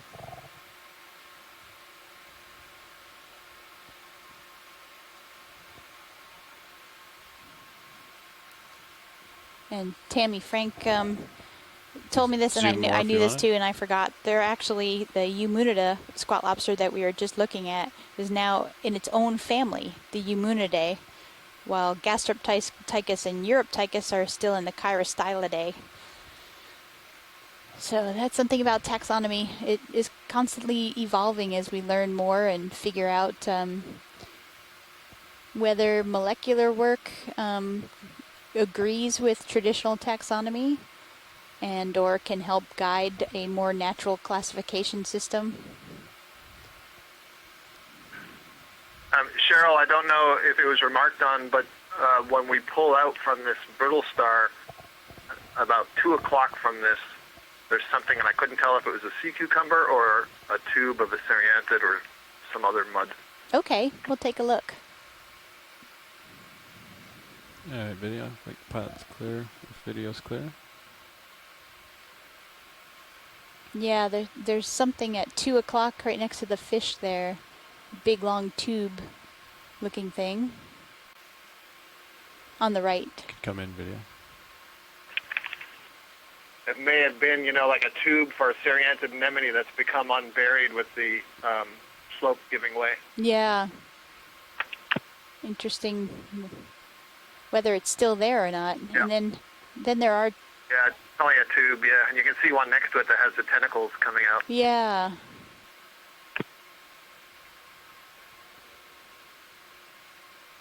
that one to the right, or several of them to the right, those might be polychaete tubes. That's what I was thinking also. Yeah. Maybe the bigger one is as well. Maybe they're all polychaete tubes. And then we have a few brittle star arms on the right there.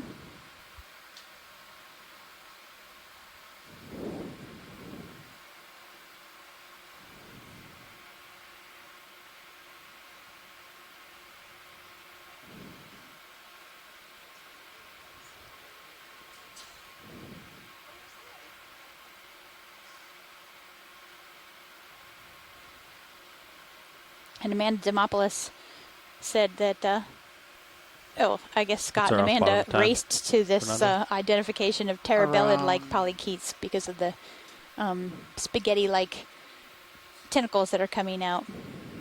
Hour and 20 minutes. Yeah, these polychaetes are basically feeding the same way as the spoonworm that we've seen now a couple of times that sends its proboscis out along the surface of the mud, but in this case they have a whole lot of tentacles tangled up, but they're basically doing the same sort of thing. They're sticky, they can be elongated, and they can carry organic particles back towards the mouth. That looks like a very good way to feed in this environment. I'll just let you move a little bit more, and I'll clean another move. Understood. Copy that. Sounds good to me.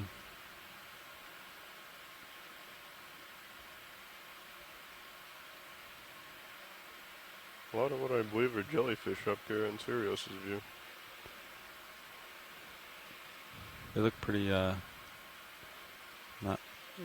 of them look translucent, or they look pretty red? Pretty red. Yeah. Pretty solid. I think I saw one on D2's camera earlier today. I don't typically see those. So, pilot, are you slowly rising, or? Roughly the same. I did descend like a little bit. Okay. Since we started this transect, but roughly staying the same depth? Yes. Okay. Just trying to follow this ridge feature here. Yeah, he hasn't moved the winch very much. And No, not at all. And we're at 18, so I think we're pretty much the same.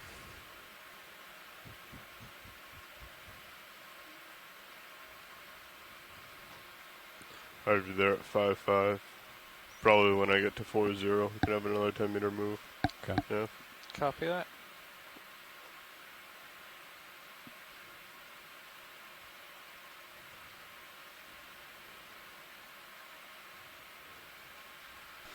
Would it be possible to get a quick zoom here on the little pink things? Yeah, possible bubblegum command video.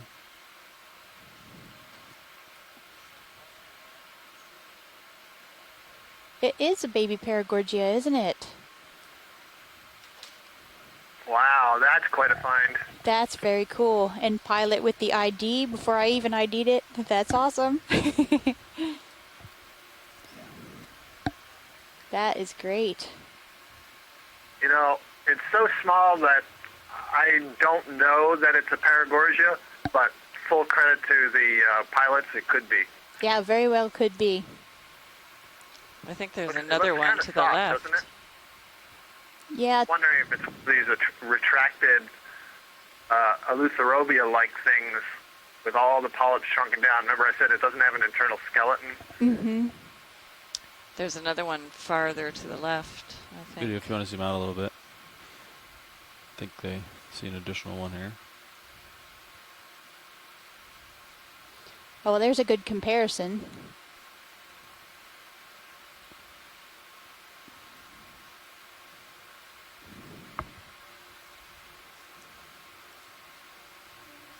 Oh yeah. There's Down another lower left. down There's the lower additional left colony. pilot. I can go move over to that one.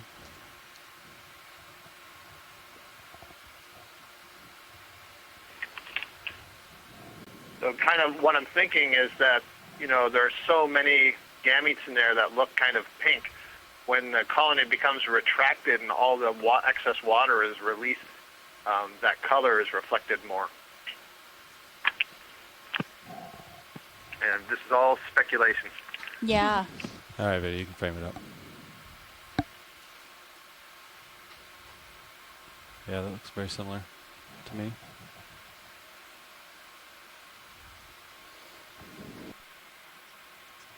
I'm not sure I would agree.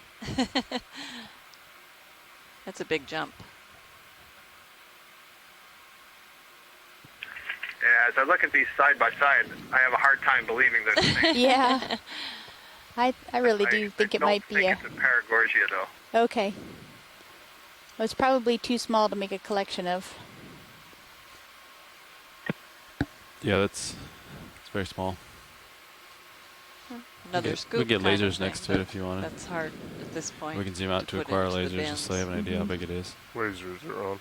What is the bulbous thing in the background I there? think that was a sponge. Another snipe eel tail. There's lasers next to it to give you an idea. Oh, yeah. You're looking at 2 centimeters Yeah. from base to tip.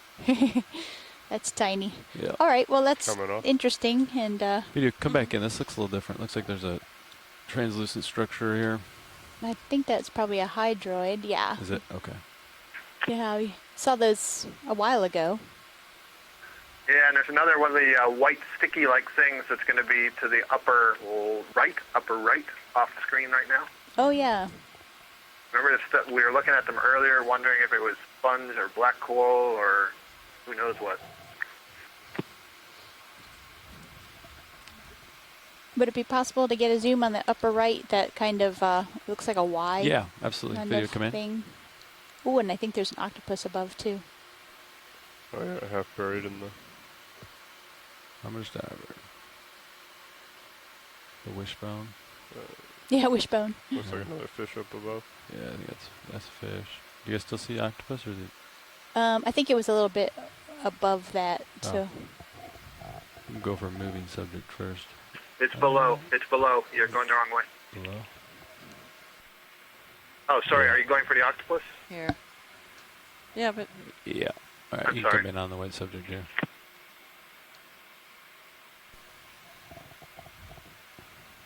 I was going to chase the octopus and come back.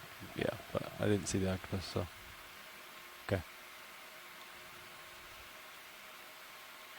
It's hard to tell what this is. Yeah. Do you think it is one of the carnivorous sponges? You're maxing probably. Yeah, I have no idea. Me neither. Yeah. No idea. It's. I still think that's the best guess. I don't think it's a black coral because those things that look like tentacles are too stiff. Okay. Yeah. They look like spicules. Yeah. Do we want lasers Could it on be this? an organism Sure. that is grabbing Coming off. spicules from the seawater? Not that there are a lot of sponges around. I mean, it looks to me more like a sponge, so I don't think we would Yeah. have to. Oh, make There's that the jump. octopus. Yeah. Oh, there he Nobody is. believed me. I Ye didn't of see little it. faith. Yeah. That's a good eye. Watch it. I did not see it. Oh, I didn't disbelieve you. You could frame up octopus video. Coming off with lasers. Yeah, sounds good. It is definitely Octopus Friday today. It is.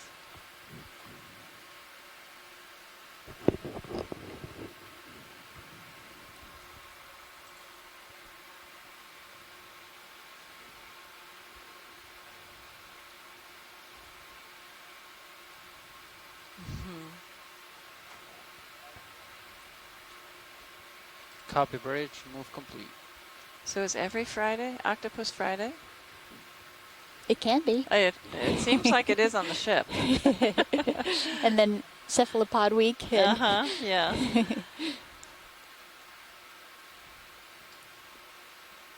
We like to celebrate them every day. Squid Sunday.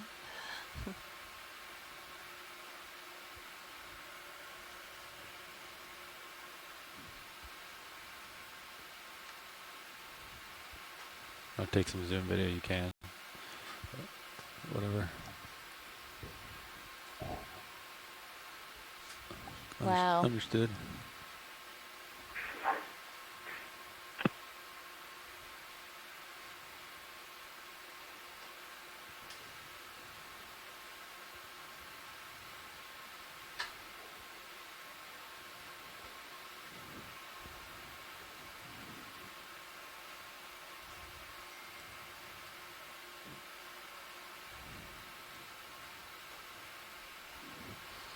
He's finding a nice little niche for himself.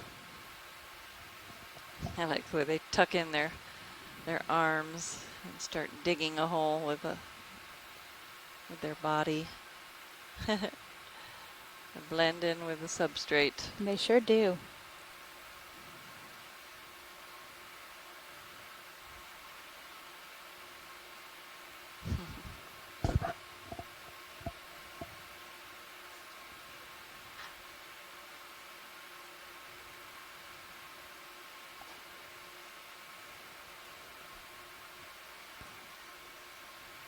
All right, Wadley, did you want to continue videoing this, or would you like to move on? No, I think we should move on considering we have less than an hour left. Understood.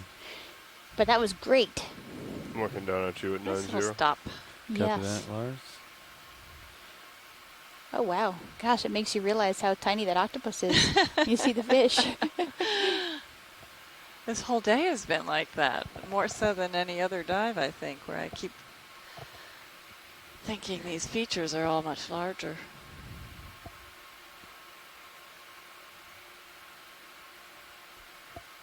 What's this? So do you want to snap on this? See if we've seen this before? Oh, it's a coral hanging out. Wow, I'm kind of surprised to see it right on those sediments. Zoom out a little bit. There must be some little piece of hard material Yeah, it might underneath. have broken off, too. Oh, yeah, that's true. And more of those mollusks. Yep, a couple of them. All right, we'll keep moving video. Uh-oh. Uh-oh. Yeah, I'm not sure what that is. I think we might have gotten one in the thruster, maybe? Okay, yeah, very possible. It does look like squid ink, right? Yeah. Okay. Calamari for all. No thruster faults, so it wasn't a big one. Huh.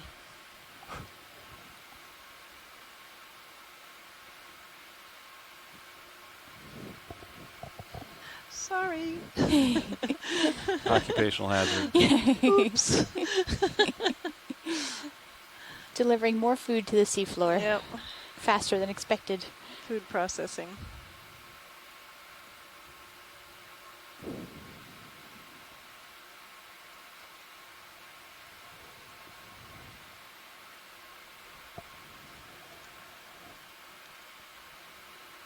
And yesterday you could see the squid in the water column when you looked on the Sirius view, looking down at D2 all lit up. But today you can hardly see D2 with all the turbidity in the water.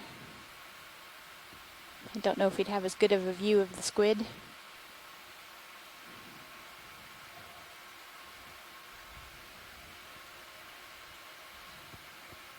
Well, I mean, we had view of the squid, and then it decided to swim. That upper ledge, you can see a lot of Burrow small away. burrows in the compacted sediment. And the lower ledge, it's more like a ledge, you know, balcony kind of ledge. Yeah, this is interesting. Little different type of structure to it.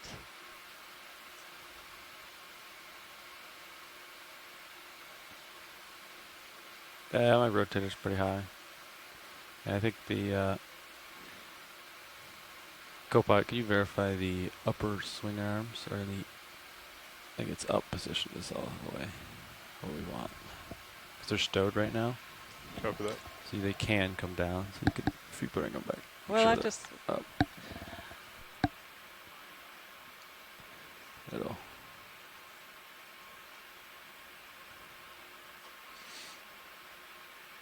Otherwise, they can aim towards the Zeus a little bit too much. Video, you can frame up shiny object. Oh, okay. All right, we need to see a bivalve, so if this is a bivalve, that would be great. Or no, maybe that's another one of those worms. Swing arms One of the are ribbon fully up. worms, but kind of small. I don't know. It does look like a bivalve, or a half of a bivalve, a single valve of a bivalve. Yeah, it's hard to say with all the sediment around it the way it is. Very tiny. It's like the sediment doesn't stick to the inside or something.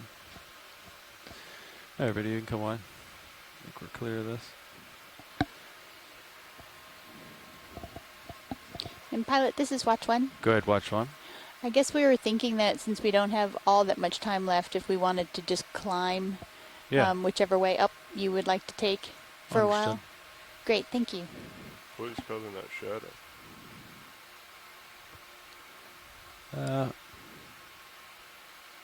It's either. Actually, there's something right in the light. I think it's the see like my starboard swing arm. Yeah. All those little fish. I think those are krill, if I'm not mistaken. I think they like the light. Maybe they like the heat from it or something. If I was a betting man. Alright, so we're going to start going up. Go pilot. Just let you know. Copy that. Probably acquire ridge and then ride the ridge nav. Do you want me to swing around to keep you in the view, or? Yeah. Swinging over.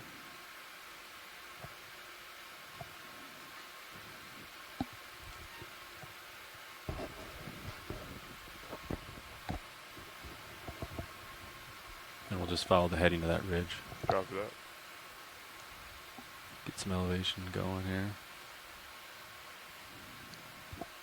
Pretty cool feature here. Yeah, the visibility has increased as well. Yeah.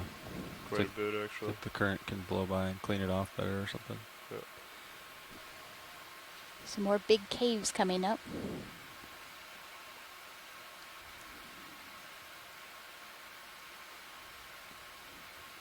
It's a very narrow ridge. It surely is.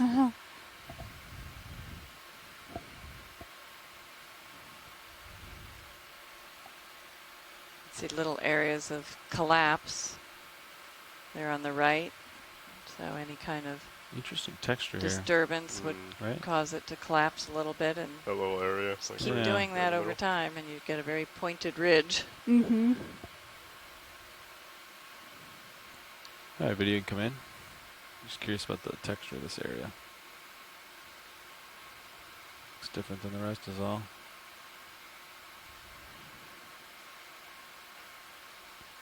It's like It's a lattice. interesting mud down there. Yeah, it is. Almost Yeah, looks it's a like little a more harder clay. Yeah. Clay-like than Like it some was we've scraped seen. clean or something.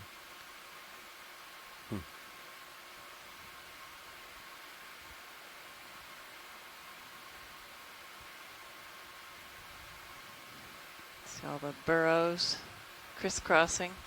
I think I saw an octacle around Each here. If other. you zoom out a little bit. Let's see, it's going to be upper left. There it is. Yeah. Go for the larger colony here. Come in. Oh, look at all those sea spiders crawling out of the cave there. It's kind of... We'll go for octacore first, and then we'll go to sea spiders, I guess. That's probably max zoom, isn't it? It's pretty far away. I can see some of the little some left pink keys. eggs Understood. or sperm. Alright, I'll look at the sea spiders if they're still here. Boy. Spider everywhere.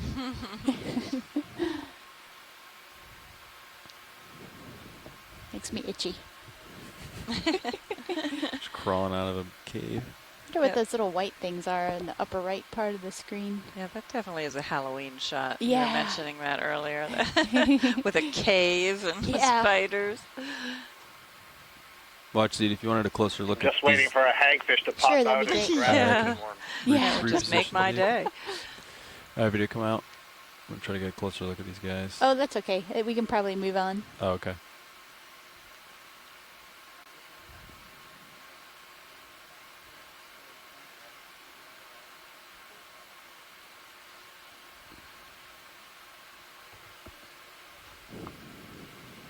Yeah, this mud is a little different here. I mean, the substrate, it stands up more and doesn't have all those little ledges to it. It's just one large, more massive. So it's probably a different combination of clays and silts, probably more on the clay size. Make it stiffer and stand up better to erosion. Sounds like we're in the middle of an eddy now.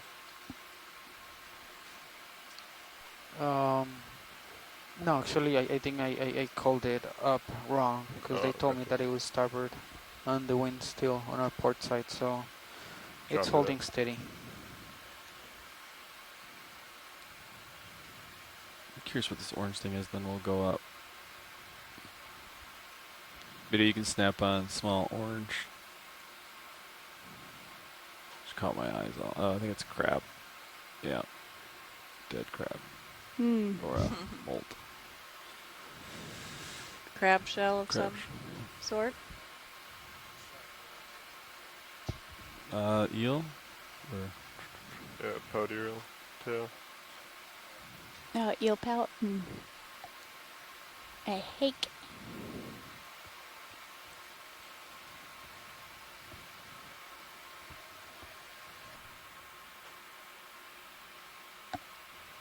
probably get a short move in, 352.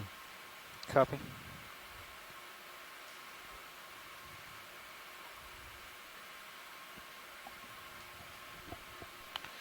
Three, 5, 2, 10 meters.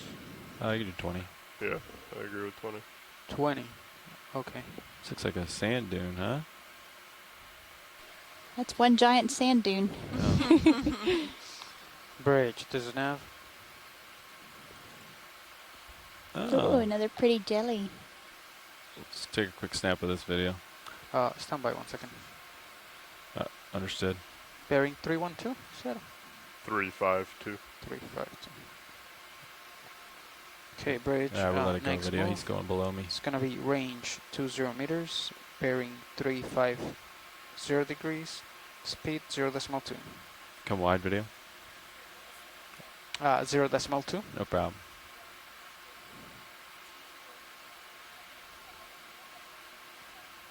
Good copy.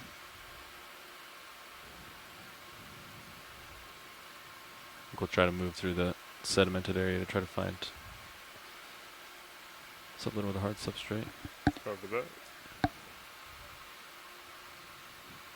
There's a crinoid down here we can check out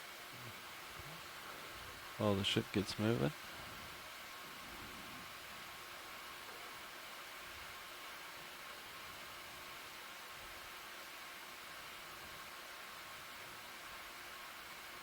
Oh, what is that?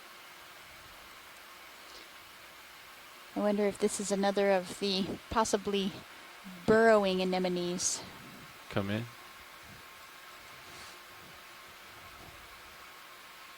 Yeah, this looks like what we were zooming in on a while ago. It's probably an hour ago at least. Yeah, here you can see the really long tentacles. He had one of the tips of those tentacles inserted in the mouth or stomach area. Mouth, yeah. It almost looked like it was cleaning the insides out. But maybe it was just delivering food. Oh.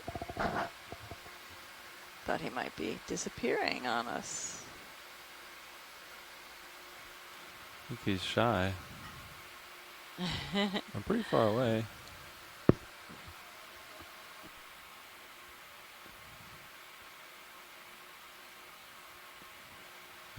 Well, that's a pretty decent way to hide. If he can't see us, we can't see him. Is that the theory? So Nolan Barrett was commenting on the jellyfish that we just were looking at, and the third one we've seen today, and he thought that he recognized it. And looking at the feeding tentacles, it's in the Semaeostome Next video. order of cnidarians. A notable example is the common moon jelly. I like how my starboard swing arm has like so many crows. And hanging those are out. different from But the other one. Rhizostome, which has the cannonball jelly as a notable example. And so they looked like Cyanea capillata, the lion's mane jellyfish, and Mike Ford had the same name. So we might be narrowing it down. Was that the same one we've seen a couple other times? Yeah, the same that was species? Frame these two the up. third Here's one, I another think. little inhabitant of a burrow. Oh, that same fish, the grumpy fish. You want lasers Grumpus on that? fishes. Let's stay by one. Oh, and our first little rat tail of the day.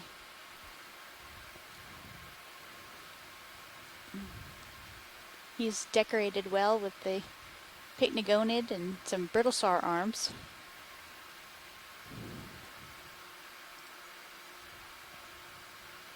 Try to get this little guy first, and then we'll go for the big one.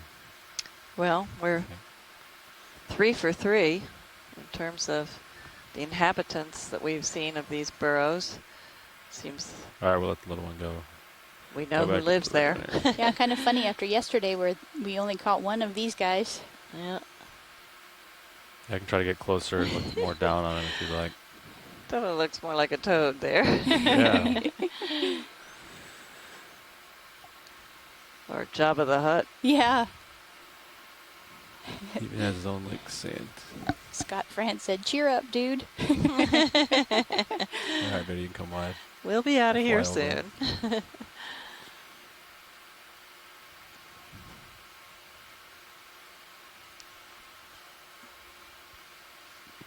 I'm sorry, can we zoom back in the orange thing just to the, sorry if we've moved on, it's okay. No, we're okay. The upper right Okay, of where he was. Come in, video. Yeah, was that just another Seriantid or is that a dandelion? It looks like Serianthid to me. Copy bridge, move complete. Definitely not a dandelion siphonophore, so okay. Oh, what is the pink don't know. thing? So just to Come the back in left video. of, yeah, sorry, you didn't see it until we were zooming out, but to the left of the organism we were just looking at. Oh, it's a baby fish. I wonder if it's a little baby chawnax or a pout or an eel pout. Yeah, gosh. Or one of those snailfish. Yeah. That Max Whatever there. it is, I predict some fish Understood. people. Getting excited right about now. Yeah. It's holding on. Putting up the radar for the fish ichthyologist to come online. You're looking down at me, but you're done moving, so we're good. Yeah, we have plenty of room. I got you there at 9-0, but Okay. ship is stationary. Understood. Maybe that's the grumpy fish's baby. Fish is so funny. Staring right at us. What a face. Hey, come on, it's Friday. Cheer up. The weekend lies ahead.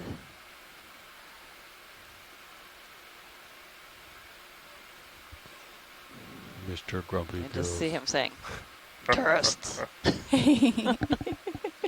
What's with the paparazzi around here? All right. Next video. No, that was a great little area. All right. You can see D2's footprint.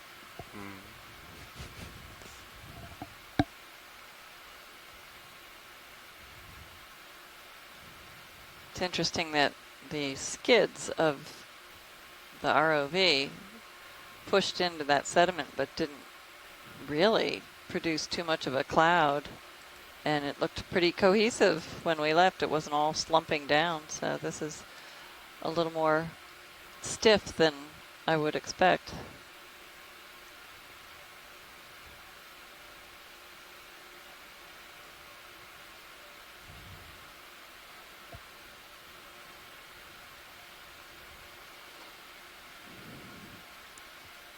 And Andrea Quattrini commented snailfish. And I'm thinking that she was talking about the little guy little that we guy. saw. And the other guy was that same toadfish Moving up the hill rhinout here. that we're trying to figure out. It would be very helpful if we could see the rest of the fish. But he keeps all of the fins and everything tucked in the burrows.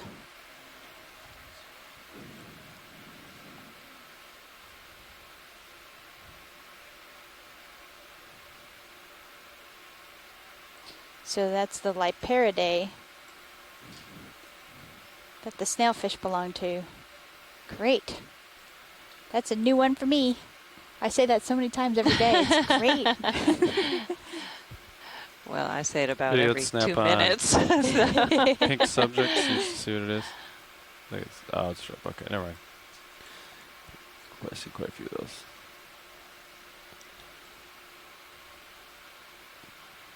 Keep moving up the hill.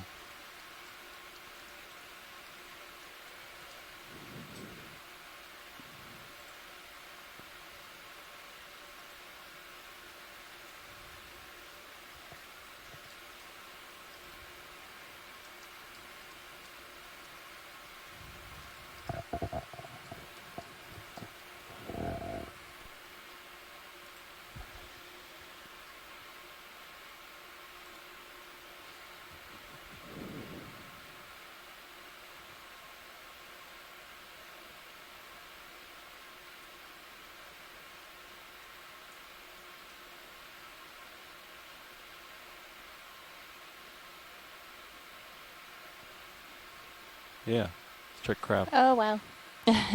Running crab. Up and over. We'll let him go. He's fast. He's a lot faster than me. He's doing his exercise. He's running circles. All right, we'll keep moving up the hill. I like his tracks.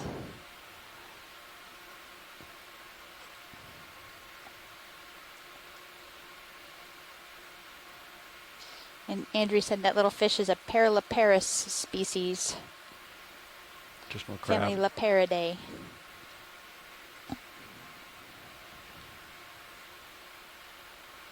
Got another crab ahead. Yeah.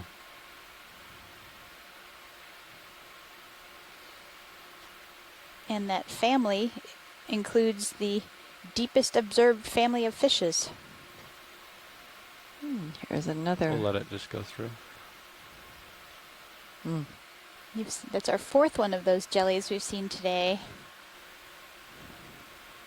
Look at how the crabs are lining up on the Yeah, I see two. the crest. We just saw one scamper back and forth across the crest, and now there's one here and one in the distance. Must be some good pickings for food up here. Mm-hmm. Probably waiting for the current. Hopefully not the pout eels, since they're all over the surface. I wonder if they do eat them. Look how he's sticking his... He's kind of stuck in the mud. Look how deep he's penetrating there.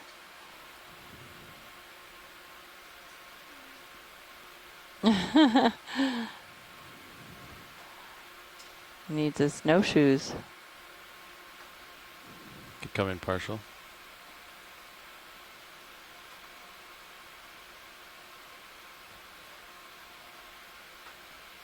Yeah, wow. Goodness, it's really sinking. This must be some very soft sediment. Yeah, it's funny because we just saw that other crab scampering across, but maybe he just had enough momentum to keep him sort of afloat.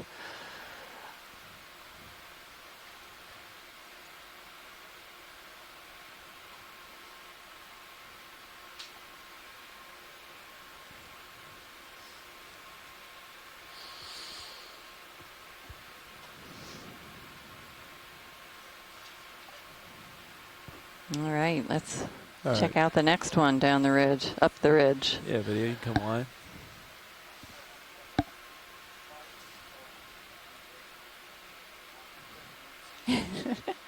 That guy's struggling. And then this one's just walking right along. You think there could be a difference in the sediment right there? Yeah, there might be just a Could frame it up if you wanted. a cavity that was filled in by this sediment. It looked darker. Yeah. Yeah, he's not having nearly the problems. No. Lighter color, too. Yeah. Looks like he just came out of somewhere sticky.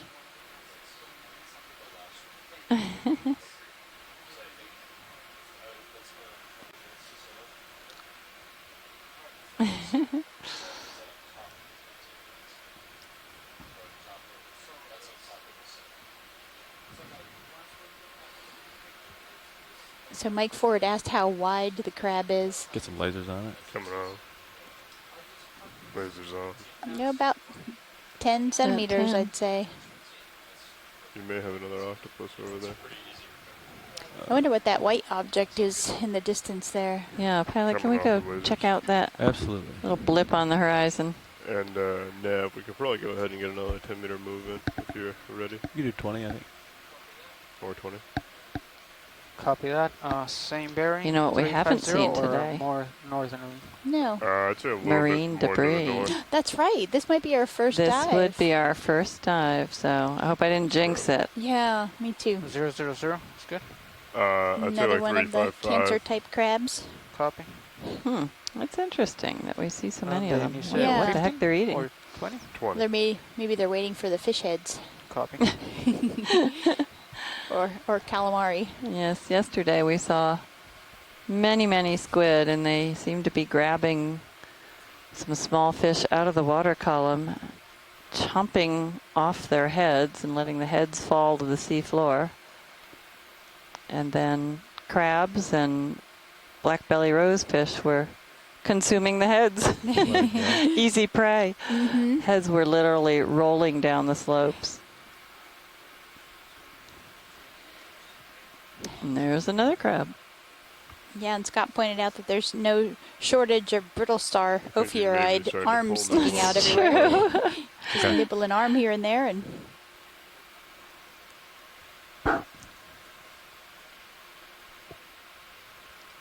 Although we haven't seen this crab eat a brittle star. That's a pretty large shrimp. Video come in.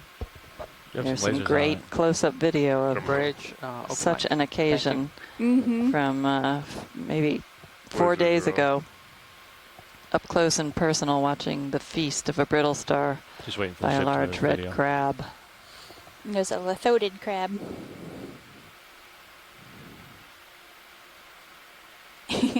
And Amanda Demopoulos said that the brittle star arms would be a crunchy snack. Maybe a little flossing too while you're at Yeah, I it. was going to say toothpicks.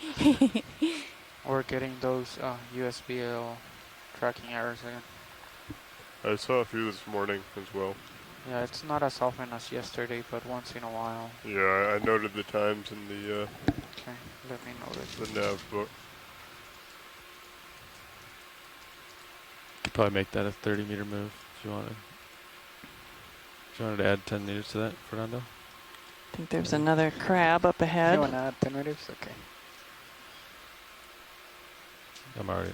Some other, what are those are the snails, Oh, are yeah. they? Yeah. Looks like it. I wasn't referring to those. I saw one on the horizon.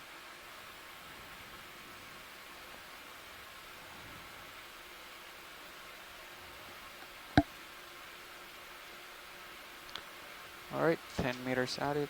Yeah, we've seen a lot of these today. Mm-hmm. Total of 30 meters. Correct? 3 yesterday, and yeah. today, Mm-hmm. in. I don't even know how many. Sounds like we've seen these before. Did we confirm what they were, or is this something we should take a collection? Since we've seen so many, it would be important to know what they are. We did have Oh, at there are least 3 a here. possible ID, but we could ask. I don't think they'd run away too fast if we took a scoop. So Yeah. the issue with that pilot is I believe the only You clear can see a siphon of biofin one. that's I don't know if left they're is called the siphons, but starboard the outer. proboscis So if we do sticking out of the scoop, we're gonna sediment have a, up ahead. Looks like interesting one. entry to that. Or we can Firebox. always try it, right, Pilot? Yeah, get in there. We can try. Or we can try it. So, Pilot, we can keep going if we hear Understood. from the chat Vehicle room wide. that they'd like a collection. Looks like there are other opportunities up ahead. Yeah.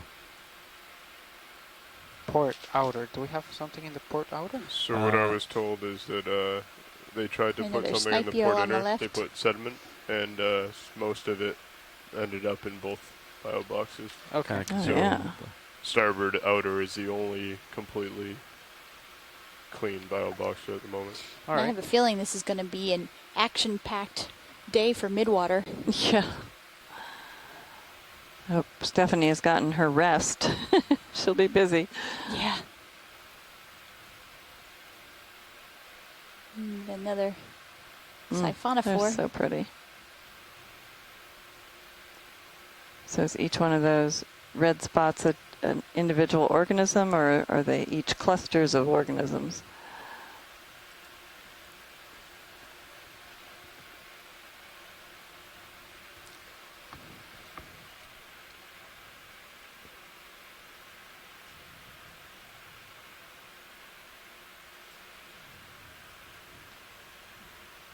Very clean sandy ridge here.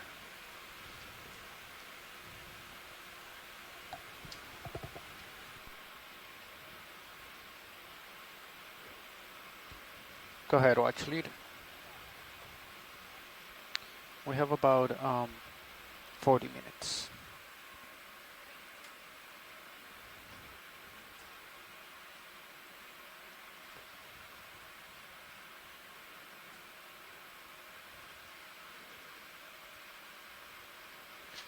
Do we have any information on the transects, Nav? What depths we want to do and Yeah, for how long? we're gonna do 500, 400, and 300. Copy that. About 20 minutes each. Yes. You rotate down a little bit to keep me in view. Copy that. Looks like you're on the move. Yes. That's good. So we have about 40 minutes left in the dive, and then we will transition into the midwater transects. And we will do those at 500, 400, and 300 meters, is what I've been told. So are we heading to the east, southeast to do those, or? Because I mean, we're at 500 now. Current's going from my port to my Yeah, starboard. I mean, we'll rise a little bit. The DP current is showing coming from southeast. A little so bit of darker we'll material line up that way underlying and see if the this current comes into us. well oxygenated Hopefully layer. that's the case, and we don't have That to darker move the ship that material much. indicates possibly that it's a yeah, reducing we'll see. environment. We saw some of that yesterday.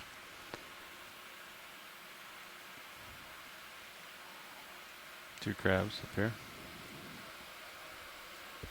Oh. Copy bridge, move complete. There's two crabs.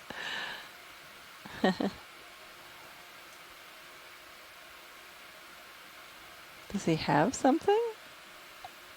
Almost looks like he has a fish. It looks like he but has a maybe it's fish, just which his- would, Wanna snap? yeah, it might just be his claw. Yeah, I think it's just his claw. These racing crabs, huh? Can't take the lasers off.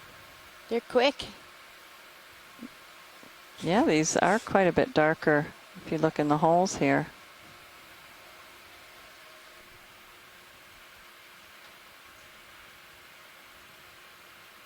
We saw a brief interaction between those two crabs. I don't know if everyone saw it in the distance.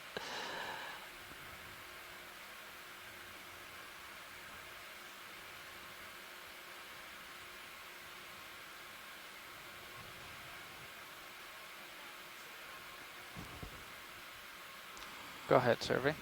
Little mileage running around.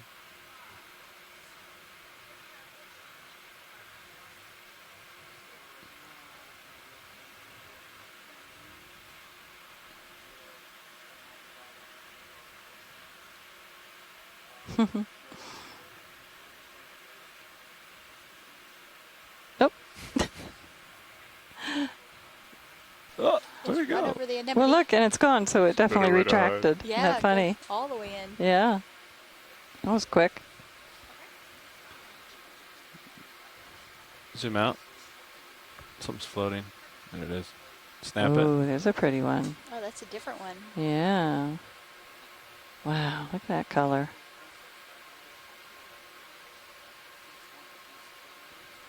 Hmm.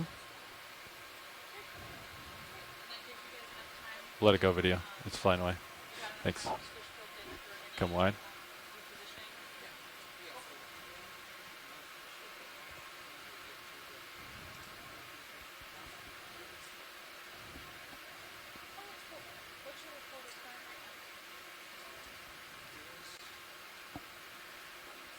Super easy to get disoriented Oh yeah.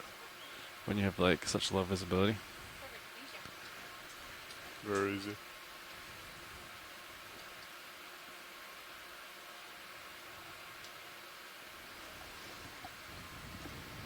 So the background of what's going on is that the currents are favorable.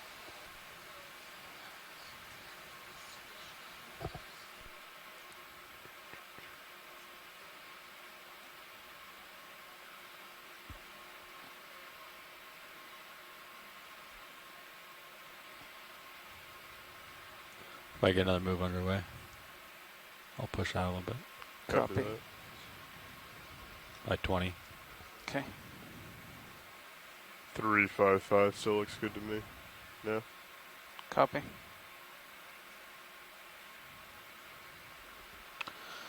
Bridge, this is nav. We're ready for the next move. That's gonna be range 20 meters, bearing 355 degrees, speed 0.2.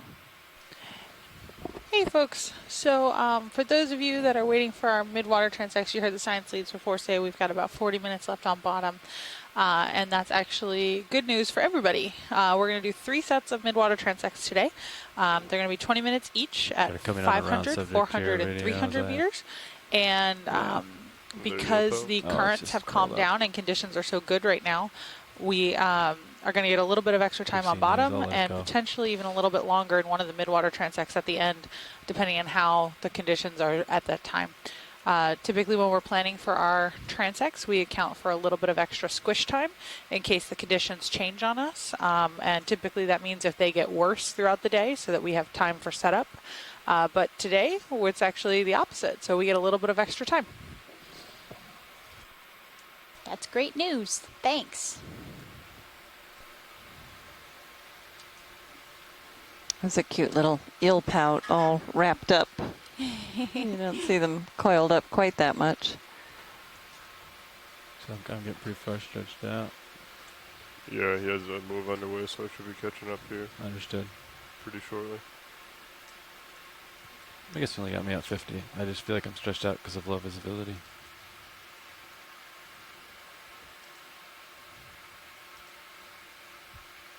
Yeah, but delta's still quite a bit. Well, 18. It's around it. I've been trying to hold an 18. Yeah, that's good. Yeah, it's healthy.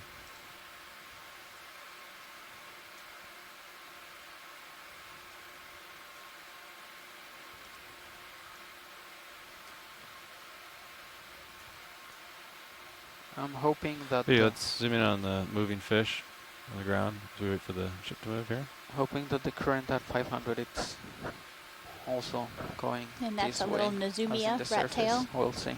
Right now I'm feeling it from my port to my starboard. But that's also, I'm on like a feature, you know? Yeah, So yeah, you cannot really go by that so close to the ground. Yeah.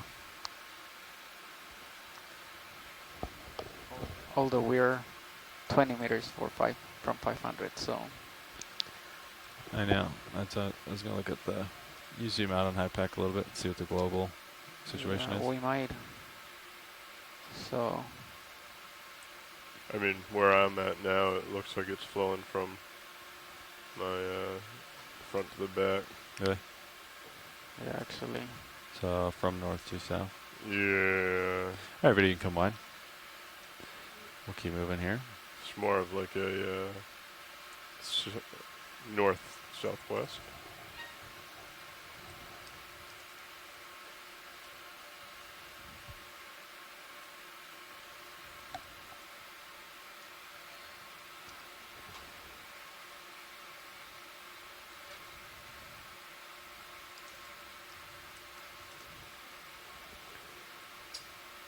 So while the ship catches up, well, what do you think we should do if we get to past 500? Should we just move the ship off of the cliff and then try to transect this way? Mm-hmm.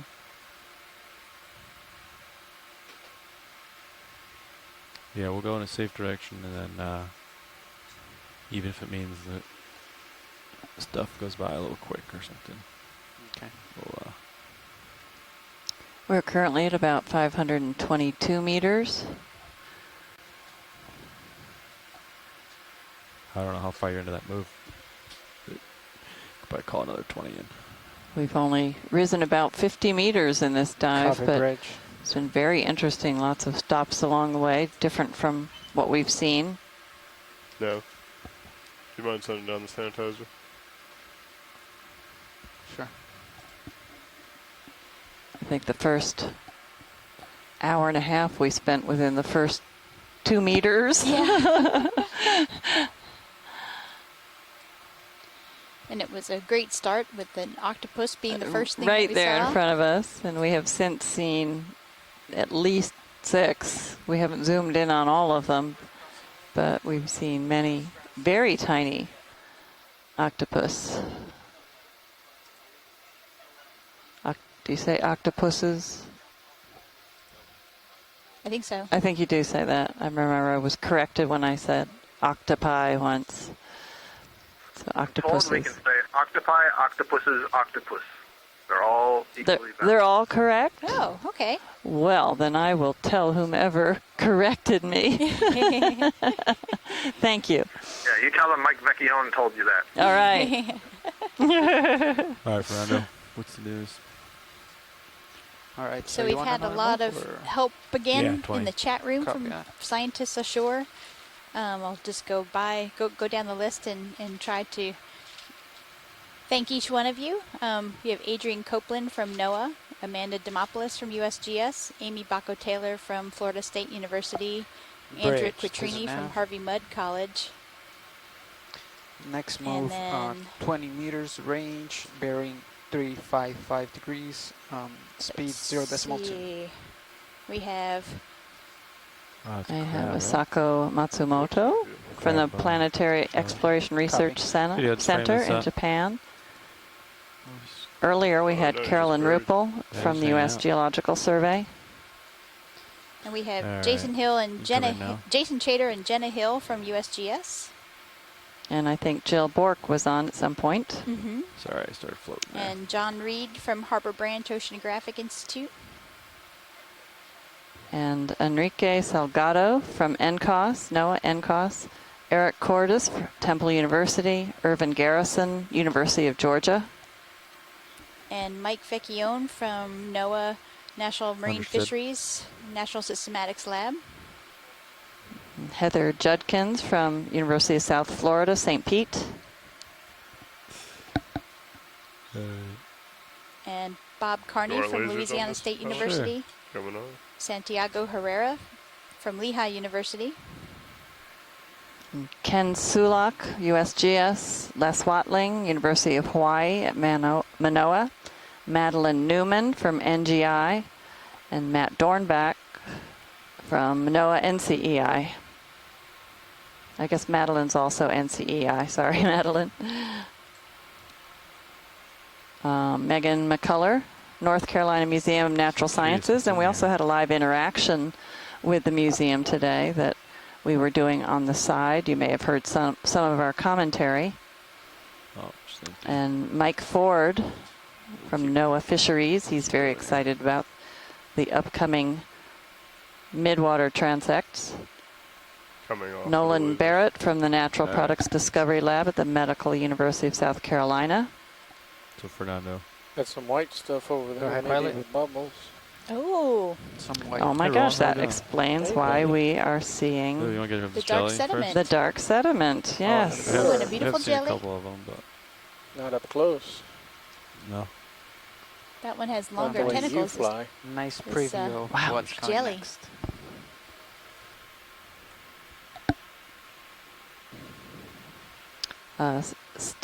Scott Harris, College of Charleston. Steve He gets Oskovich mesmerizing from me. Temple University. Okay. Tammy Frank, Southeastern University. Tilt down. Tara Luke, Stockton University. And Zach Prue, College of Charleston. Clear. All right. And we apologize if we left your name off, but that is 32 folks. See that white stuff between your skids? Gina Selig Yes. also, but I'm not quite sure of your affiliation, Gina. Sorry, I'll have to look that up. So thank you so much, everybody. Yeah, and thanks for answering some of the questions too that came in from the live Snipe Eel over interaction. there? Yeah. And others on shore, few of and them. just our Hey, own come too. in. From here. So for those of you who weren't with us yesterday, you probably don't know what you're looking at. We had started noticing these darker sediments underlying the brownish sediments. The brown sediments are oxidized, so there's lots of oxygen in the seawater, but underneath, these are reducing environment indicators, the dark sediments. And then we are looking, I'm assuming this is a bacterial mat? Yeah, the bacterial mat, and you can see it kind of bouncing around in the middle there, and that's probably where there's a little bit of gases leaking out from under the sediment drape here. The whole thing is moving. I'm not sure if that's our water movement or it. I think it's the current. Or just by here. current. Yeah. Is clear. All right. Yeah, I don't see any bubbles, but yeah, so these bacteria basically thrive in areas where there's methane gases leaking from the seafloor. Almost 90.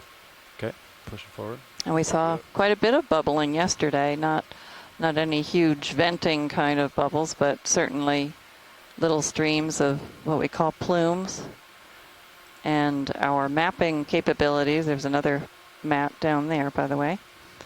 We'll come to this map mapping capabilities can pick out plumes of gases arising from the seafloor if we cross them. And so yesterday's dive, we had noted them, our mapping team, Derek Sowers and Kevin Duram. And so we dove on an area and we found some seeps. See anything new here? But And tomorrow's dive is likely in an area of seepage as well. So we're hoping to find some more of these. We weren't really anticipating these as they hadn't been detected on any mapping. We didn't do overnight mapping of this specific location, and it's a little deeper. But it's known in more shallow water, more shallow parts of this canyon. Not that good. And of Hatteras Canyon that we visited yesterday. So. And maybe Carolyn Ruppel will come back online and help us out. See if she has seen them at these depths in these canyons.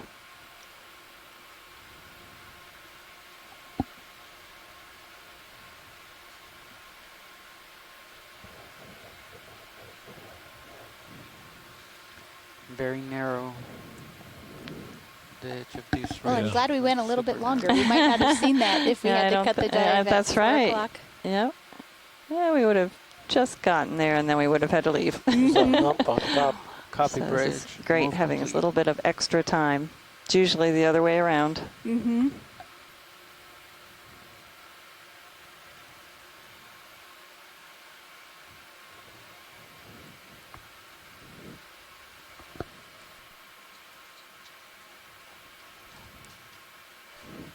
And Gina Selig says that she's an intern working with OER, and Amanda is one of her mentors.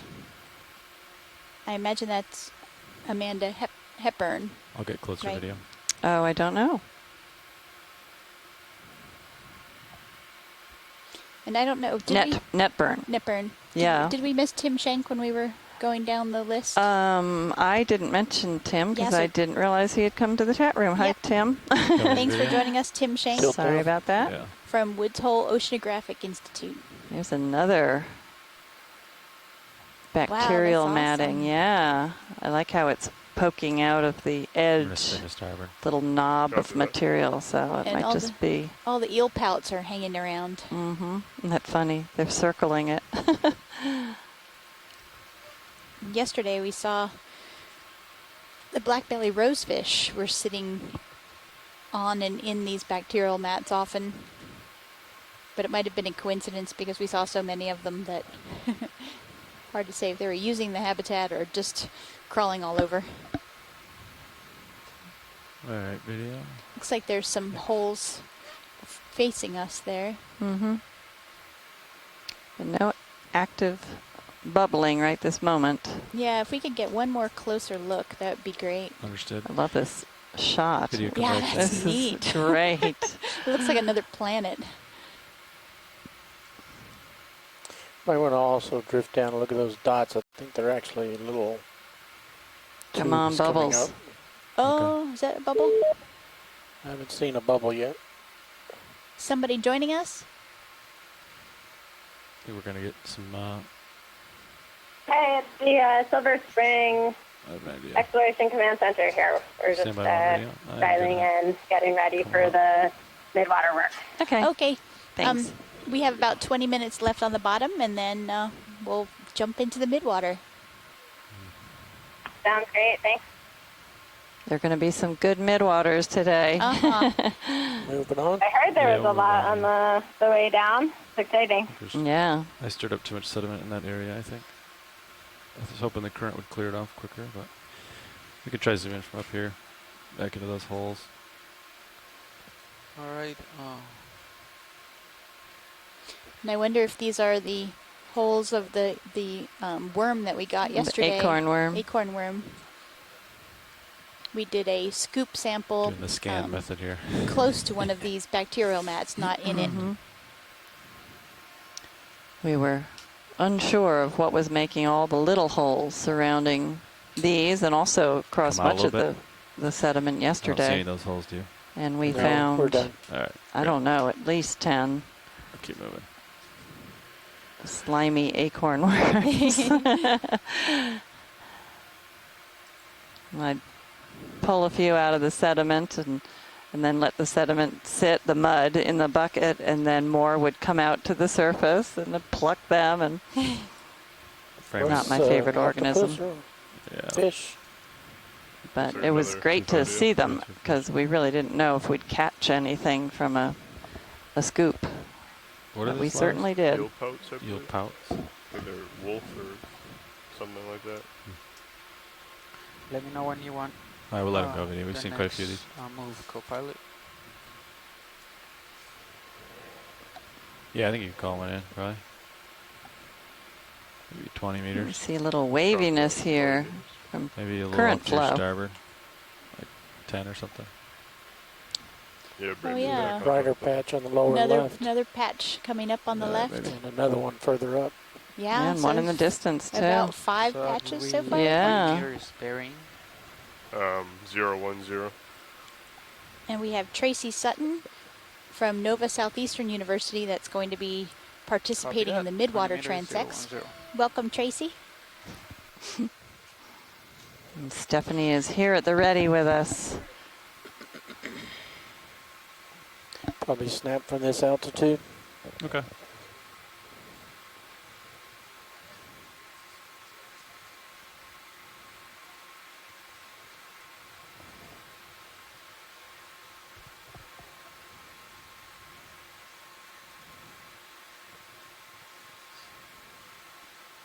I haven't seen any bubbling yet. Have you, Roland? I see no active flow. Yeah. No visual of any active flow. Yeah.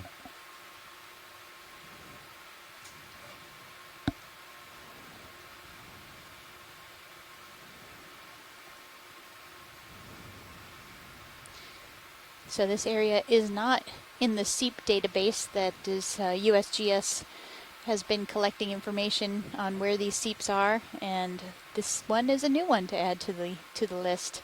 But I bet you that since we're not seeing bubbles from any of these areas, maybe it's very slow bubbling, or maybe even ephemeral and it's not happening lately.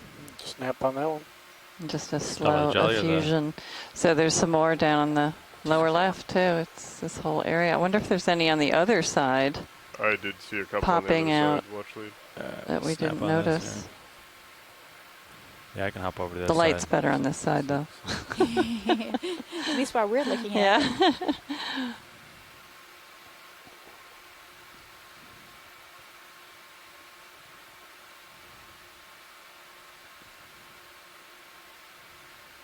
That's actually more bacterial matting than we saw yesterday. Yeah, it is. And then we saw in every place that was bubbling some little mat of bacteria that would look like a marshmallow, and it would just kind of right at bounce the up and bubbles, down yeah. with the bubbles. It's like a valve. Bubble valve. Clear. All right. Come wide when you're clear. And for the ROV pilots, we have a question from shore from Colleen John. There's a ring right there. She's curious if the rover has a temperature gauge on it for those bacterial mats like Nautilus does. Yeah. You want me to answer on OKEX? Yeah. Sure, yeah, that'd be great. If you want to put it up on your screen, I can put it out on stream 3 full. Yeah, we have a very similar temp probe. It's titanium, so it doesn't melt. You could show Mini Zeus. You bring Mini Zeus down if you wanted. co-pilot. Copy that. Bringing it up now on my screen. Nav, if you could. And then keep an eye on. has a cable attached to it, so we can grab it with the manipulator and poke it out maybe 6 to 8 feet away from the vehicle. So if it's a very hot vent, we don't melt our vehicle. Can't remember the max temperature that it can read, but it's very hot. Show the gauge reading on your display or no? Thanks, pilot. Yeah, no problem watching.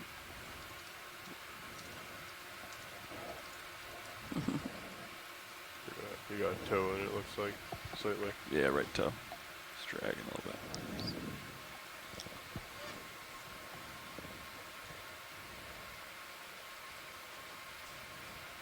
Okay, switching back. Thank you, Nav.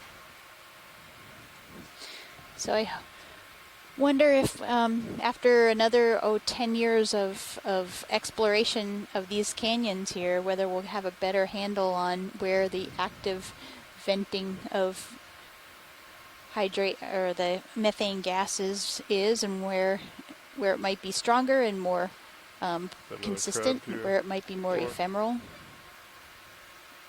You could snap crab if you wanted.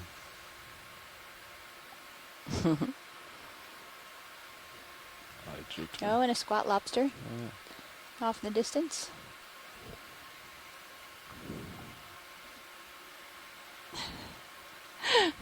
We definitely have some midwater fans here. Mike Ford says, melting the vehicle sounds bad. We should just go to the midwater. I don't think we're in danger right now of melting, Mike. Sorry, you're just going to have to wait 10 more minutes.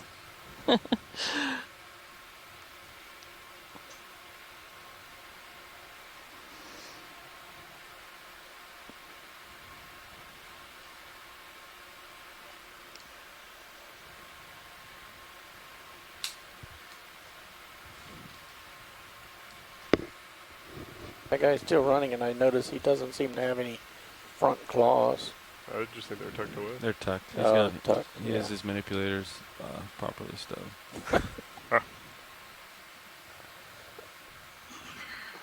Crabs sure are fast. Yeah, they're just exercising right now. Yeah, he's just going in circles. He's cruising around.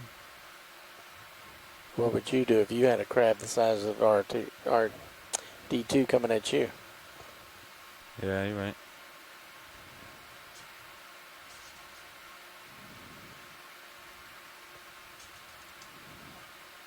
Did you want to look over the other side for those seeps? Sure, I can take a peek. I did see a couple of them, so they should be over there as well. It's further down the hill, though. Yeah, there. And Tracy Sutton suggested that the myctophids that we saw yesterday, well, we saw just a few in front of D2, and mostly we saw their heads on the seafloor. And he said they're Ceratoscopellus warming eye, and it suggested it might be a spawning aggregation. So the squid came up across a concentrated group, probably. Was not what they had in mind. The fish. It's a different crab? Yeah, Just squat lobster wanting you to come and visit. You can snap it.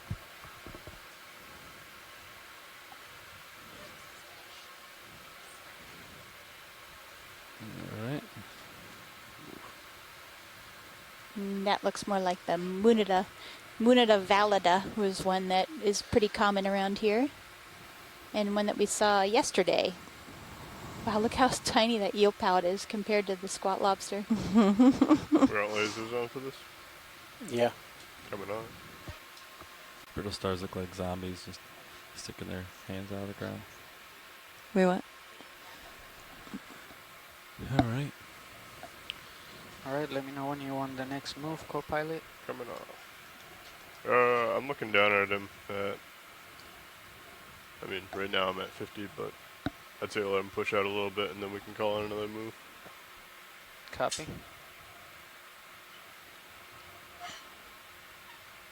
I'll go a little more starboard, or? Yeah, I'd say another 010. Okay. Copy. Bring me closer to this ridge. Sounds good. 010. Let me know when. Copy that. It'll allow you a little bit of more room to jump back and forth over the different sides. Sounds good. Another bacterial mat on the left here coming up. You can probably go ahead and do that now, if you'd like. Copy.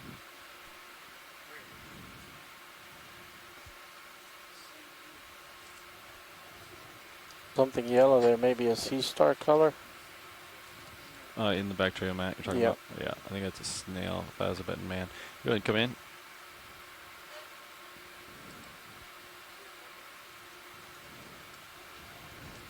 You're talking the... Yep, the gastropod thingy. Okay.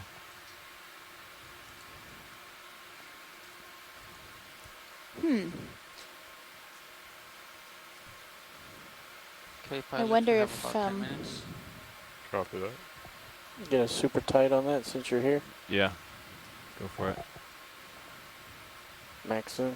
Understood. So he's just sliding down the hill.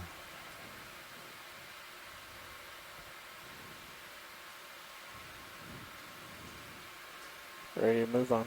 All right.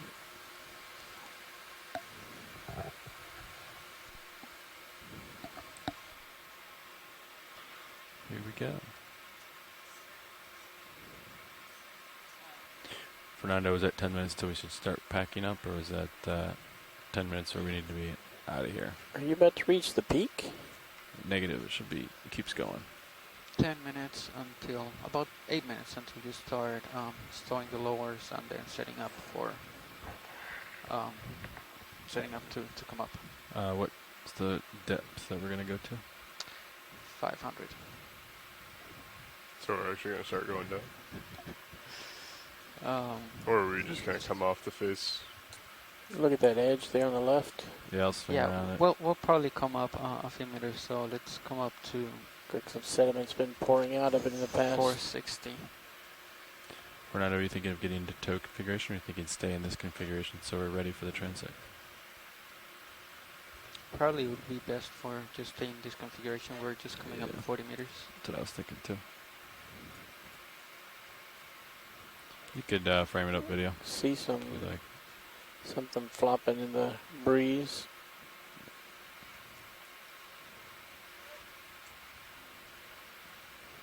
Yeah, it's hard to tell whether that's just the current and or the thrusters from D2, or the bubbles looked more, well, you can actually see bubbles instead of just movement. There's going to be some sediment coming in, Roland. Okay. My left toe. Yeah, that looks like an excavation. Mm-hmm. Critter made.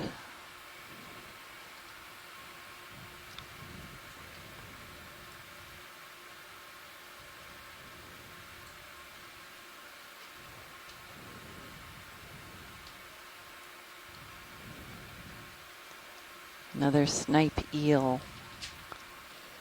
Any chance you can get his head? Go for it. Mm.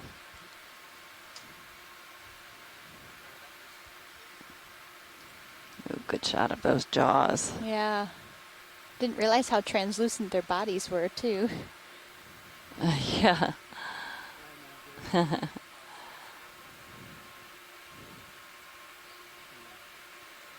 Good little chase there.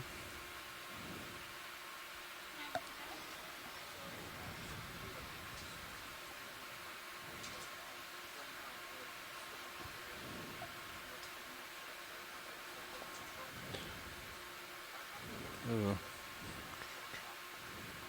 I'll go for. Yeah. Shell. Yeah. Working on it. Jelly's going to come into view. Lower left. I think it's below me now. So, oh, there it is.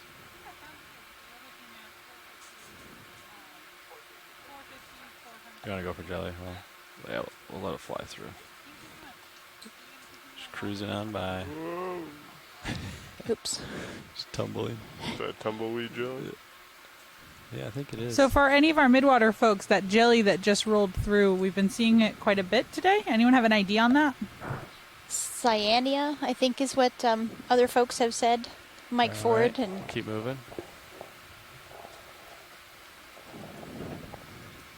Thank you. Go ahead, watch lead. Yeah. Absolutely. We've asked the front row to introduce themselves, please. So sitting in the front row, to my left, City Navigator. Fernando Aragon. And this is Levi Unima, City Pilot. And to my right.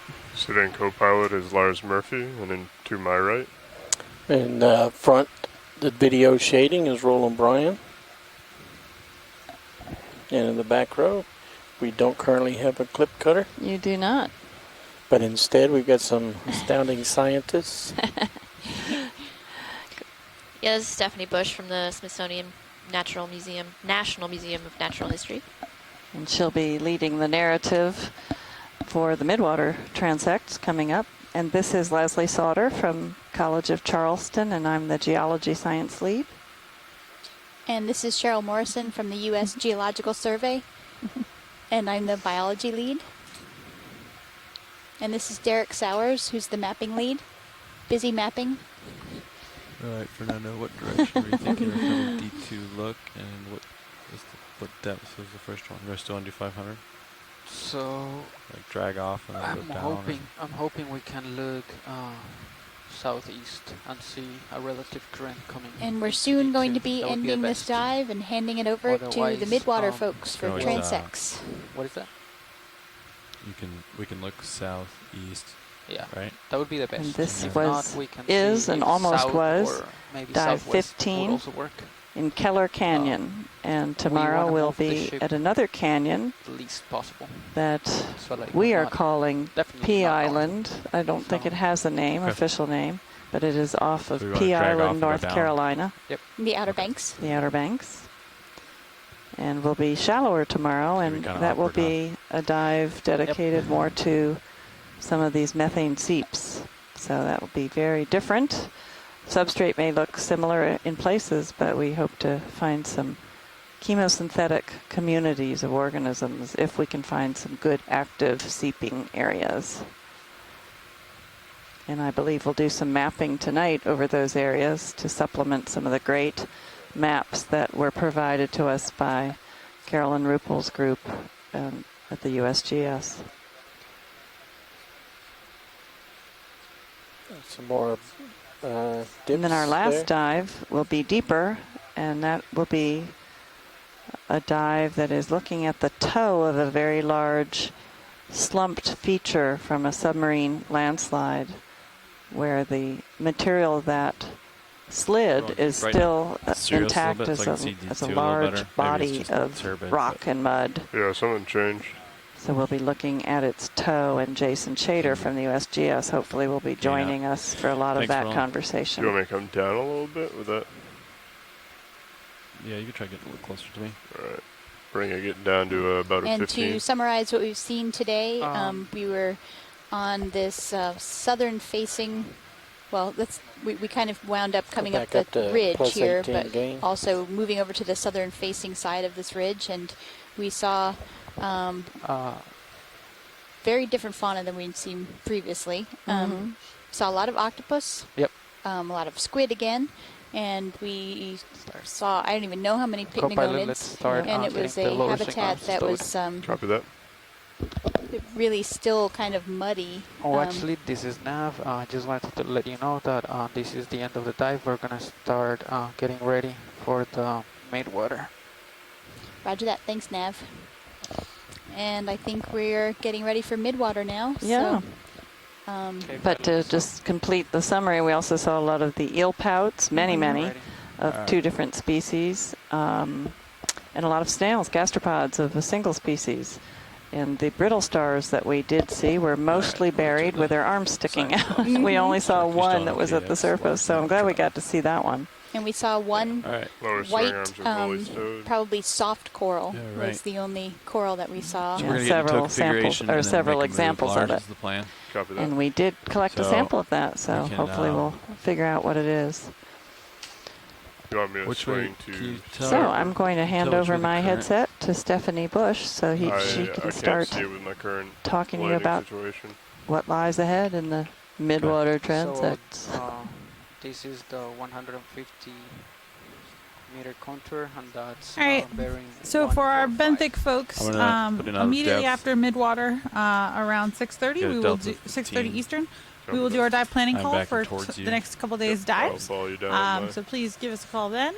For now, we're going up to just a few meters up, probably about 50 meters up, to get clear of this ridge here, and then we will be starting our first transect. That's what I would expect. So Amanda Netburn, are you still on the line? I am here. All right, let's do some introductions for the midwater team, and then we'll give you a minute or two to give us some background. Might haul in on the winch a little bit, but Okay. So I'm Yeah, up just do you here want me in to come the up? Silver Yeah, you Spring Exploration Command Center. My name's Amanda Netburn. I am an oceanographer with NOAA's Ocean Exploration Research Program. My background is in the mesopelagic fish, although I'm much more familiar with the fauna off the west coast than I am here. And I've been helping to coordinate a lot of these midwater transects with a bunch of my midwater colleagues.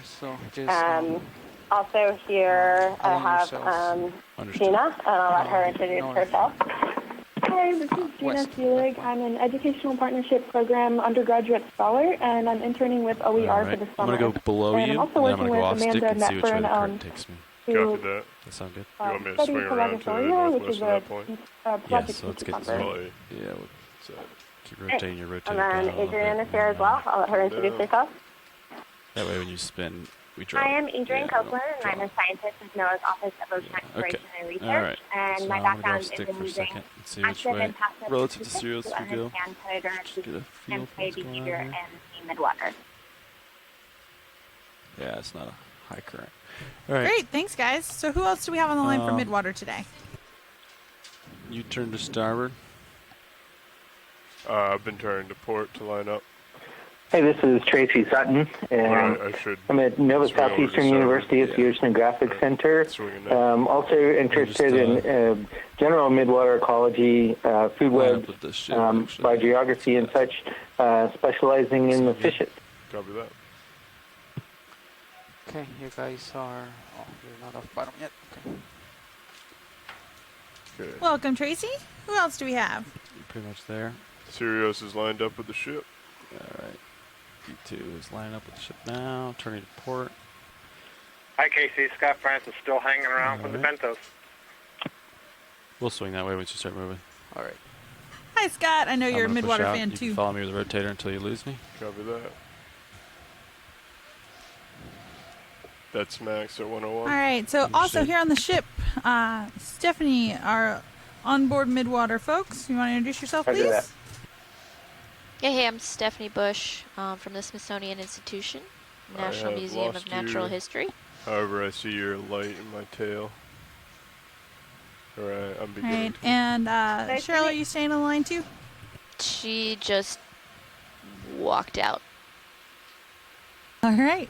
So, Okay. Let me so know when otherwise in the chat room we also have Alan Collins from the Smithsonian. We have Asako Masamoto. All right. As well as How Heather does, Judkins high from pack- Nova So you Southeastern, can use high pack for Jenna our Hill from position relative to each other. USGS, I pulled Mike out auto Riccione depth. from Lost NOAA you on- Systematics Lab, Mike Serious. Ford from NOAA Systematics Lab, Tether's tight. as well Heavy's a lot. Go as ahead and pull your Santiago auto head Herrera out. from Auto Lehigh, head coming Scott France, who we've already heard from, Auto head Scott as Harris well. from the College of Keep an eye Charleston, on high Tim pack, Shank from Fernando. Hui, and As Tracy we head. Sutton. Not a good So vision here. should be a good dive, guys. Copy. All right, Amanda, you want to give What's some going on background? with the copilot camera? Oh, video. Sure. I don't know if you're so busy, but can you we've work with been, the copilot to get the settings so he can? doing some I transects have in no lights the on, I water believe. column, and